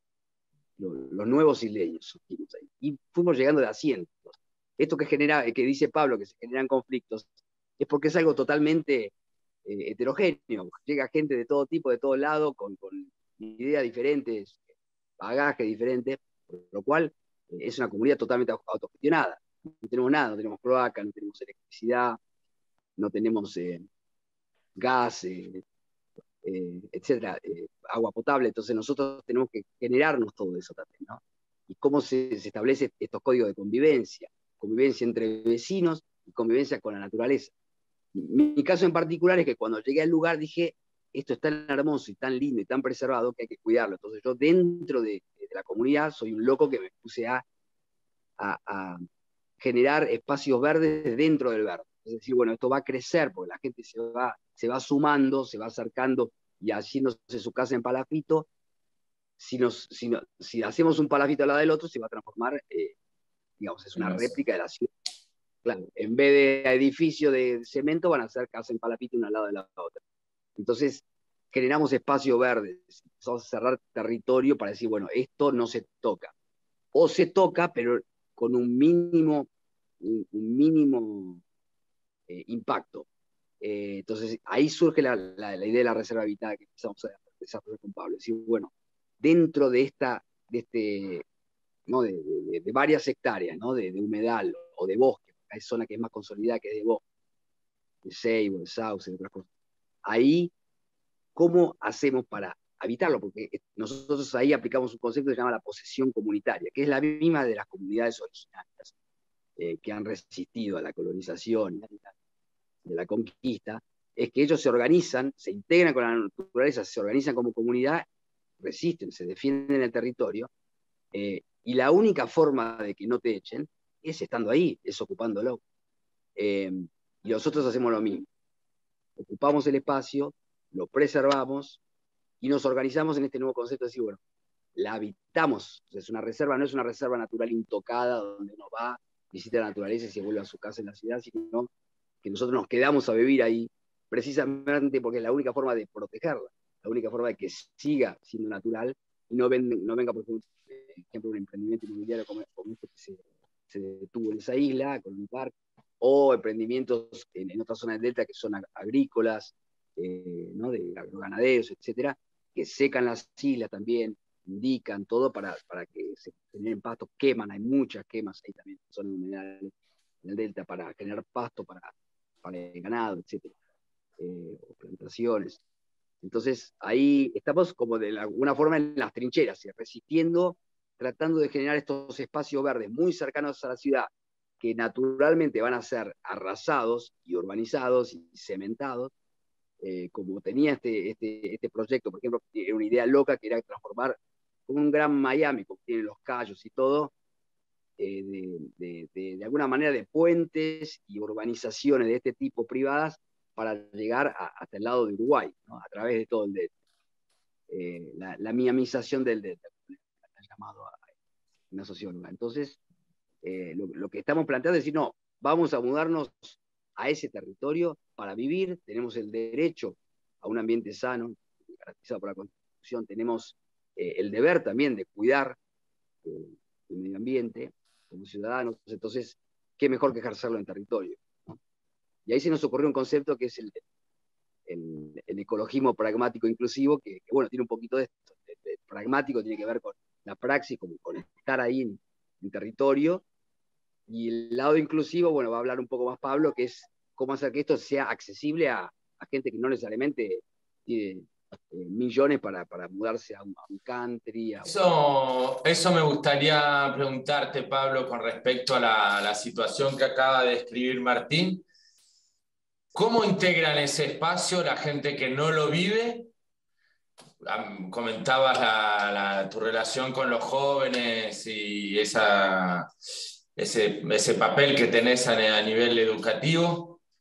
¿Cómo se comparte esa riqueza ecológica y esa maravilla que encontraron algunos con todo ese conurbano gigantesco, metropolitano? ¿Y cómo se puede nutrir esa experiencia? ¿Los traen ustedes? ¿Vienen solos? Contanos un poco cómo... Como te decía al principio, esto está en el inicio, ¿sí? Nosotros recién hace 2 años que estamos y vamos de a poco. Yo te voy a contar lo de la primera etapa. Hay como idea de ya que esto sea un proceso, pero concretamente, como yo vengo de toda de esa mano, nosotros creamos un lugar, ¿sí? Con parafito, como dice él, con baños y con una plataforma grande como para hacer carpas, ¿sí? Entonces yo, en principio, a los hogares, a los chicos que viven, los chicos y chicas que viven en los hogares de la provincia de Buenos Aires, y a los que yo trabajo, que son más o menos 300 pibes por semana, pibes y pibas siempre, de las villas de Capital, hacemos como salidas por el día por ahora, ¿sí? Donde abrimos unos pequeños senderitos, están los baños, y no hay otra forma de vivir que crear experiencia. O sea, la idea es poder sacarlos del cemento, vamos a llamar, ¿sí? Conceptualmente, sacar del cemento y en una lancha, ya porque allá en toda ciudad, siempre que hay cemento, hay autos y hay cosas certezas, hay muchas certezas, o sea, están los semáforos, están las normas, ¿no? Nacemos y con caminos y con avenidas y calles y edificios. Ahora, al sacarlos y ponerlos en el agua, donde todo medio se mueve, ahí empieza toda una cosa muy importante, que es la inestabilidad, las pocas certezas, ¿no? Transitar las incertidumbres. Y ahí, si vos simplemente los largás, sería una pena, porque ahí es donde empieza lo que nosotros llamamos el acto educativo. Es un acto educativo, ¿no? Donde un profesor, un referente que esté al lado, transitando por esos miedos de la incertidumbre, porque hay muchos mosquitos, hay muchos insectos, hay arañas, es una zona inestable. Después cuando llegas a un lugar hay mucho barro, está todo muy inestable. Bueno, nada, ese acto de acompañar esos pequeños miedos, esas pequeñas incertidumbres, y hablar de esto, de las certezas y de las incertidumbres, ya de por sí es algo que a los pibes les impacta, y eso en un contexto de grupo. Por lo general nunca vienen de a uno o de a dos. El grupo, nosotros entendemos cuando se mueven en grupo, el grupo moldea, va moldeando, ¿no? Está el referente que va y propone alguna actividad, pero al mismo tiempo el mismo grupo te va moldeando. Entonces, en esta primera etapa simplemente los traemos por el día, ¿sí? Por el día, y pasan situaciones, pasan experiencias. De hecho, podemos contar, hay unos caminitos, y en un momento el referente, al que todos lo siguen, dice que se pierde. Uy, estoy perdido, no sé, y habla con el otro, ¿dónde es? Porque estamos, imagínense, en el medio del monte, ¿no? O sea, no se ve para dónde ir. Entonces empieza un clima, una cosa media actoral también, pero empieza toda una cosa, se miran los pibes como diciendo, ¿qué pasa? Pero ¿para dónde era? Entonces ahí te empezás a ubicar, ¿para dónde está el río? O sea, ¿para dónde está? Miren el sol. Te vas ubicando en base a un juego, en base a lo lúdico, y en base a lo actoral, y de ahí empieza toda una actividad donde nos ubicamos, dónde estamos como ciudadanos de esta ciudad, de este barrio, de este planeta, o sea, porque es como un zoom, ¿no? Vamos haciendo como un zoom. Esto que cuento es muy divertido igual, ¿no? Como los pibes la pasan bien, no la están pasando mal. No. Realmente es como entender en dónde estamos geográficamente y como ciudadanos de este planeta, vendría a ser, ¿no? O sea, y eso viene bien porque es un cambio de perspectiva. Ya no sos el pibe que está en la esquina tomando cerveza en la villa y que te miran, mirá, vos robás.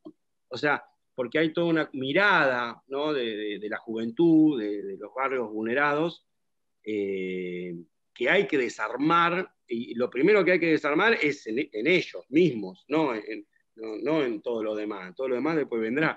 Pero es muy bueno cuando ellos toman esa posición. Nosotros lo llamamos reposicionarse, como que hay una posición donde ellos nacieron y toda la gente, vendría a ser, lo ven así, entonces se va solidificando esos roles.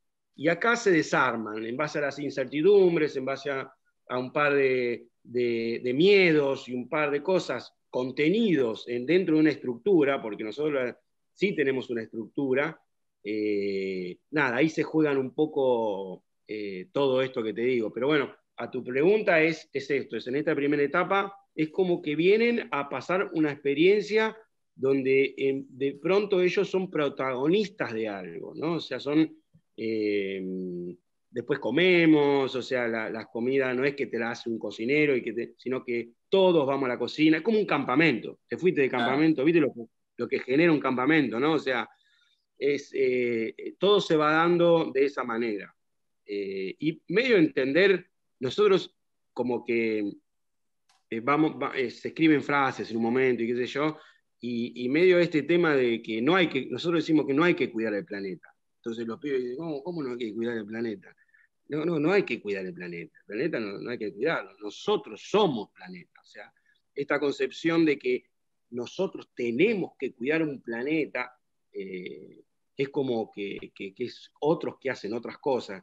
Entonces, esta idea de somos planetas, somos la naturaleza, porque como si no, nosotros somos humanos y la naturaleza son las plantas y los pájaros que hay que cuidar.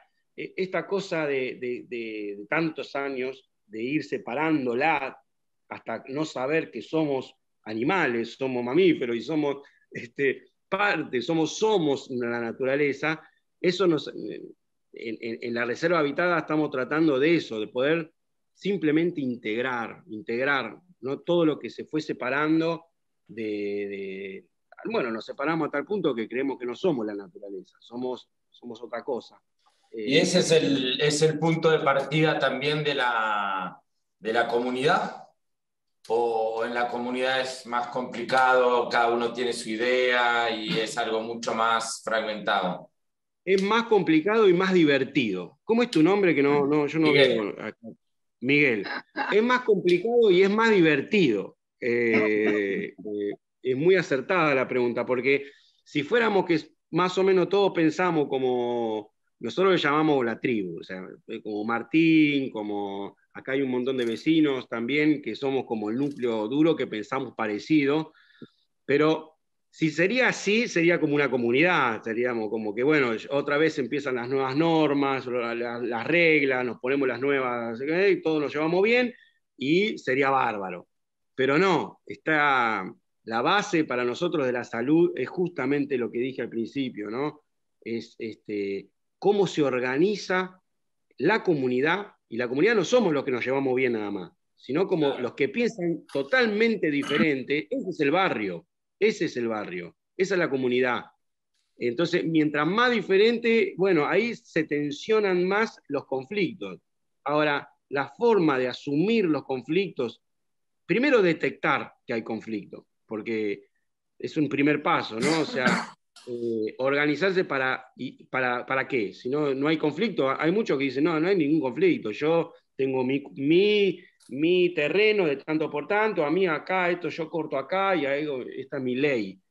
Bueno, nada, el poder como comunidad abierta, como comunidad totalmente diferente, de pensamientos muy diferentes, porque realmente hay pensamientos muy diferentes, esto es lo que nos lo hace más divertido y más complejo, porque primero hay que detectar cuál es entre todos el conflicto y después asumir ese conflicto. Esas son las dos cosas que nos mantienen en movimiento a nivel salud. O sea, el detectar el conflicto, vendría a ser, y organizarnos en función de ese conflicto, ¿sí? Y por otro lado, celebrar. O sea, el signo de salud lo da cuánto te divertís, cuánto la pasás bien con el otro. Yo vengo de la rama del circo, yo soy clown de familia, de circo, y entiendo un poco lo que genera la alegría, no solamente el humor, sino la alegría. Entonces encontramos este tema de poder juntarnos a celebrar. Entonces acá celebramos los equinoccios, celebramos, o sea, motivo para celebrar no nos falta. Carnaval. Perdón, hay... Siga. No, pensé que estaba algo raro, pero no. Perfecto. Entonces... Nos tratan de hackear. En esos dos parámetros nos estamos moviendo, Miguel. O sea, cómo asumir los conflictos y cómo celebrar. Por ejemplo, a tu pregunta, lo que más nos unió no fueron los conflictos en principio. Lo que más nos unió es cuando armamos los carnavales. Acá ya armamos 2 carnavales grandes, ¿sí? Donde realmente ahí se vio, donde estamos, ahí sí es una comunidad, donde los que pensamos diferente, en ese momento donde hay música, donde nos juntamos a celebrar, donde ahí se fue uniendo. Y esa es un poco la labor, ¿no? La labor de lo comunitario, la labor de juntarnos y de celebrar juntos, y al mismo tiempo decís, che, pero el generador tuyo está prendido 24 horas y la verdad que tengo el oído así de tanto escuchar. Entonces, hay una pantalla solar y ahí empieza como en otro contexto, porque si vos venís con el dedo, a decir, si vos venís de arriba a decir, vos no sé cuánto, y bueno, el otro va a reaccionar como sabemos cómo se reaccionan los humanos, pero en un contexto alegre, en un contexto amigable, los conflictos se asumen de otra manera. Última preguntita.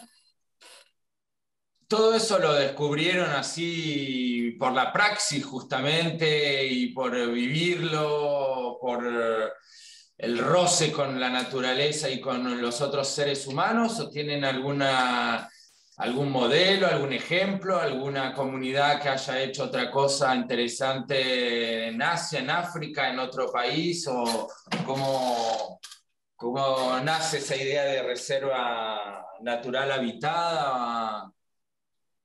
Es algo Yo lo vi Vos naturalmente sos así de viajar, ¿no? Yo me he dedicado varios años así a dar vueltas y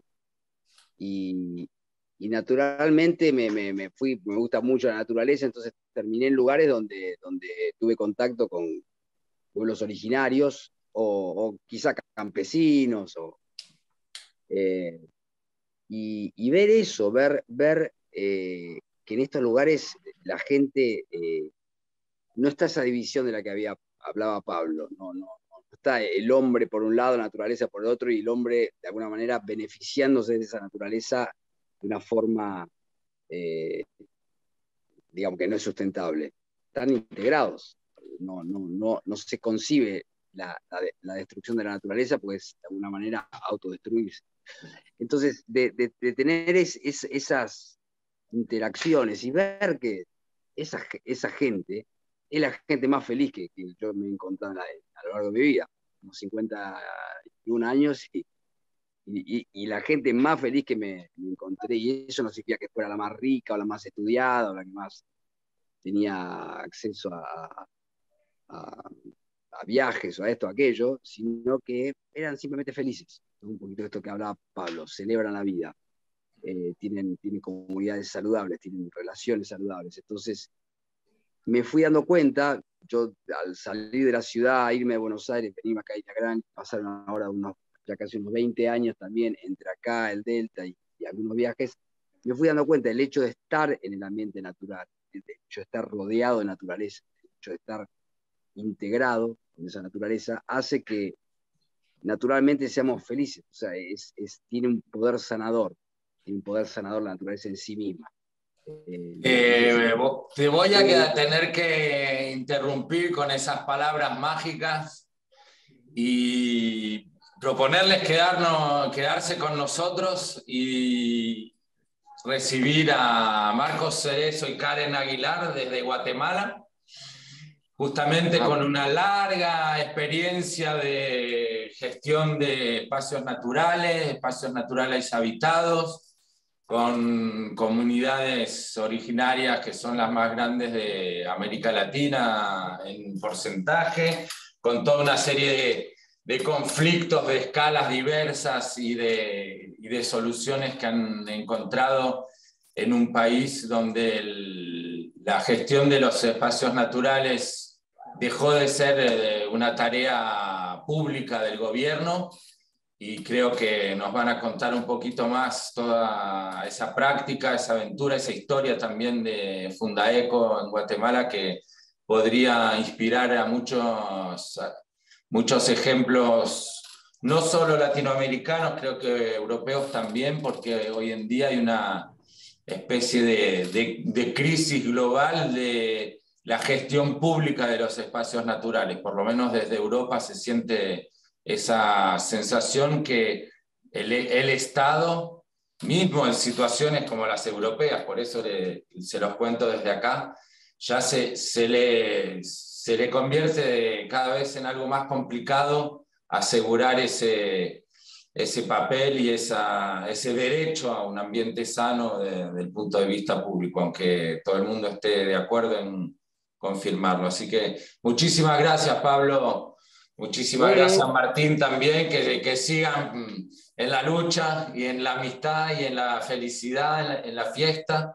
Y me pareció fundamental hablar de eso, de la alegría y de los rituales de generación de esa alegría comunitaria que aceleran muy rápidamente esos intercambios, esa conexión entre las personas. Ahora el 23 vamos a hacer el Inti Raymi, que es el año nuevo de este hemisferio, porque estamos acostumbrados a festejar un año nuevo que no es nuestro, de nuestro hemisferio, y estar más conectados con nuestro hemisferio. Así que nada, agradecer nuevamente, y si te venís por acá, la verdad que estaría bueno que conozcas el lugar, porque está buenísimo. Ahí estaré, en todo caso, vamos a festejar el 23 también, por ustedes y por el hemisferio sur, así que ningún problema. Muchas gracias. Quédense aquí, que me encantaría que escuchen a Karen Navarro. Dale, nos escuchamos. Muchas gracias. Buenas tardes para ustedes entonces, buenas nochecitas. Acá ya estamos en la madrugada avanzada. Acá son las 7.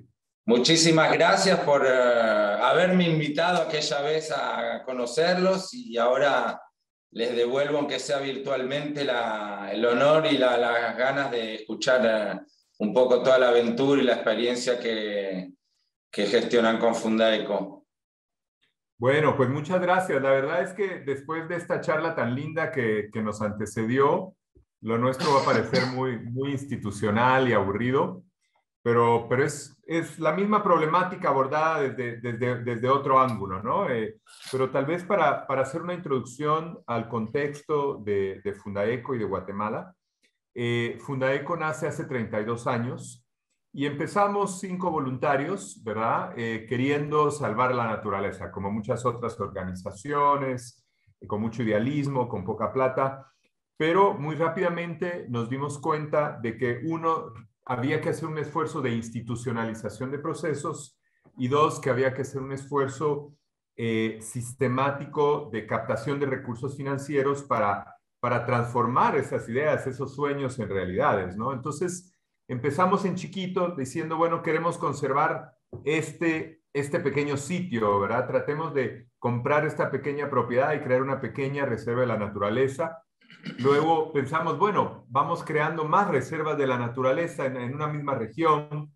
Eso se transformó en pensar en áreas protegidas más grandes, y empezamos a ir al Congreso a proponer áreas protegidas, y luego empezamos a pensar en redes de áreas protegidas, y ahora pues después de 32 años soñamos con grandes paisajes sostenibles, ¿no? Con grandes paisajes en los que tratamos de llevar la cultura, la economía, el uso de la tierra a grandes paisajes donde se privilegia la naturaleza, se piensa en el largo plazo, se adapta al cambio climático. Y un poco lo que les queremos contar, pues, es las piezas claves de este esfuerzo.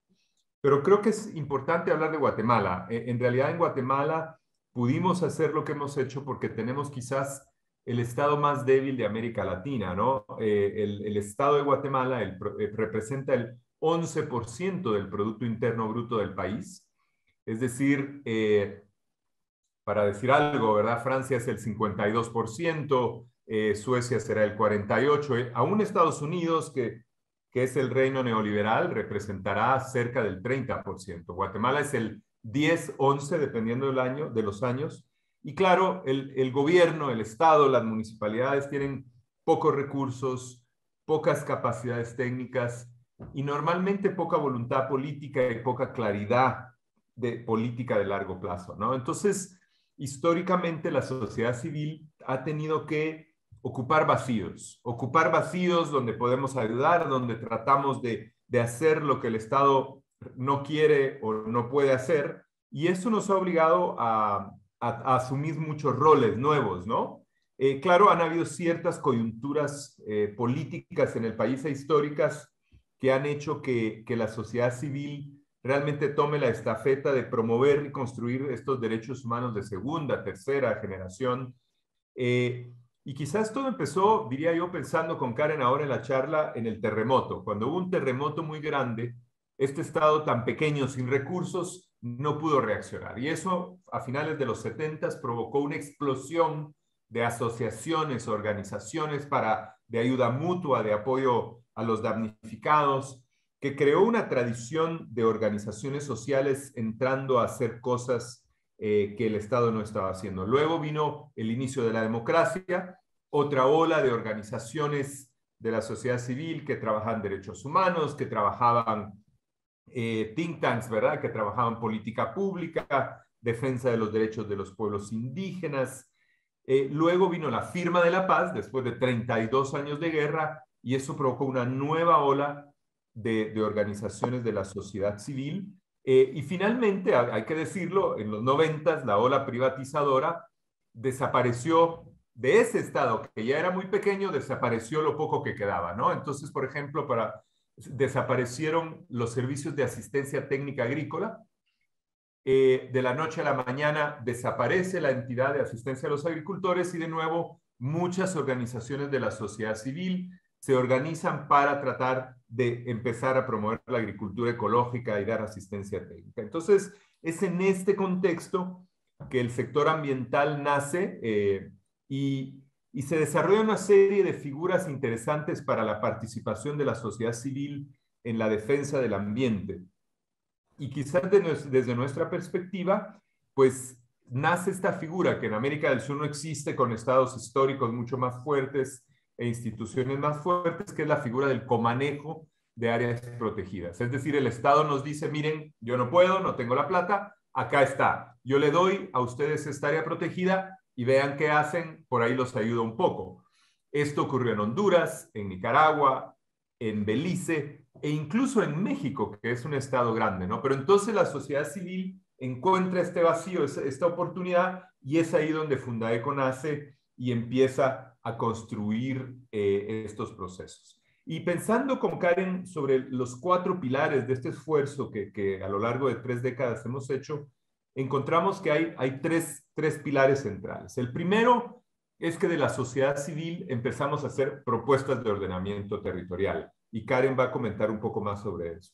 El segundo fue este espacio muy concreto y muy fuerte del comanejo de áreas protegidas, que las organizaciones, las municipalidades, las organizaciones indígenas, las fundaciones empiezan a asumir este espacio. Yo hablaré un poquito más de esto. Después, el pensar las ciudades sostenibles, y el cuarto es la creación de reservas naturales desde la sociedad civil, desde las comunidades, desde el sector privado y las ONGs, porque el Estado estaba congelado. Así que le dejo a Karen que nos cuente un poco sobre este pilar del ordenamiento territorial que fue para nosotros tan importante. No sé, Miguel, si querías comentarnos algo. Te voy a levantar la mano. Por ahora me parece perfecto y la combinación, todavía tengo a Pablo y a Martín en la pantalla aquí al lado, y me parece muy interesante el brote de una nueva experiencia 32 años después y aprender desde cero. Y también tener toda esa experiencia que es una vida de trabajo en esas áreas. Adelante. Pues como comentaba Marco, tenemos vamos a agrupar un poco el trabajo que hacemos con estas estrategias. En cuanto al tema de ordenamiento territorial, en algunos países parecerá algo evidente, ¿no? Y por lo menos en Europa, es algo que tiene muchísimos años de estarse haciendo y con mucha tradición. Pero en Guatemala la planificación y la planificación de largo plazo prácticamente es inexistente. Entonces nosotros retomamos las áreas protegidas como una figura de ordenamiento territorial porque la ley nos permite hacer zonificación de las áreas. Así que nosotros podemos desde una ley generar zonas, establecer normas generales y después hacer master plan de áreas protegidas, partiendo siempre desde la figura del área protegida, ¿verdad? Esto es muy interesante porque podemos abordar territorios que son mayor que un municipio, incluso que un departamento, abordar múltiples poblaciones, ¿verdad? Las áreas protegidas en Guatemala no son necesariamente áreas de propiedad nacional, como parques nacionales, como los parques nacionales, digamos, de Estados Unidos o algunos parques nacionales que hay en Sudamérica, sino que pueden ser, de acuerdo a las distintas categorías que mundialmente se conocen de la UICN, pues pueden ser también áreas donde hay un mosaico de propietarios, pueden haber propietarios municipales, pero también puede ser que mi terrenito, mi lote de Karen está allí metido en el área protegida. También puede ser que hayan tierras que son de propiedad comunitaria, ¿verdad? Una copropiedad de una comunidad, de empresas, bueno, en fin. Eso es lo que nosotros hacemos, precisamente identificar un territorio donde nosotros consideramos que hay una urgencia de conservación y después zonificarlo de acuerdo a todas esas variables como la tenencia de la tierra, tal vez industrias que ya existen o sectores económicos que ya existen. Por ejemplo, en algunas áreas pues son zonas de siembra de hules, son zonas forestales, entonces vamos poniendo las zonas de acuerdo a esa factibilidad de manejo y dejamos siempre pues una zona núcleo, que es la zona más restrictiva, en aquellas áreas donde hay todavía una porción importante de ecosistema natural y además hay una amenaza grande. Y esas áreas pueden o no pueden ser de propiedad nacional, ¿verdad? Entonces, a partir de la ley y de la normativa y de los planes maestros, nosotros vamos estableciendo el detalle de las actividades y la participación que los distintos actores tienen. La experiencia con estos procesos es que cada vez los hemos hecho más participativos. Como les comentaba Mako, la herencia de Guatemala, pues después de tantos años de guerra, la firma de la paz que se hace en el 96, no era una herencia de participación. Y a partir de los acuerdos de paz, eso se empieza a retomar e incluso entidades como Fundaeco tienen que aprender. Las primeras áreas protegidas que declaramos y que construimos dicen que eran áreas de gabinete, ¿verdad? No se hacían estos procesos participativos. Nosotros fuimos aprendiendo incluso con algunos procesos un poco dolorosos, con un área protegida que creamos y que después tuvimos señalamientos de que no había habido suficiente participación y revisamos nuestros modelos y ahora tenemos procesos muy exitosos de participación. Luego tenemos el nivel de ordenamiento a nivel de los municipios, que esto también es un mandato de la ley en el cual Guatemala se ha quedado atrás muchísimo. Son más de 300 municipios que el país tiene y apenas 5 tienen planes de ordenamiento territorial. Entonces ustedes se imaginan el caos en el que crecen las ciudades, ocupando suelos que son proclives a desastres, cortando los bosques que dan los servicios ecosistémicos, sin áreas para espacio público, el derecho a la ciudad es prácticamente inexistente. Entonces nosotros hemos retomado eso como una estrategia de trabajo y también haciendo los procesos pues con algo que consideramos la capa de lo vital, que es que esa es la estructura de nuestro plan de ordenamiento territorial, la estructura de la naturaleza, de la geología, de poder dejar aquellos ecosistemas que nos dan bienes y servicios y poder limitar el crecimiento sobre aquellos en los que puede haber desastres, ¿verdad? Y luego, pues, Marco les va a comentar un poco sobre el tema del comanejo de áreas protegidas. En realidad, el reto de un estado ausente o muy pequeño, no sé si sea una maldición o una bendición, ¿verdad? A veces en Guatemala añoramos un estado más fuerte, con más presencia, con más fuerza, pero el hecho es que este experimento y esta ausencia de Estado nos permite trabajar mucho con las comunidades, invitar mucho a participar a las municipalidades y trabajar con los actores locales del territorio, ¿no? Entonces, por ejemplo, una de las innovaciones que trajimos fue que hemos propuesto consejos directivos de áreas protegidas, que era algo que no existía en Guatemala y fue otro aporte para atraer a las comunidades, a los pescadores, a la municipalidad, a los propietarios de la tierra, a una mesa para dirigir un área protegida. Y luego vimos que en Europa, por ejemplo, en Francia, está este modelo de los parques regionales, les parcs régionaux, que están regimentados por el Estado, pero acá un poco encontramos esta misma vía desde la participación social, ¿no? Entonces me parece interesante cómo el comanejo de las áreas protegidas se convirtió en un instrumento para tratar de proteger y manejar territorios de una forma muy participativa con los actores locales. Y hablando del manejo, también está, bueno, en las áreas protegidas que les hemos comentado, normalmente son áreas que están en zonas rurales, ¿verdad? O que no están en el área metropolitana. Pero nosotros, aunque iniciamos el trabajo en estas zonas, nos dimos cuenta que estábamos descuidando el ecosistema en el que nosotros, los directores y bueno, algunos de los impulsores de Fundaeco vivían, ¿verdad? Entonces dijimos, bueno, no, también la ciudad es nuestra casa también, y también tenemos que defender el derecho al medio ambiente aquí y el derecho a la ciudad aquí. Y empezamos así con el primer parque ecológico de la ciudad en el año 95. Y pues al inicio era un tema que era de poco interés, creo yo. Estábamos en el país tan enfocados en el tema de desarrollo rural, de proteger los bosques tropicales, que las ciudades no recibían interés.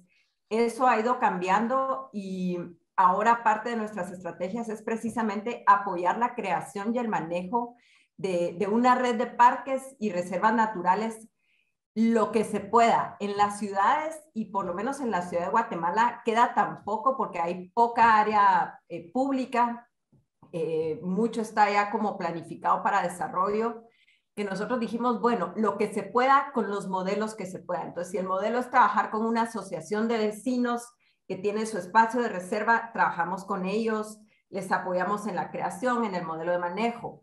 Algunas de estas entidades no quieren saber del manejo y nos lo delegan. Otras dicen, bueno, solo necesitamos un apoyo técnico o financiero. También los municipios que tienen todavía algunas tierras, también los apoyamos en crear parques. Y también es posible que asesoremos otras empresas que tienen tierras. En Guatemala lo que tenemos es algo que es algo muy particular, que son como cañones que llamamos barrancos, y normalmente son los que han quedado sin desarrollo, ¿verdad? Entonces, algunas empresas o algunas entidades nos llaman y nos dicen, bueno, ¿qué podemos hacer acá, verdad? Entonces, nuestro modelo ha sido precisamente apoyar todas las iniciativas que hayan. La idea es hacer lo que se pueda para salvar lo último que queda. Contame un poquito, porque más allá de salvar lo poco que queda o lo mucho que queda en Guatemala, todavía es bastante, tienen un trabajo muy impresionante a nivel educativo, pedagógico, como si fuera una pareja indisociable, y el interés por la naturaleza y por la juventud, los niños, y traerles un poco lo que contaba Pablo hace un rato de forma práctica, experimental. Yo eso lo logré ver con ustedes en Guatemala, en la ciudad de Guatemala, todo el trabajo que hacen. Contanos un poco, porque la escala me parece muy particular.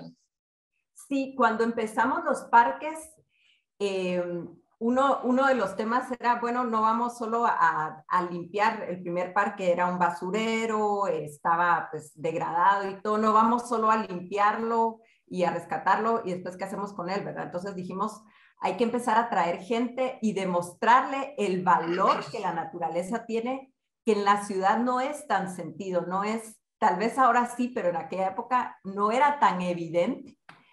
Y empezamos así un programa de educación ambiental, y lo más interesante es que lo empezamos a conformar con jóvenes que vivían alrededor del parque, algunos de ellos en situación de riesgo a participar en actividades delictivas, en lo que se conoce aquí como maras o pandillas, y ellos empezaron a trabajar con nosotros y se volvieron los educadores ambientales que tenemos hoy en día, ¿verdad? Los educadores y las educadoras. Y el programa básicamente es que nosotros promovemos que los estudiantes de los colegios y de las escuelas lleguen a los parques. Al llegar a los parques, pues tenemos senderos interpretativos. Ellos pueden ahí ir, recorrer, se les va hablando del valor de la naturaleza en la ciudad. Incluso tenemos algunos escenarios que son reales y son feos, pero que nos sirven para demostrarles, ¿verdad? Algunos parques han quedado como encerrados en un desarrollo poco amistoso con los parques y nos sirven para decirles, miren la diferencia, sientan, si ustedes están allá arriba en esa zona sin árboles, la temperatura y cómo cambia en este sector, vean todos los animales que pueden escuchar, que pueden ver, sientan los olores. Entonces, a lo largo de los recorridos, los niños y las niñas urbanas van teniendo ese contacto que no es siempre evidente. Y algo que nos sucedió en una ocasión es que hay niños acá que no han ido al río o que no han ido al mar. Y por estos parques pasan ríos que están contaminados porque Guatemala no tiene realmente gestión de los recursos hídricos y los niños se han metido en los ríos. Entonces, ha sido un encuentro muy especial con la naturaleza, lo que los parques proporcionan.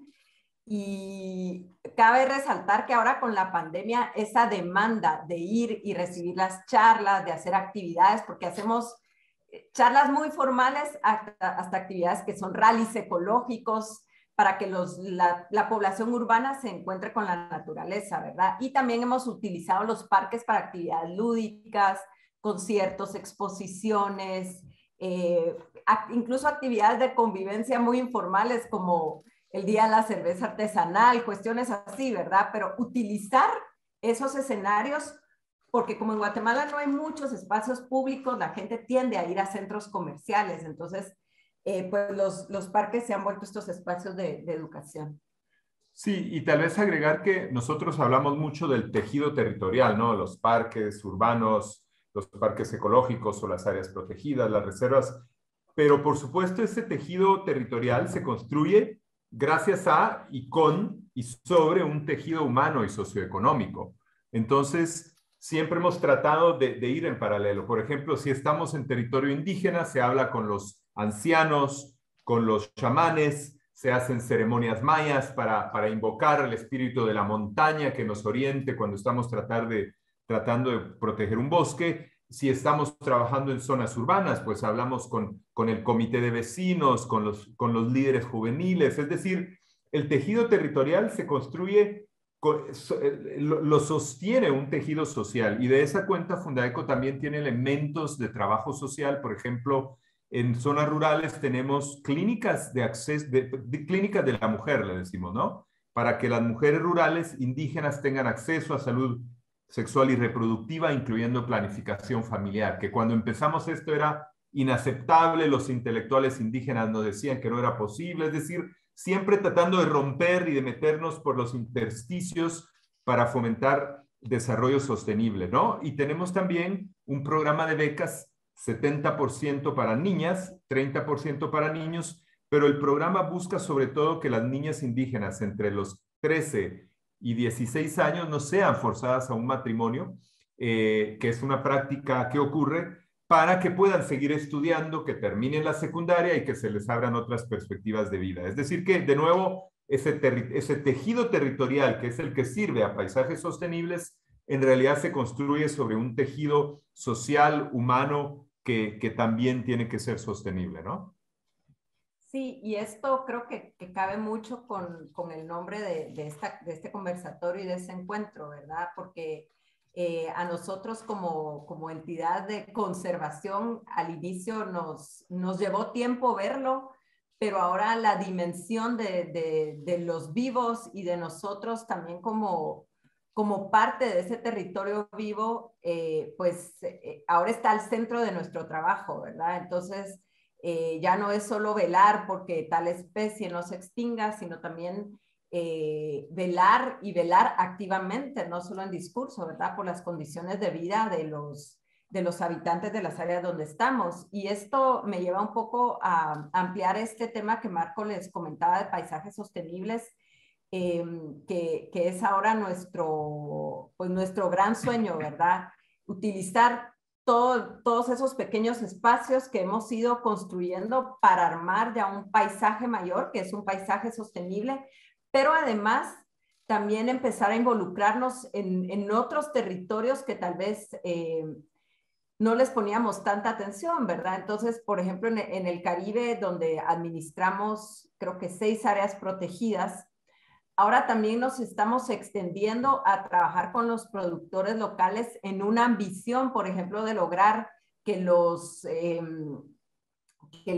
las empresas que plantan hule o que plantan palma africana se certifiquen, hagan manejo sostenible, o que los agricultores adopten buenas prácticas. Entonces ahora estamos ya no solo trabajando de una conservación, sino también de los procesos de restauración desde la actividad económica de las comunidades que están ahí, ¿verdad? Y por supuesto siempre atendiendo toda la otra dimensión que es la parte de la salud, la dimensión del acceso a la educación, siempre con un enfoque muy importante en mujeres, porque pues ya sabemos que en nuestros países las mujeres hemos estado bastante abandonadas del acceso a estos servicios fundamentales. Y también estamos trabajando en construir plataformas multiactores, plataformas más amplias. Antes empezamos a integrar a las comunidades, a los pueblos indígenas, pero ahora queremos también hacer un trabajo más activo con sectores económicos que tal vez a veces hemos tenido un poco de enemigos, pero que ya no podemos estar en peleas, en discusiones, y tenemos que ver cómo los integramos, ¿verdad? Entonces esas plataformas más amplias. Y ese también es un tema interesante. Creo que ya no hay tiempo para pelear. Y creo que parte de lo que hemos hecho es romper o abandonar esta guerra de trincheras ideológicas y culturales, ¿no? Y porque las soluciones nuevas, innovadoras, exploratorias se construyen en ese espacio entre las trincheras, ¿no?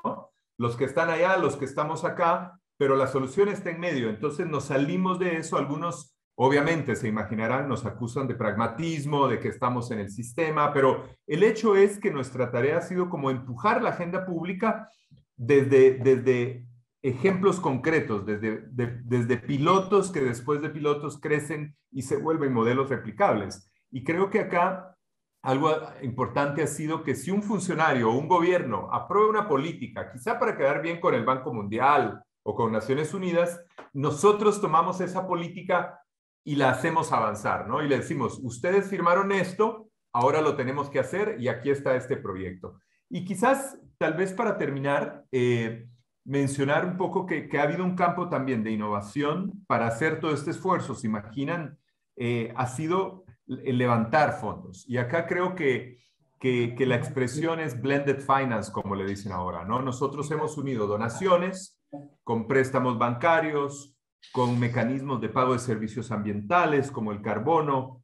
Hemos incluso movilizado inversiones de impacto, porque algunas de las piezas de estas intervenciones pueden ser autosostenibles, y creo que también parte de nuestros logros o de nuestros avances ha sido innovar en la forma en que se financian procesos de la sociedad civil. Es decir, hemos encontrado que no es solo la donación institucional o la donación individual, sino que también buscar pequeños, aunque la palabra suene sorprendente viniendo de una ONG, pero pequeños modelos de negocios, ¿no? Entonces, en nuestros parques, para Navidad, se pone al Santa Claus para que se lleguen a tomar la foto a un parque natural en vez de que vayan al centro comercial. En nuestros parques te puedes casar y te alquilamos un espacio bello ahí para que te cases. Es decir, estamos buscando formas siempre de que lo que hacemos quizás no va a ser rentable, pero puede por lo menos autosostenerse. Entonces, todo un esfuerzo muy sistemático de busca de mecanismos financieros innovadores, de nuevo,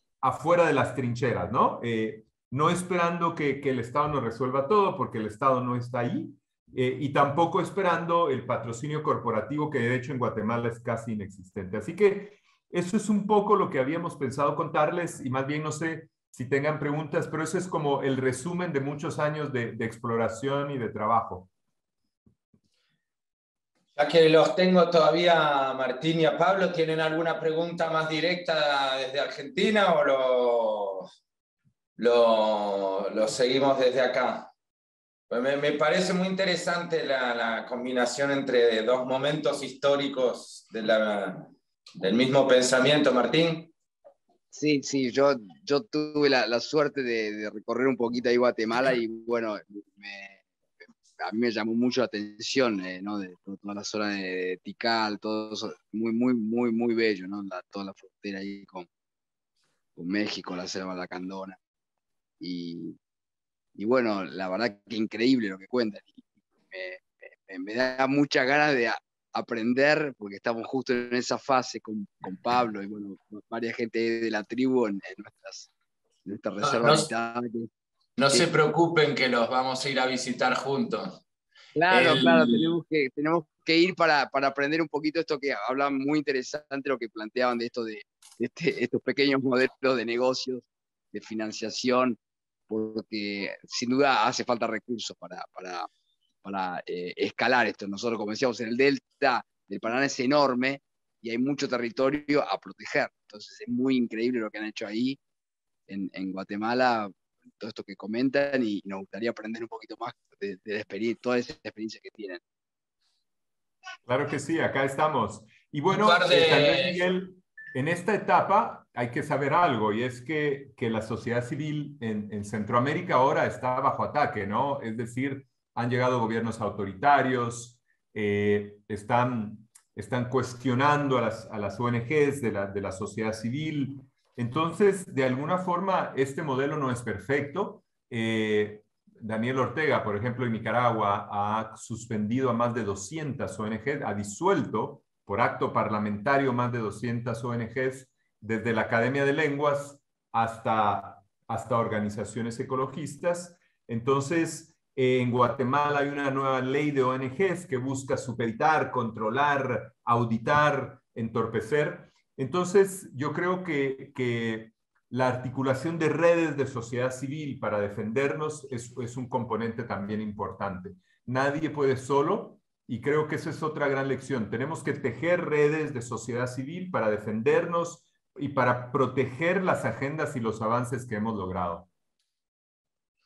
Bueno, aquí tenés como unos cientos o miles de voluntarios para apoyar esas ideas. En todo caso, es uno de los temas principales de esta noche, es lograr compartir esas experiencias, sea en lo positivo, y una vez más gracias y felicitaciones y etcétera por todo lo cumplido en Guatemala, y por otro lado, creo que lamentablemente la lucha nunca terminó en ese aspecto, ¿no? Y no sé cómo reflejar también que, visto del punto de vista europeo, lo que cuentan ustedes suena muy extraño, justamente por la dominación del gobierno, por una especie de, aunque todo el mundo se queje de la pobreza actual, sigue siendo un despilfarro de medios totalmente impresionante.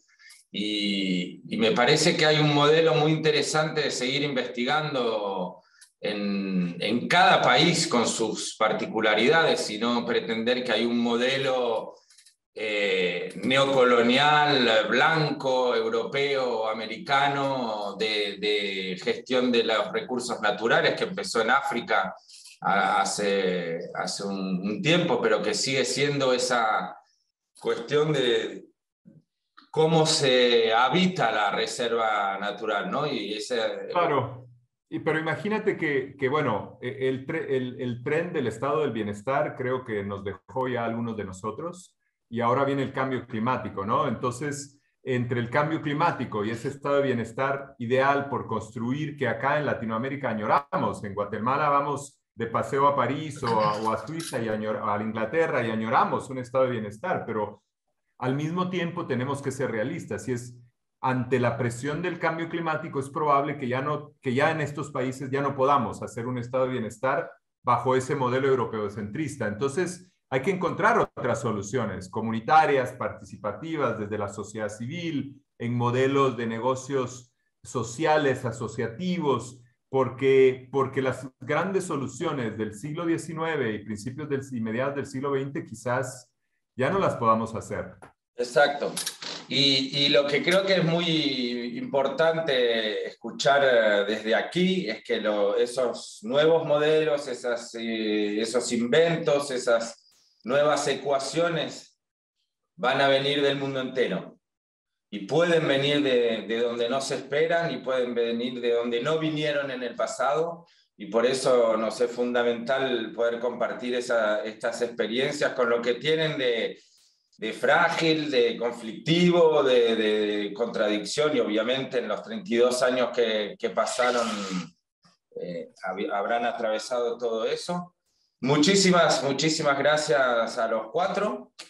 Y ahora, Rudy, ¿querés presentar? Marie-André. Marie-André. Scusa, en espagnol non è... ¿En francés, Marie-André? Oui, oui, oui. Bueno, pasamos al francés. Québec. Seguimos en el mismo continente, un poquito más arriba. Donc Marie-André est biologiste et bioaménagiste, spécialiste des milieux humides. Et nous allons parler de la rivière Saint-Laurent, du fleuve Saint-Laurent. Fleuve. Alors, ce que je présenterai, je vous remercie de m'avoir invité. Je pense que c'est très important d'avoir une réflexion collective sur différents points de vue et ce qui nous encouragera dans notre action personnelle, c'est aussi l'effort de la collectivité. Alors, je pense qu'une initiative comme celle que vous faites, la place que vous nous donnez est très importante. Moi, je vous parlerai de quelque chose qui me tient tout à fait à cœur. Donc, les défis de l'urgence climatique et sociale, parce que quand il y a un problème climatique, il y a en général aussi, ça crée des problèmes sociaux importants, créés par la transformation de l'écosystème du fleuve Saint-Laurent. Alors, je partage l'écran pour commencer ma présentation. Rudy connaît bien le fleuve Saint-Laurent. Stop. Bon, j'espère ouvrir. Oh là là. C'est celui qui est juste devant ta chambre, un peu plus bas, non? Oui, ici. Oui, c'est parce que, est-ce que vous ne le voyez pas, là? Non, on ne le voit pas. Bon, OK. J'essaie de partager l'écran, mais il y a une fonctionnalité qui ne fonctionne pas. Marie-André, peut-être pendant que tu solutionnes tes problèmes techniques, moi, je pourrais embarquer puisque moi, je peux le faire en espagnol et en français et il y a beaucoup de liens avec ce qu'on vient d'entendre. Est-ce que tu veux me laisser commencer? Oui. On peut inverser, cher Ricardo. Je savais pas que tu t'appelais Penafiel. On s'est toujours tutoyé et pas vu dans des programmes officiels. Tu es le bienvenu. Tu vas donc parler du Chili. Oui. Santiago de Chili. On est très curieux de t'entendre parce depuis la France, on suit bien entendu les avancées politiques du Chili. On a eu de nombreuses discussions qui étaient encore dans l'espoir. Là, quand même, des choses bougent en ce moment. Oui, est-ce que vous voyez le PowerPoint? On voit ton écran, oui.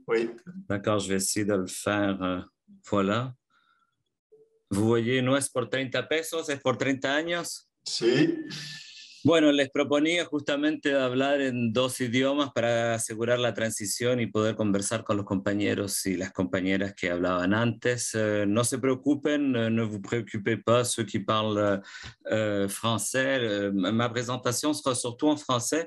Elle va être un peu mêlée parce qu'en fait, je sais même pas si j'ai pris le bon PowerPoint. Je vais voir. Attendez.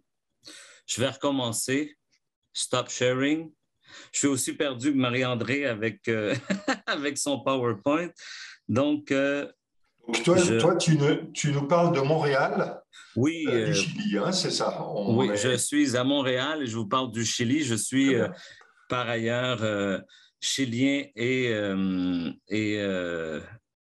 québécois, les deux en même temps. Ah, voilà pourquoi je ne reconnaissais pas mon propre PowerPoint. Je recommence le partage d'écran. Et voilà. Est-ce que ça marche? Oui, bon. non? Oui, soulèvement populaire au Chili. Voilà. Donc, écoutez, Mémoire vivante de la rue, en fait, j'ai été très interpellé par la proposition parce que ce que je fais en général, je fais de l'analyse du discours et je m'intéresse à la sémantique de l'action. Donc, comment est-ce que les actions populaires peuvent interpeller et en quelque part changer le sens de l'histoire. Le discours, en fait, c'est très peu, ça a très peu à voir avec les paroles. Les paroles s'envolent, les écrits restent, mais les actions restent encore plus, elles changent l'histoire. Et donc, il y a une mémoire. La mémoire, elle est immatérielle, mais elle est vivante dans la rue. Et ce que je veux un peu vous montrer, c'est la généalogie qui va nous amener jusqu'au soulèvement populaire. Je n'aurai pas d'image pour la partie contemporaine sur le plébiscite, l'Assemblée constituante et tout, mais en fait, je vais vous parler de tout ce qui l'a conduit à ça. Et donc, c'est un changement révolutionnaire. C'est une de mes thèses que je soutiens, c'est il y a eu un changement révolutionnaire au Chili et ça s'est fait par la rue, par la capacité que la rue, la mémoire vivante de la rue, à se rappeler des événements et pas seulement se rappeler pour se le rappeler dans la mémoire, mais à la mémoire historique qui construit l'histoire. Donc, on se rappellera, je serai très bref sur les événements qui ont conduit à cette manifestation que d'aucuns disent 2 millions de personnes, d'autres 1,5 million, en tout cas certainement beaucoup plus qu'1 million de personnes. Ça, c'est cette manifestation-là qu'on voit à l'écran actuellement. C'est le 25 octobre 2019 qui suit un soulèvement populaire. On va le voir plus en détail comment c'est arrivé. Donc, mais un des slogans très importants est quand on fait la sémantique de l'action, quand on essaie de trouver un sens à l'action, moi, personnellement, comme méthode, je vais voir qu'est-ce que la rue elle-même a dit. Et un des slogans qui est ressorti, c'est « Ce n'est pas pour 30 pesos », la hausse du prix du transport en commun qui a amené à ce soulèvement, mais pour 30 années. 30 années de quoi? C'est 30 années de pseudo-démocratie. En fait, on appelle au Chili cette démocratie-là la post-dictature parce que justement, il n'y a pas eu de démocratie. C'est des élus qui ont assumé la perpétration, la pérennisation de la dictature. Donc, si la hausse du coût du transport en commun avait été de 47 pesos, on aurait pu dire c'est pour 47 années de dictature néolibérale. Je n'ai malheureusement pas les images que j'ai vues par ailleurs sur la dictature néolibérale, mais chose certaine, c'est certainement de cette dictature néolibérale dont il est question. Donc, 30 années de trahison transitologique. Je ne sais pas si vous connaissez les théories sur la transition démocratique, mais malheureusement, la transitologie, les théories de la transition démocratique, débute au Portugal et en Espagne, mais surtout au Portugal, où on se dit pour empêcher que le peuple, les communistes, fassent un changement trop radical, c'est la dictature qui va donner le pouvoir dans une transition bien rangée à la pseudo-démocratie, à la post-dictature. Et là, ici, on voit Pinochet qui remet les pouvoirs présidentiels à Elwin et qui, Elwin, se présentait comme un président démocratique. Il dit la vérité et la justice dans la mesure du possible. Dans la mesure du possible, c'est en maintenant finalement l'héritage dictatorial. Bon, 46 ans, ça c'était au moment du soulèvement. Maintenant, c'est rendu 47, 48 ans depuis la dictature. Et un autre slogan, Chile despertó, le Chili s'est réveillé. Et un autre slogan, c'est « Nous ne sommes pas en guerre ». Nous ne sommes pas en guerre, c'est parce que Piñera a voulu présenter le soulèvement populaire comme une guerre des chavistes qui seraient venus pour envahir le Chili et justement, il avait parlé de de l'oasis chilien qui serait comme le pays le plus beau du monde étant donné sa prospérité, eh bien, il a décrété donc l'état d'urgence en disant nous sommes en guerre contre un ennemi extérieur violent, puissant et dangereux. Et ceci permettait de criminaliser des actions. On peut voir avec les feux dans les stations de métro qui peuvent sembler très violentes. Certainement qu'elles le sont. On ne sait même pas si ces feux-là ont été allumés par les manifestants ou par les forces même du gouvernement. Mais en fait, ce qui était cet ennemi interne, c'était des jeunes étudiants du secondaire qui, devant la hausse du prix du transport en commun, avaient fait des manifestations extrêmement pacifiques qui ne consistaient qu'à dire on va sauter par-dessus les tourniquets. Donc, fait comme Piñera evade. Donc, élude le prix du transport en commun comme Piñera élude ses impôts. Piñera et les autres riches du gouvernement et des riches chiliens. Donc, mais c'est la répression massive qui va faire en sorte que les gens se soulèvent par millions.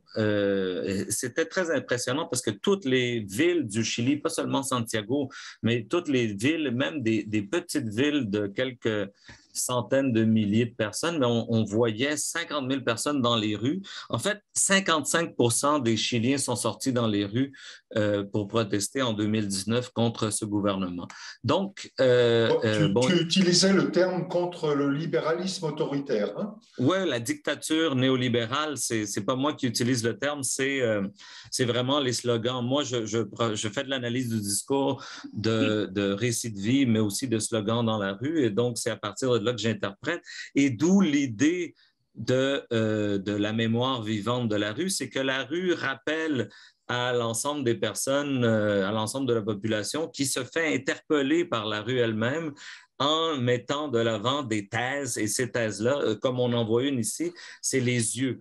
Au Chili, il y a eu une répression vraiment abusive, si jamais il y a une redondance. La répression est toujours abusive, mais celle-ci, 400 lésions oculaires. Dans toute l'année 2018, il y avait eu 200 lésions oculaires. Et dans seulement 3 mois de répression au Chili, il y a eu plus de 400 lésions oculaires. Donc, on voit ici la forme du Chili qui est une tache de sang qui coule d'un œil. Et donc, on va avoir beaucoup de manifestations qui vont montrer les yeux comme un des symboles. C'est une des manières qu'a la rue de parler et de faire mémoire, de faire histoire, d'où le titre de la mémoire vivante de la rue.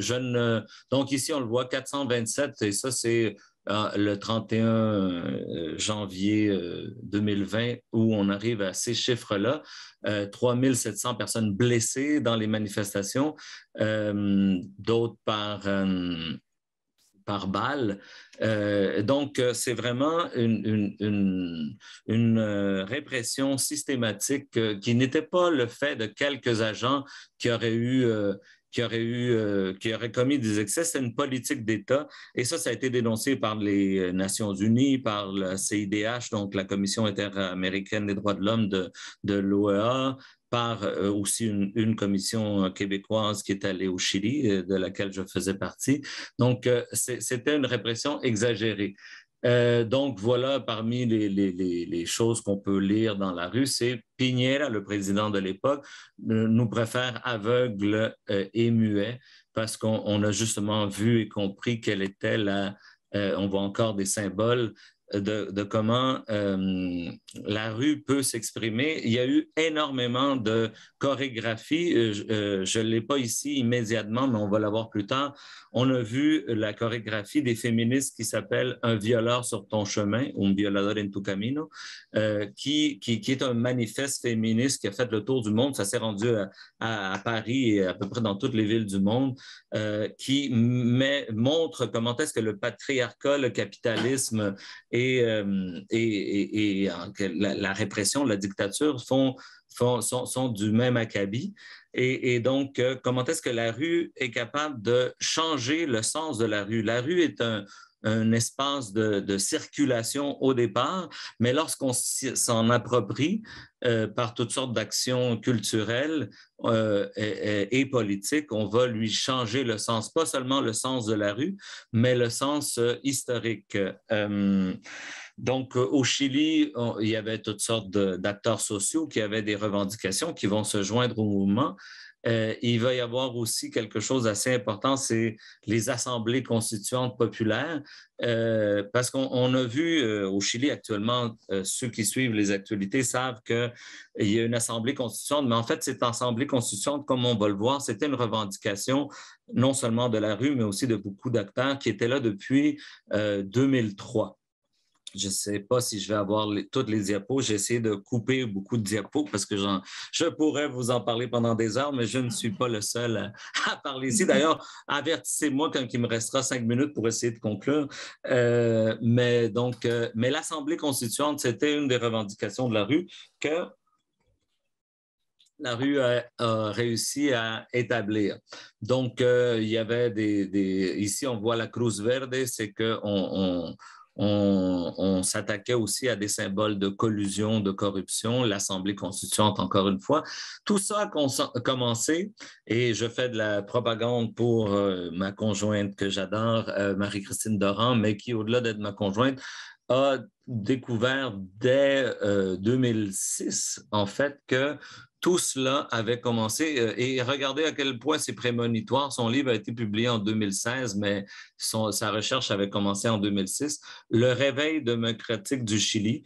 Et c'est vraiment assez curieux parce que un des slogans principaux, comme on l'a vu plus tôt, c'est Chile despertó. Le Chili s'est réveillé, et par hasard, elle avait donné comme titre à son livre plusieurs années avant le réveil démocratique du Chili. Donc, le Chili s'était déjà réveillé en 2003 par une grève nationale qui s'était appelée Por un Chile Justo, pour un Chili juste, et qui faisait le lien entre la justice sociale et l'impunité, donc la lutte contre l'impunité. Donc, on voulait qu'il y ait une justice contre la dictature. Ce qu'il arrive aujourd'hui au Chili, ce n'est pas seulement contre le néolibéralisme, c'est vraiment la dictature du néolibéralisme qui est imposée à feu et à sang en 1973 et dont les gens se souviennent à partir d'une série d'actions. D'ailleurs, l'image du livre, c'est une murale de la Brigada Ramona Parra qui fait des murales depuis 1970. Et donc, tout ça, après 2003, il y a eu la lutte des jeunes du secondaire on appelle les pingouins parce qu'ils ont des costumes. Au Chili, l'école publique a un uniforme chemise blanche avec veston noir, donc on les appelle pour se moquer d'eux les pingouins, et ils ont fait la révolution des pingouins pour demander un changement dans la loi organique constitutionnelle de Pinochet qui faisait en sorte qu'on pouvait faire un business avec l'éducation primaire, secondaire et universitaire. Et après, ça a été le fondement d'une immense grève de 6 mois des étudiants de l'université, mais aussi du secondaire. Donc, le printemps chilien en 2011, tout ça, je vous en parle parce que c'est vraiment... moi, je crois beaucoup au spontanéisme des masses et au fait que les gens sortent dans la rue spontanément. On ne peut pas prévoir le soulèvement populaire de 2019, mais on peut le comprendre et l'analyser par rapport à tous ces autres événements 2003, 2006, 2011. Donc, 500 écoles secondaires occupées, 32 universités. C'est assez beau, Rudy. Je pense beaucoup à toi dans ces images-là. Je ne les ai pas choisies pour toi, mais je pense beaucoup à toi quand je les mets parce qu'il y a un esthétisme de cette résistance-là avec ces chaises qui bloquent J'entends un bruit. Est-ce que tu voulais intervenir, Rudy? Non, je disais un esthétisme de lutte.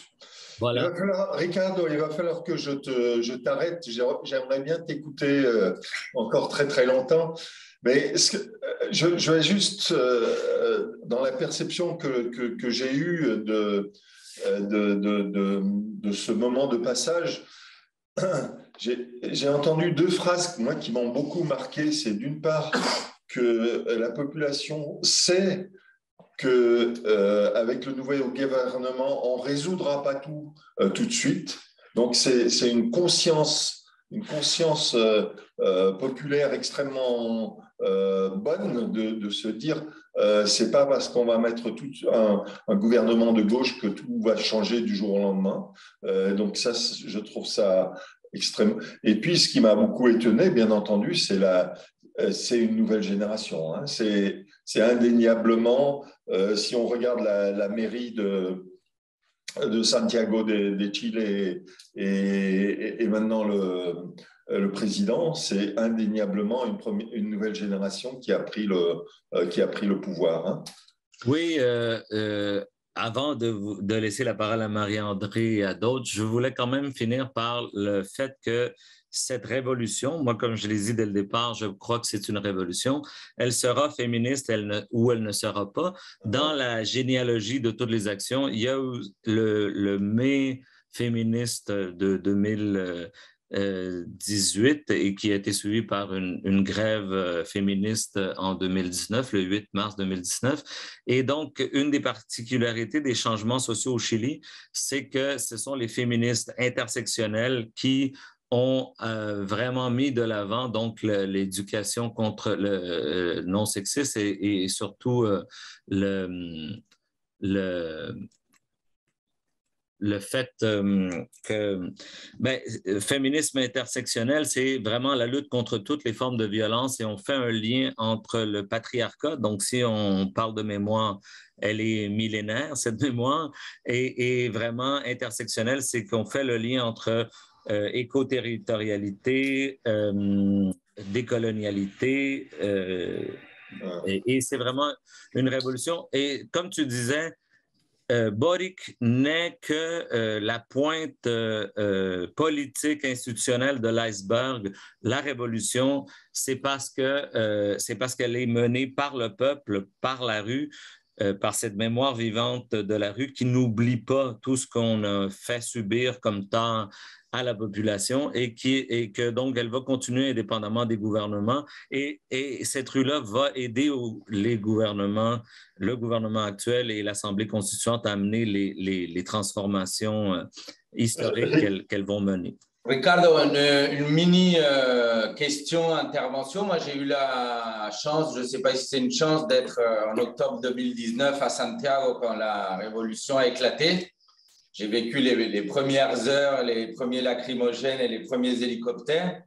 Mais au-delà de ça, ce qui m'a marqué, moi, dans la suite, c'est cette capacité qu'ont eu les Chiliens de tout reprendre à zéro. Et pas de simplement corriger quelques dysfonctionnements hérités de ce qui se faisait déjà.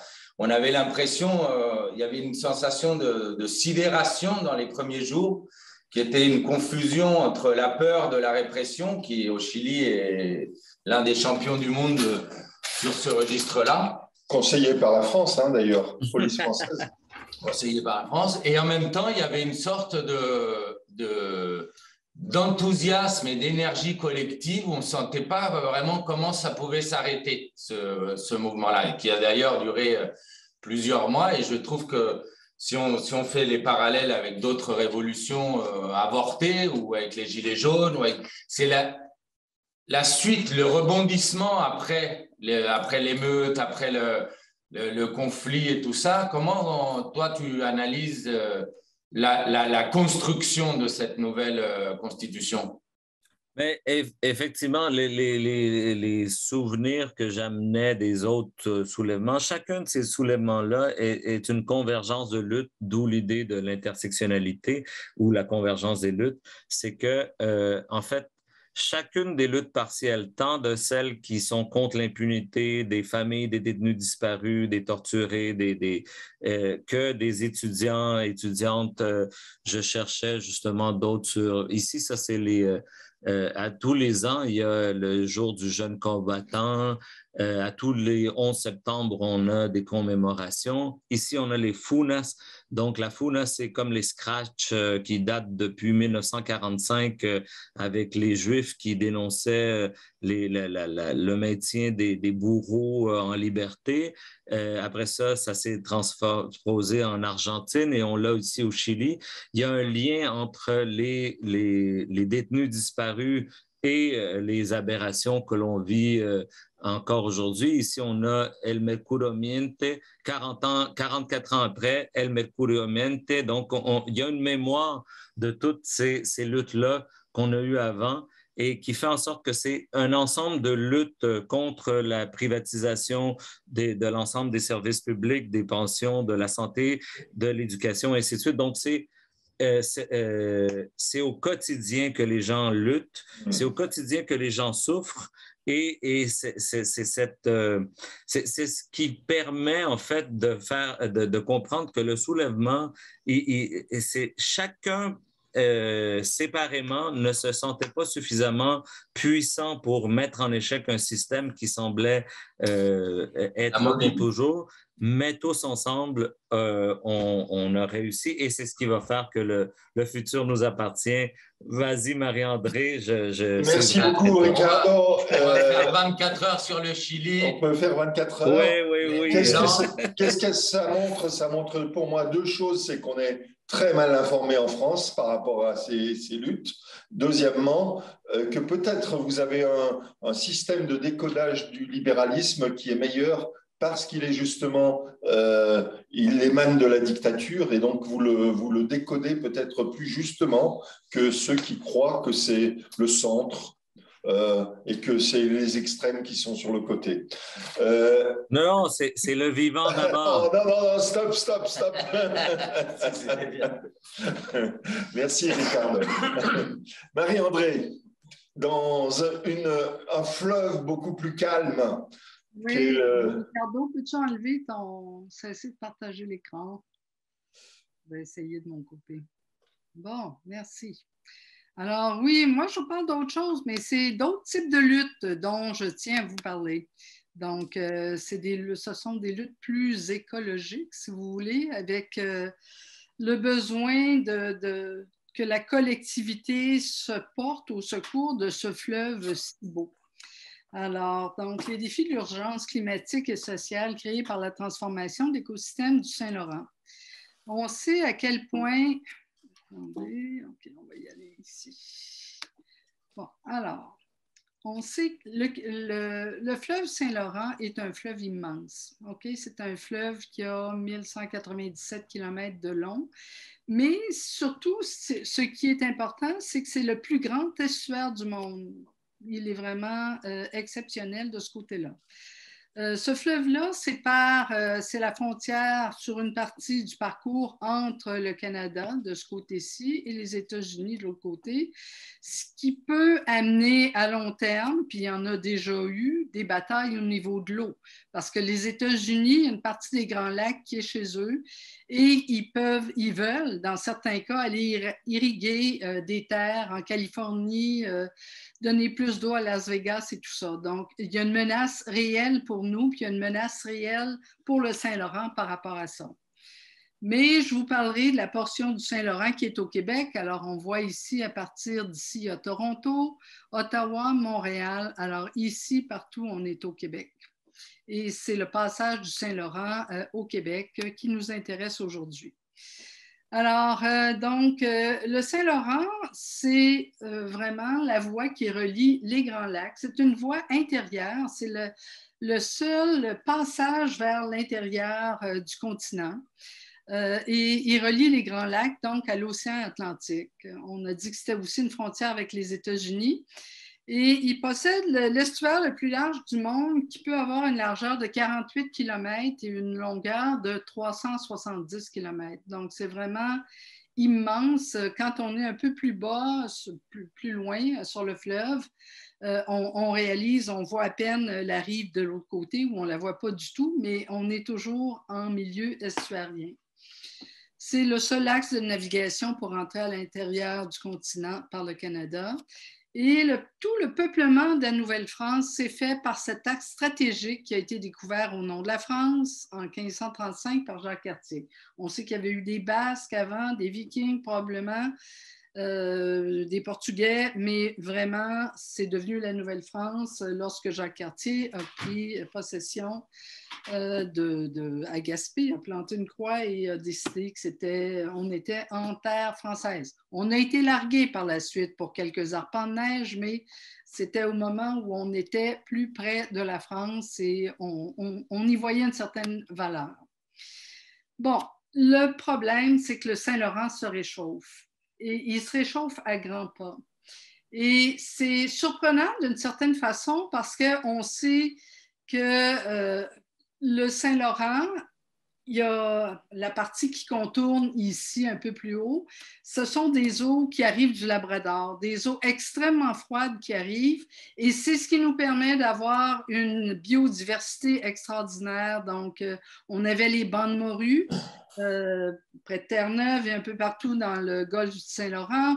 On a aussi énormément de baleines qui viennent régulièrement parce que la profondeur... Tu ne vas pas recommencer avec les baleines. Pardon? Tu ne vas pas recommencer avec les baleines. Ah, t'en as vu déjà. Mais les baleines de la chambre 19, c'est ça? C'est exactement. Bon, alors, l'eau plus chaude dans le Saint-Laurent amène des problèmes. Une des raisons pour laquelle l'eau est plus chaude, c'est qu'il y a réchauffement du climat. Mais maintenant, il y a aussi le Gulf Stream qui commence à entrer dans le golfe du Saint-Laurent et qui crée énormément de problèmes sur le plan écologique. Disparition d'espèces et tout ça, comme on verra. Alors, est-ce que vous voyez le PowerPoint ou pas du tout? Oui. Un peu? Oui, c'est très bien. OK. Bon, alors, donc, l'eau plus chaude ralentit le débit du Saint-Laurent de 20% actuellement. C'est majeur. Donc, ça veut dire beaucoup moins d'eau dans des secteurs, notamment entre Montréal et Québec, puisque c'est beaucoup plus plat.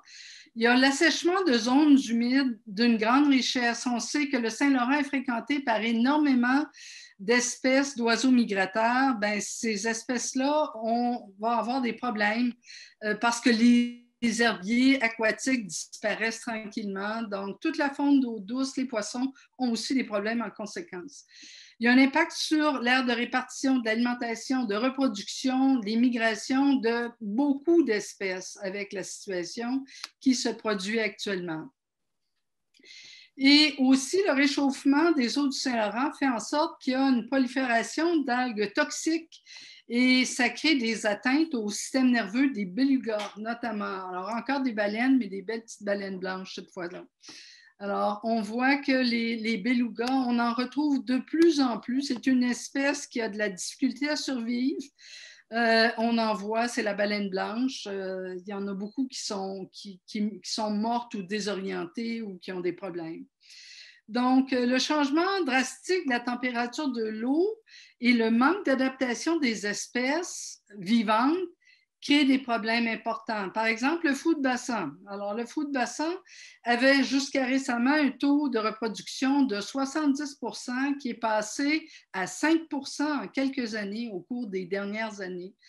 Le réchauffement de l'eau modifie les espèces de poissons qui sont présentes parce que ces espèces-là qui étaient à la surface, soit elles vont ailleurs, soit elles plongent en profondeur.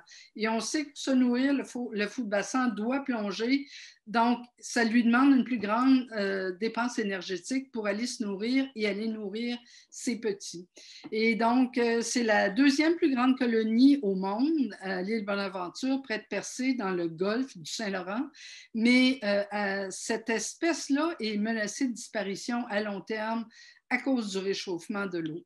On voit de plus en plus aussi de fous de bassin qui vont s'alimenter des fois à 200 km plus loin. Alors, imaginez ce que ça demande comme énergie, aller chercher du poisson à 200 km et revenir. Donc, c'est quelque chose d'impensable, là, ce qui se passe.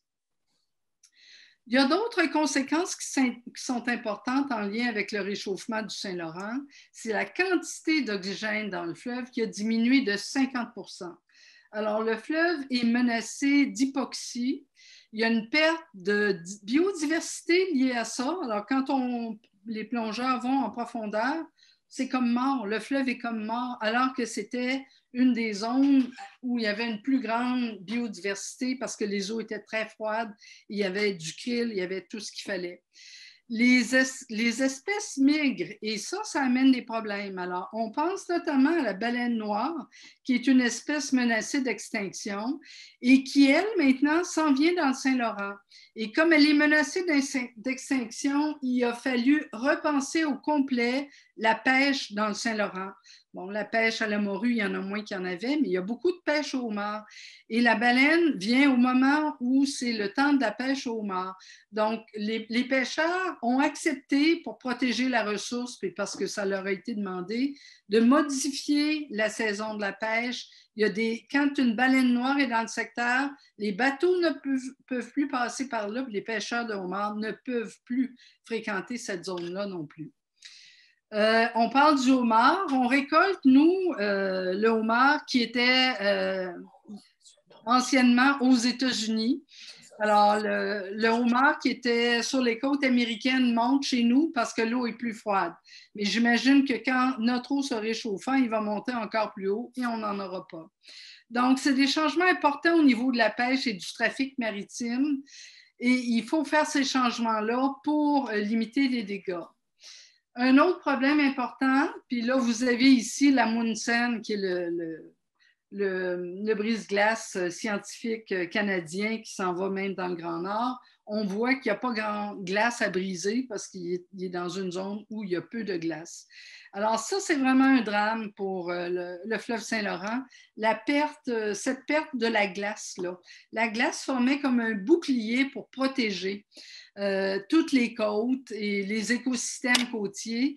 Et depuis 50 ans, on a perdu le couvert de glace et ça amène une érosion vraiment importante. Donc, c'est une menace pour l'écosystème des communautés côtières et les berges sont plus vulnérables aux tempêtes et aux grandes marées aussi. Ça a créé énormément de dégâts. Alors, le Saint-Laurent qui se réchauffe et l'érosion des côtes s'accélère. Monsieur Barr connaît bien la Villa Frédéric James sur le Cap Canon à Gaspé. Elle vient d'être déménagée. Elle a été déménagée cet hiver. Ça devient un espace bleu, un espace muséal et vraiment, elle a été déménagée pour rester à cet endroit-là pour une centaine d'années.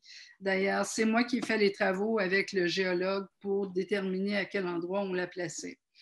On voit aux îles de la Madeleine aussi, on voit quelqu'un qui tombe d'une falaise. Il y a énormément d'érosion. Et un village comme Percé, en 2016, a été complètement, le bord a été complètement ravagé. Énormément de commerces inondés, brisés. Donc, ça a un impact important pour les communautés locales. Et ça amène beaucoup de... Ces communautés-là se sentent impuissantes. Donc, les maisons sont détruites ou bien non, il faut les déménager. À Sainte-Flavie, le long du fleuve, c'est ce qui est arrivé. Ce sont des dommages importants et récurrents pour des populations qui sont déjà vulnérables, qui ont dû changer le type de pêche qu'ils avaient. La pêche à la morue, anciennement, les stocks ont baissé. Il y a l'augmentation des phoques, du phoque gris qui mange le poisson. Il y a eu aussi beaucoup de chalutiers européens qui ne sont pas gênés pour venir dans nos eaux territoriales. Et donc, ça a créé des problèmes avec les stocks de morue, mais c'est aussi, sur le plan social, des pertes d'emplois et des problèmes sociaux. Et c'est une atteinte aux infrastructures routières et côtières, et puis des événements qui n'avaient lieu que selon une récurrence de 100 ans, une fois par 100 ans. Maintenant, c'est une fois par 20 ans. Donc, ça veut dire que tous les gens qui sont en bordure du fleuve perdent la possibilité d'assurer leur maison. Et si jamais il y a des glissements de terrain, de l'érosion, ces gens-là n'ont plus rien entre les mains. Il n'y a pas vraiment de support qui est donné au niveau financier par les gouvernements, malheureusement. Alors, des actions pour éviter l'extinction d'espèces vivantes. c'était plus les espèces animales, mais ça touche aussi aux espèces humaines. Donc, il y a eu énormément de choses pour amener un meilleur contrôle du trafic maritime. Donc, dès que le trafic maritime passe, on sait qu'il y a à peu près 6000 transits par année dans le Saint-Laurent, ce qui est beaucoup. Ça crée beaucoup de pollution sonore aussi et d'autres types de pollution. On frappe souvent les baleines ou d'autres espèces aussi. Mais donc, il y a vraiment un resserrement du contrôle du trafic maritime. Il y a la création de zones maritimes protégées de plus en plus parce que les gens les réclament, ces zones-là. Il y a une surveillance accrue et un encadrement strict des déversements et autres pollutions. Et il y a une éducation à la conservation qui se fait de plus en plus. Et je dirais que dans le cas de la baleine noire, ceux qui ont aidé à sauver la baleine noire, ce sont les pêcheurs. Il y a eu une biologiste qui a travaillé avec les pêcheurs pour trouver d'autres façons de mettre les casiers de homards à l'eau, de les attacher les uns aux autres, les périodes pour y aller et tout ça. Donc, les gens sont très conscients que c'est une ressource importante et qu'ils veulent la garder. Et à ce moment-là, ils essaient, en tout cas, de collaborer à ça. Il y a une implication, donc, des populations côtières et de l'industrie de la pêche, parce que la perte de la ressource n'est pas gagnante à long terme.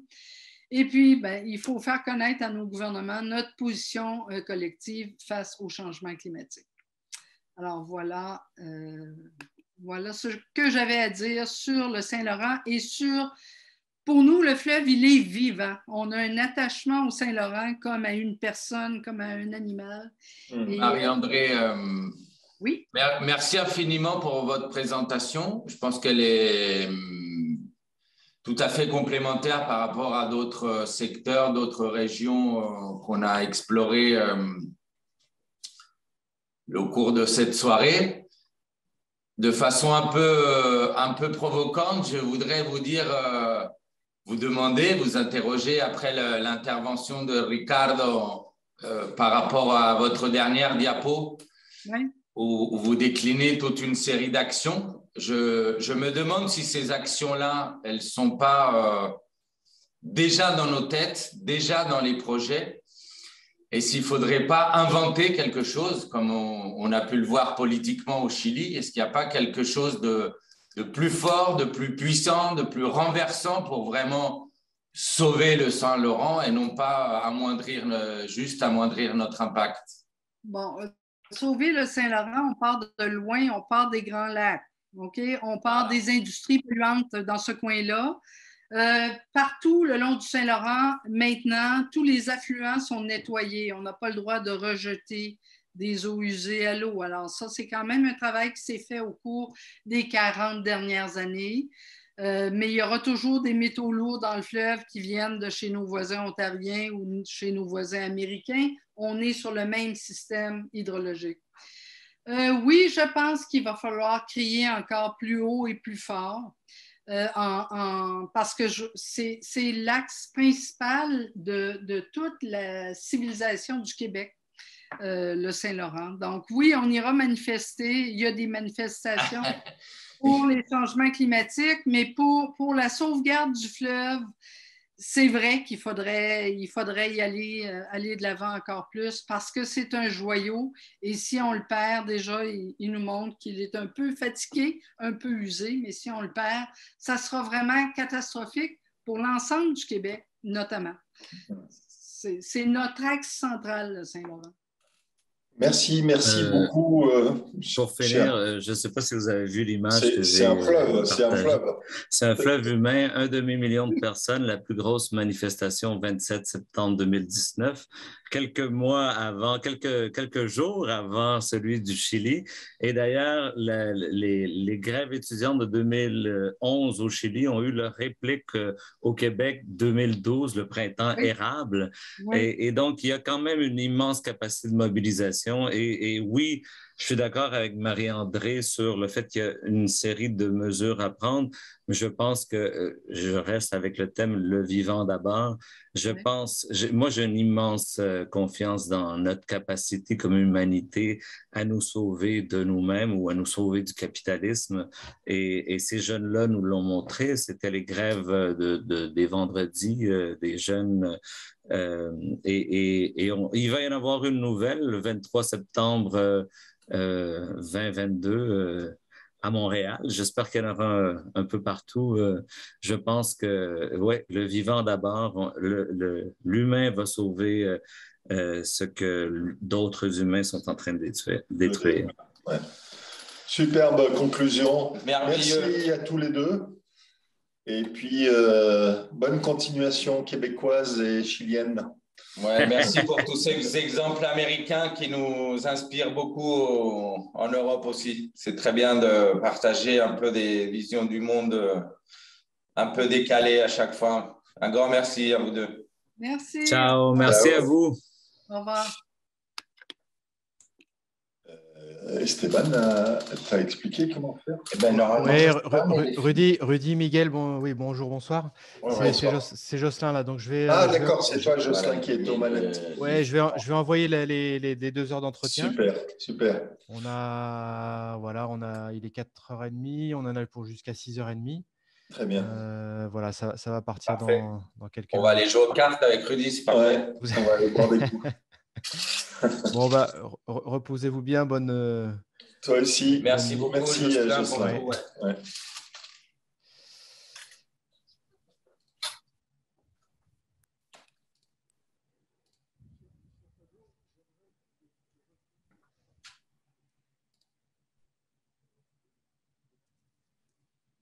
On n'a pas le son. Oui. On n'a pas le son, Jocelyn. Il n'y a pas le son de la vidéo, Jocelyn. Alors, stop sharing.